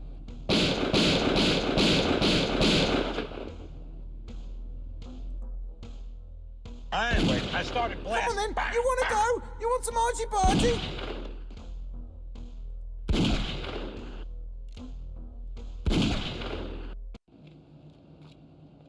Shooting gallery time. I actually thought this was kind of cool. This was a really nifty part of the game.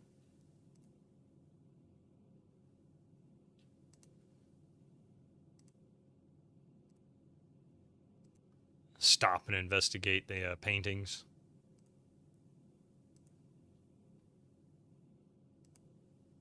We can, I believe, go back and look at this stuff after the fact.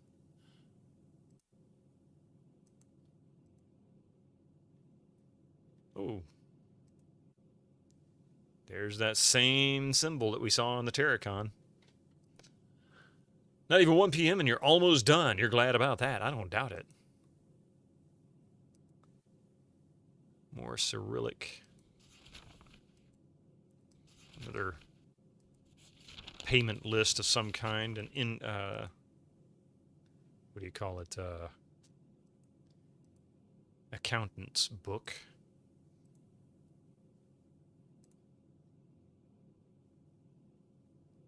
Perfect sound effects combo timing. What?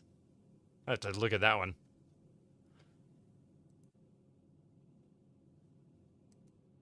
Man, it got me get a sealed NES in this grade. Dude, they are shooting at us, kid. You go hunting for monitors and games consoles later.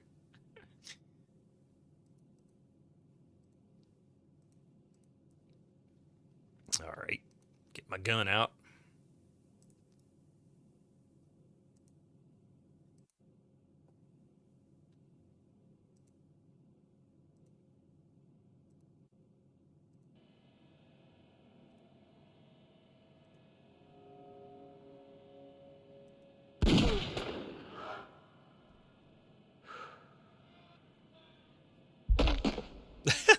Wow, so dramatic.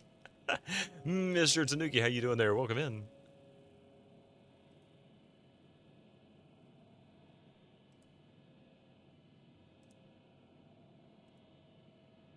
Oh, you're welcome. Absolutely. This is, to me, this was probably one of the most fun sequences to the game.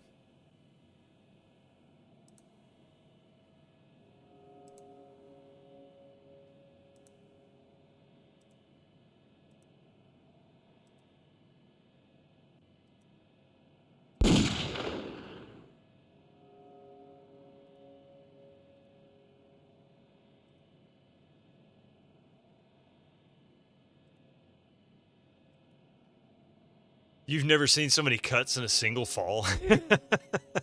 It was something.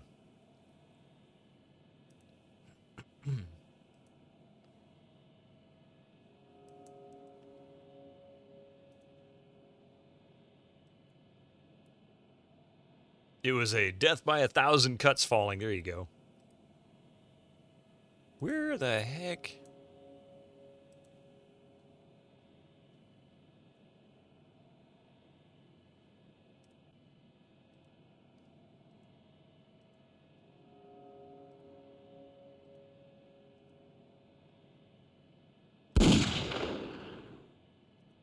I don't know where I'm going.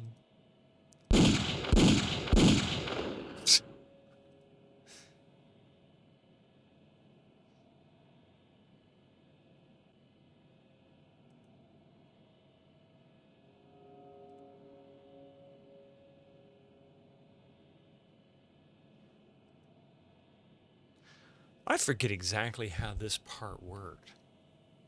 Like there was a weird way to get to the top floor.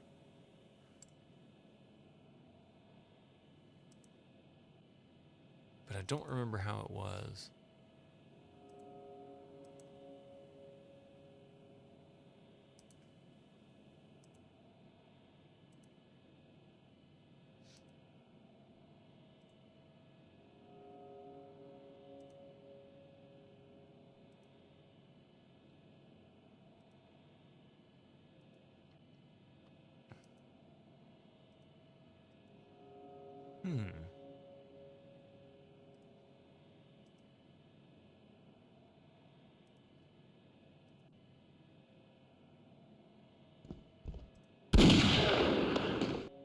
I think that was what I was looking for.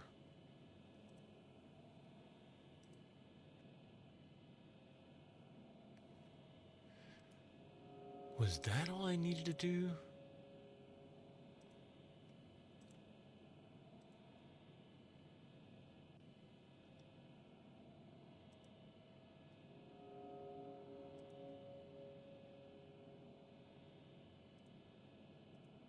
Oops. Always accidentally shooting my gun in this game. Sorry, I didn't mean to pull the trigger. It was an accident. Just go see the medic. They'll take care of that for you. It shouldn't be too serious.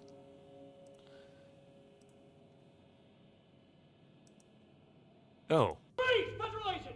Полицейская. Don't move. Я подал и не могу стоять. It wasn't up. I needed to go down. That's what it was. Get down here. I've got him. I'm following you. Where were you? Securing the first floor. Okay, Mr. Smolnikov. What gives? Why are you here?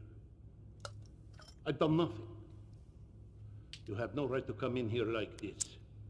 This isn't Russia. Shut up. You're under arrest. I'll Miranda him. You secure the place. I spotted a 38 downstairs, back left corner.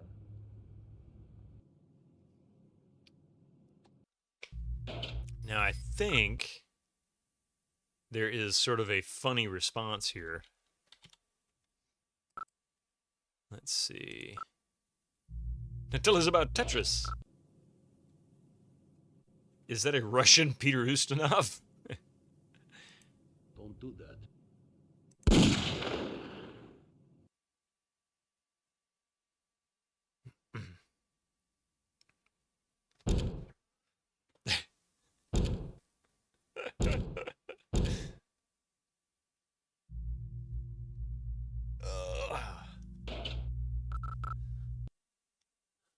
Yeah, we've seen that one before. Maybe I only saw it the first time, the last round. Let's see. Look at this. It's payroll manifest. It's a match of the one we found on Terracon. It's in your best interest to cooperate, Mr. Smolnikov. Finger slipped. Look at this. Payroll manifest. It's a match of the one we found on Terracon. It's in your best interest to cooperate, Mr. Smolnikov.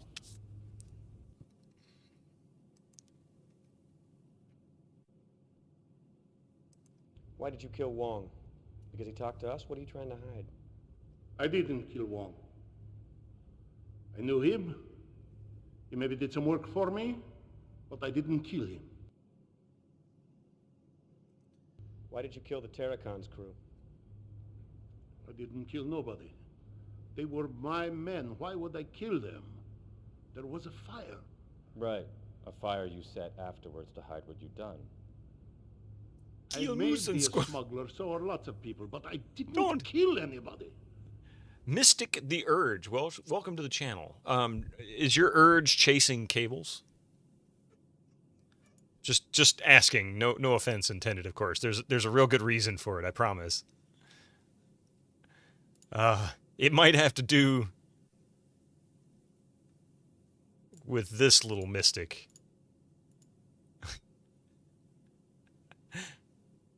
You read that as Smokin' Gov. Well, he's means miracle worker in Greek. Oh, I didn't know that. The Urge. Oh, like, see, I saw that as The Urge, like two separate words. I did not know. No, the reason why I said that, it was just kind of a joke. We have a cat, the emote that you see there in chat. That's our kitty cat, Mystic, and he likes to chew on cables. He has the urge constantly to chew on cables. Who's that little Mystic? He's our cute little cat. He's currently napping in his little hideaway at the moment. Welcome to the channel, by the way. Welcome to the channel. And let's see. You had asked a question, and I very rudely ignored it. Oh no, you didn't ask a question. You made a comment. Don't want to kill Moose and Squirrel. He's a doofus floof. He really is. Where's the plutonium you were smuggling? What? I handle all sorts of things, but never that. You are talking crazy. We have payroll logs from the Terracon that show that Wong worked for you. We found documents that match downstairs. So? That proves nothing. What did you keep in that warehouse? What do you mean? You're in my warehouse. I mean, technically we can't tie him to that warehouse. De Niro, after many burgers. Yeah.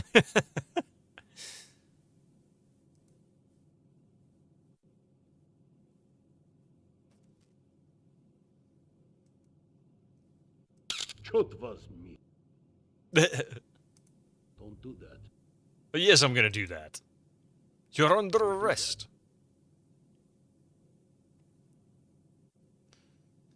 Okay. It was me.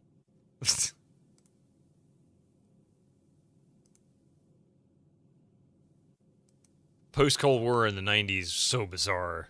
You were a kid, still remember. I can't say that I heard a whole lot about, what went on post the fall of the Soviet Union and, shortly before that, the Berlin Wall. That seemed to get the most press, and then it just kind of disappeared.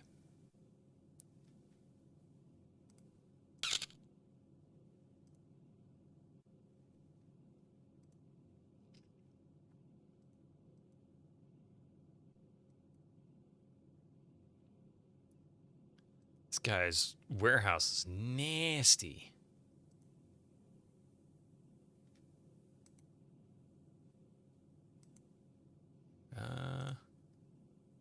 Really, game? You're going to focus in on that? That was not what I expected. Well, I mean, not quite the close-up anyway. Game was written by a bunch of 13-year-old boys.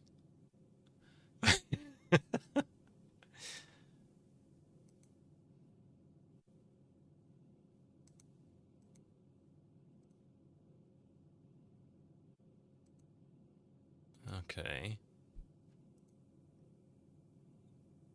Yeah, you're not joking, De Niro, after many burgers.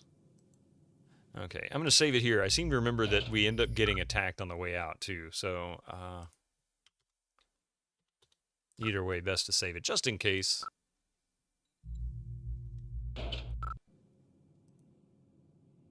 You intend to have a burger tonight after the cinema? Burger sounds good. And I am hungry myself too. Everybody saying the same thing. But with that, you must dash off. Go enjoy your documentary there, Echo. I hope it's interesting. I hope it's enjoyable. And be sure to bring us all a burger. We expect it to still be hot. Where's it for the second time? Well, at least you know what to expect.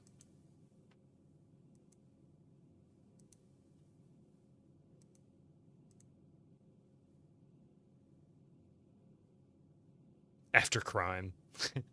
After the crimes have been committed, yeah, make sure you have a burger. No, let's not do that. No crimes need to be committed, except in this game. Nobody expects the Spanish Inquisition. Maybe even a different game. Yeah, maybe even in a different game. True.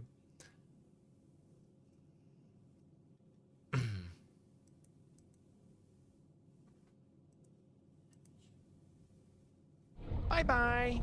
Thank you, Echo. Thank you for helping out earlier, too. Appreciate it. You bring back a double burger for everyone, because that'll be what I'm having. Double meat, yum yum. The Hexed Files, right? Double bacon and double cheese. Double bacon and double cheese? Ooh, what's down there? Oh. Oh, that's right. He said there was a 38 in the corner. I forgot. Crispy bacon. A cripsy bacon.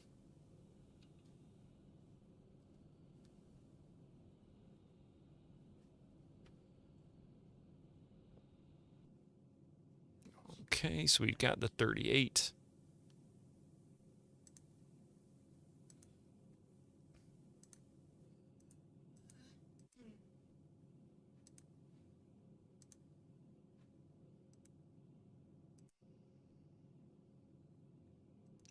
Let's see.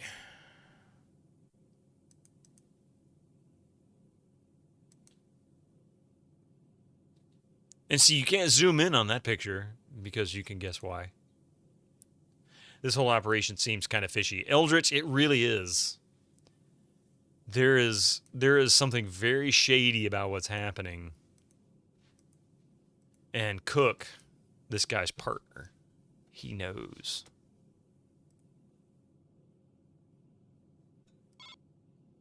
A gun. Got to make sure I get all my fingerprints all over it. Yeah, of course you do. I mean, you know. Make sure that when you put it in anything that you wipe off any existing fingerprints, too. All right, so let's see.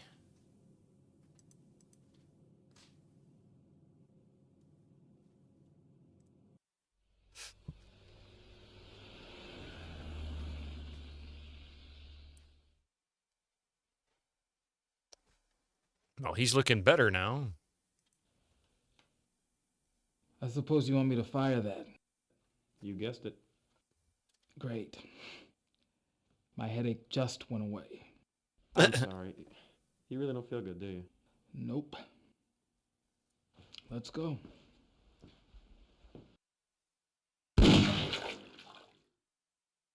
Sure enough, they all three match. Great. Thanks, man. I hope you're feeling better.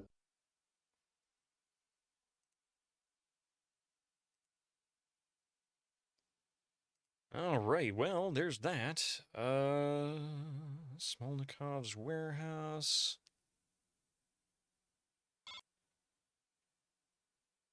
Oh. Let's see. Medical examiner Truitt asked me to forward the attached fingerprint file to you. They belong to the John Doe she discussed with you. Okay. So I guess off to the field office. See if we can get a match on that.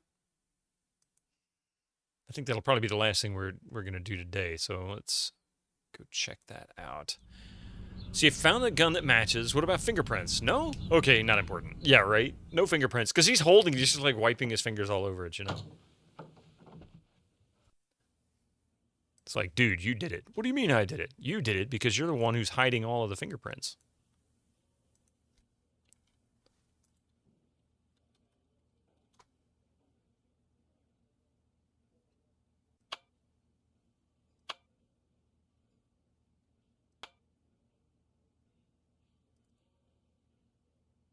Okay. Search.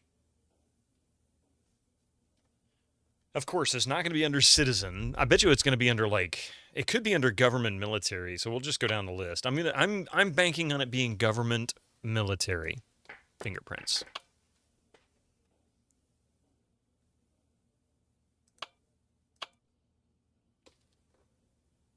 No.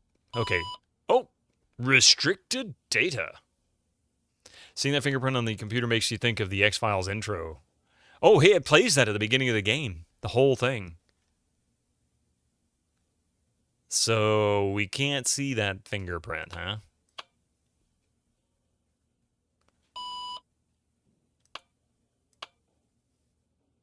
Be funny if it showed up under criminal as well. It's probably the smoking man's fingerprints.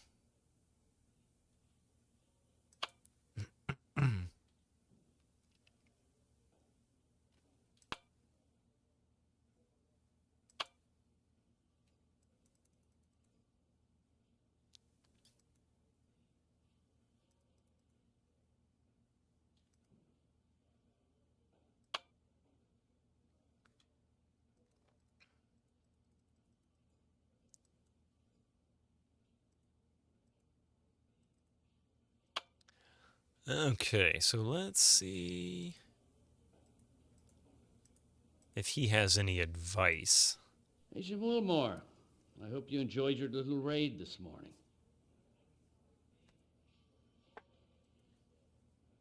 I could use some help with this case. Okay, let me review your notes.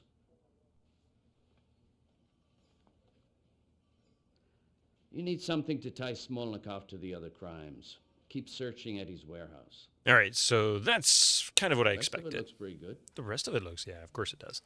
So I kind of expected that. Was that here? Here. Okay.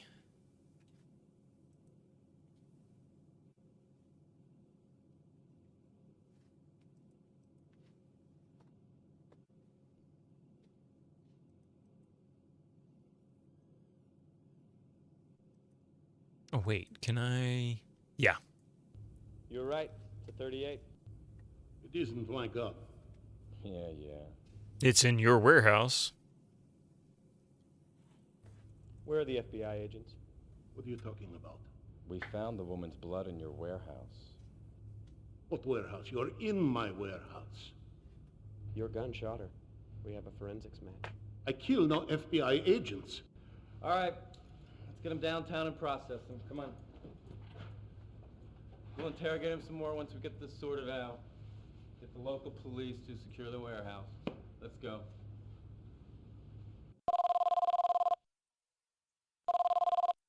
It's Amos. That boat you sent me onto was radioactive. What? That boat, the Terracon, had dangerously high levels of radioactivity. He sent me into a hot area. That's what's wrong with me. I don't have the flu. I have radiation sickness. Oh man, John, I am so sorry. I don't know what to say. Just be more careful before you get somebody killed. Jeez. So why is Will and Detective, I can't pronounce her name. What was her name again? Anyway, why did they not exhibiting any illnesses like that? See, that's kind of puzzling.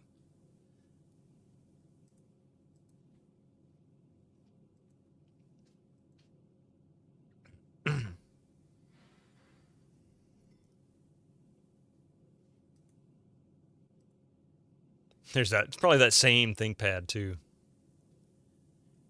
with the old eraser pointer, mouse pointer. Those little orange things would come off so frequently. Wow, I forgot about that dock. Jeez. What else do we have?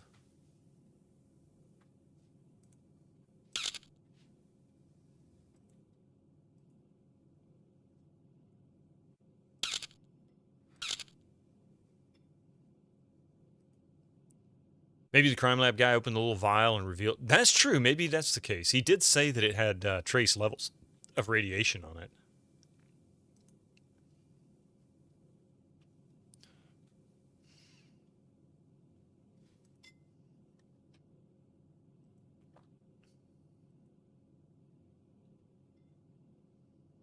can't really do anything here, it doesn't seem.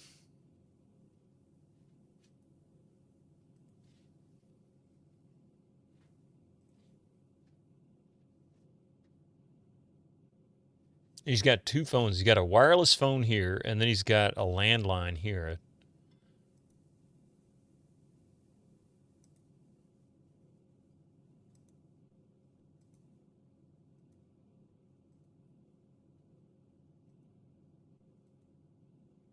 See, I thought you could go... Oh, wait. No, you can go up from here. We couldn't go up further.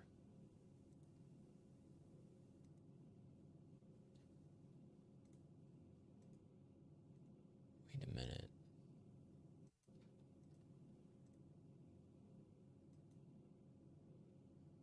Yeah, see, you can't go up anymore. You can only go down. Always love watching some Kyle Hill Half-Life stories. I'm not familiar with that.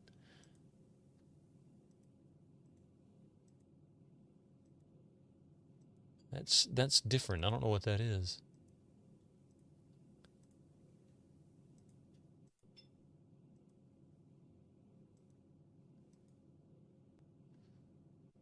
Okay, so he's gone now.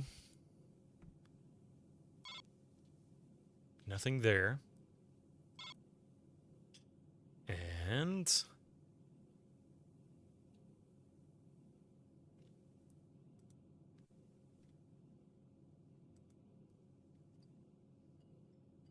all right, we'll go back to the field office. And we'll talk to Shanks one more time, see if he gives me anything different.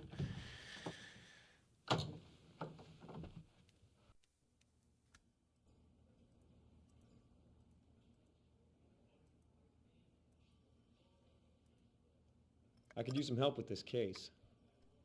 Okay, let me review your notes. This looks pretty complete to me, son. Okay. So that means I got to figure out what I'm supposed to do next on my own. Cook's not there. All right.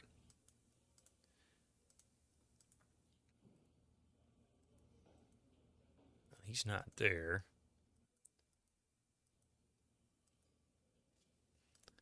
All right, so I'm going to save it right here.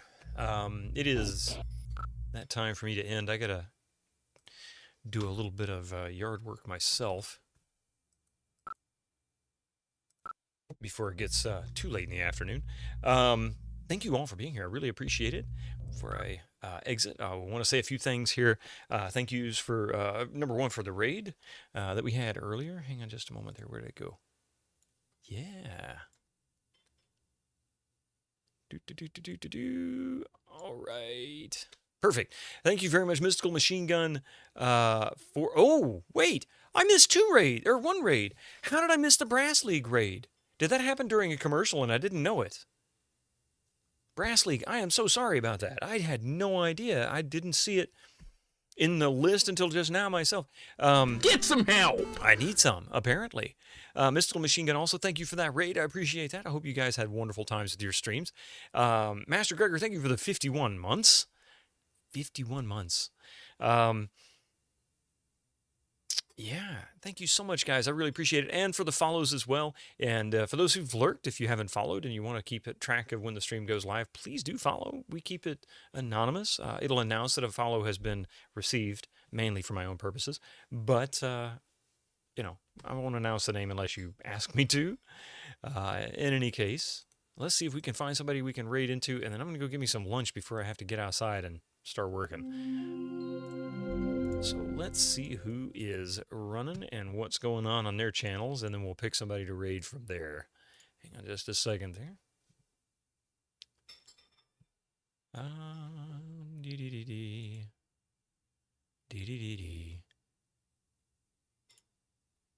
Lots of folks are going today. That's good to see. That's awesome to see. Oh, here we go. Somebody I haven't raided into in quite some time. We're currently playing Mafia. Mafia is fantastic. If you've never seen Mafia, this is your opportunity. It is it has some comparisons to Grand Theft Auto, but it's less about the driving and more about the missions. In any case, it's a great, fun game. It's kind of quirky in a lot of different and good ways. So let's go check out Geneva Lee.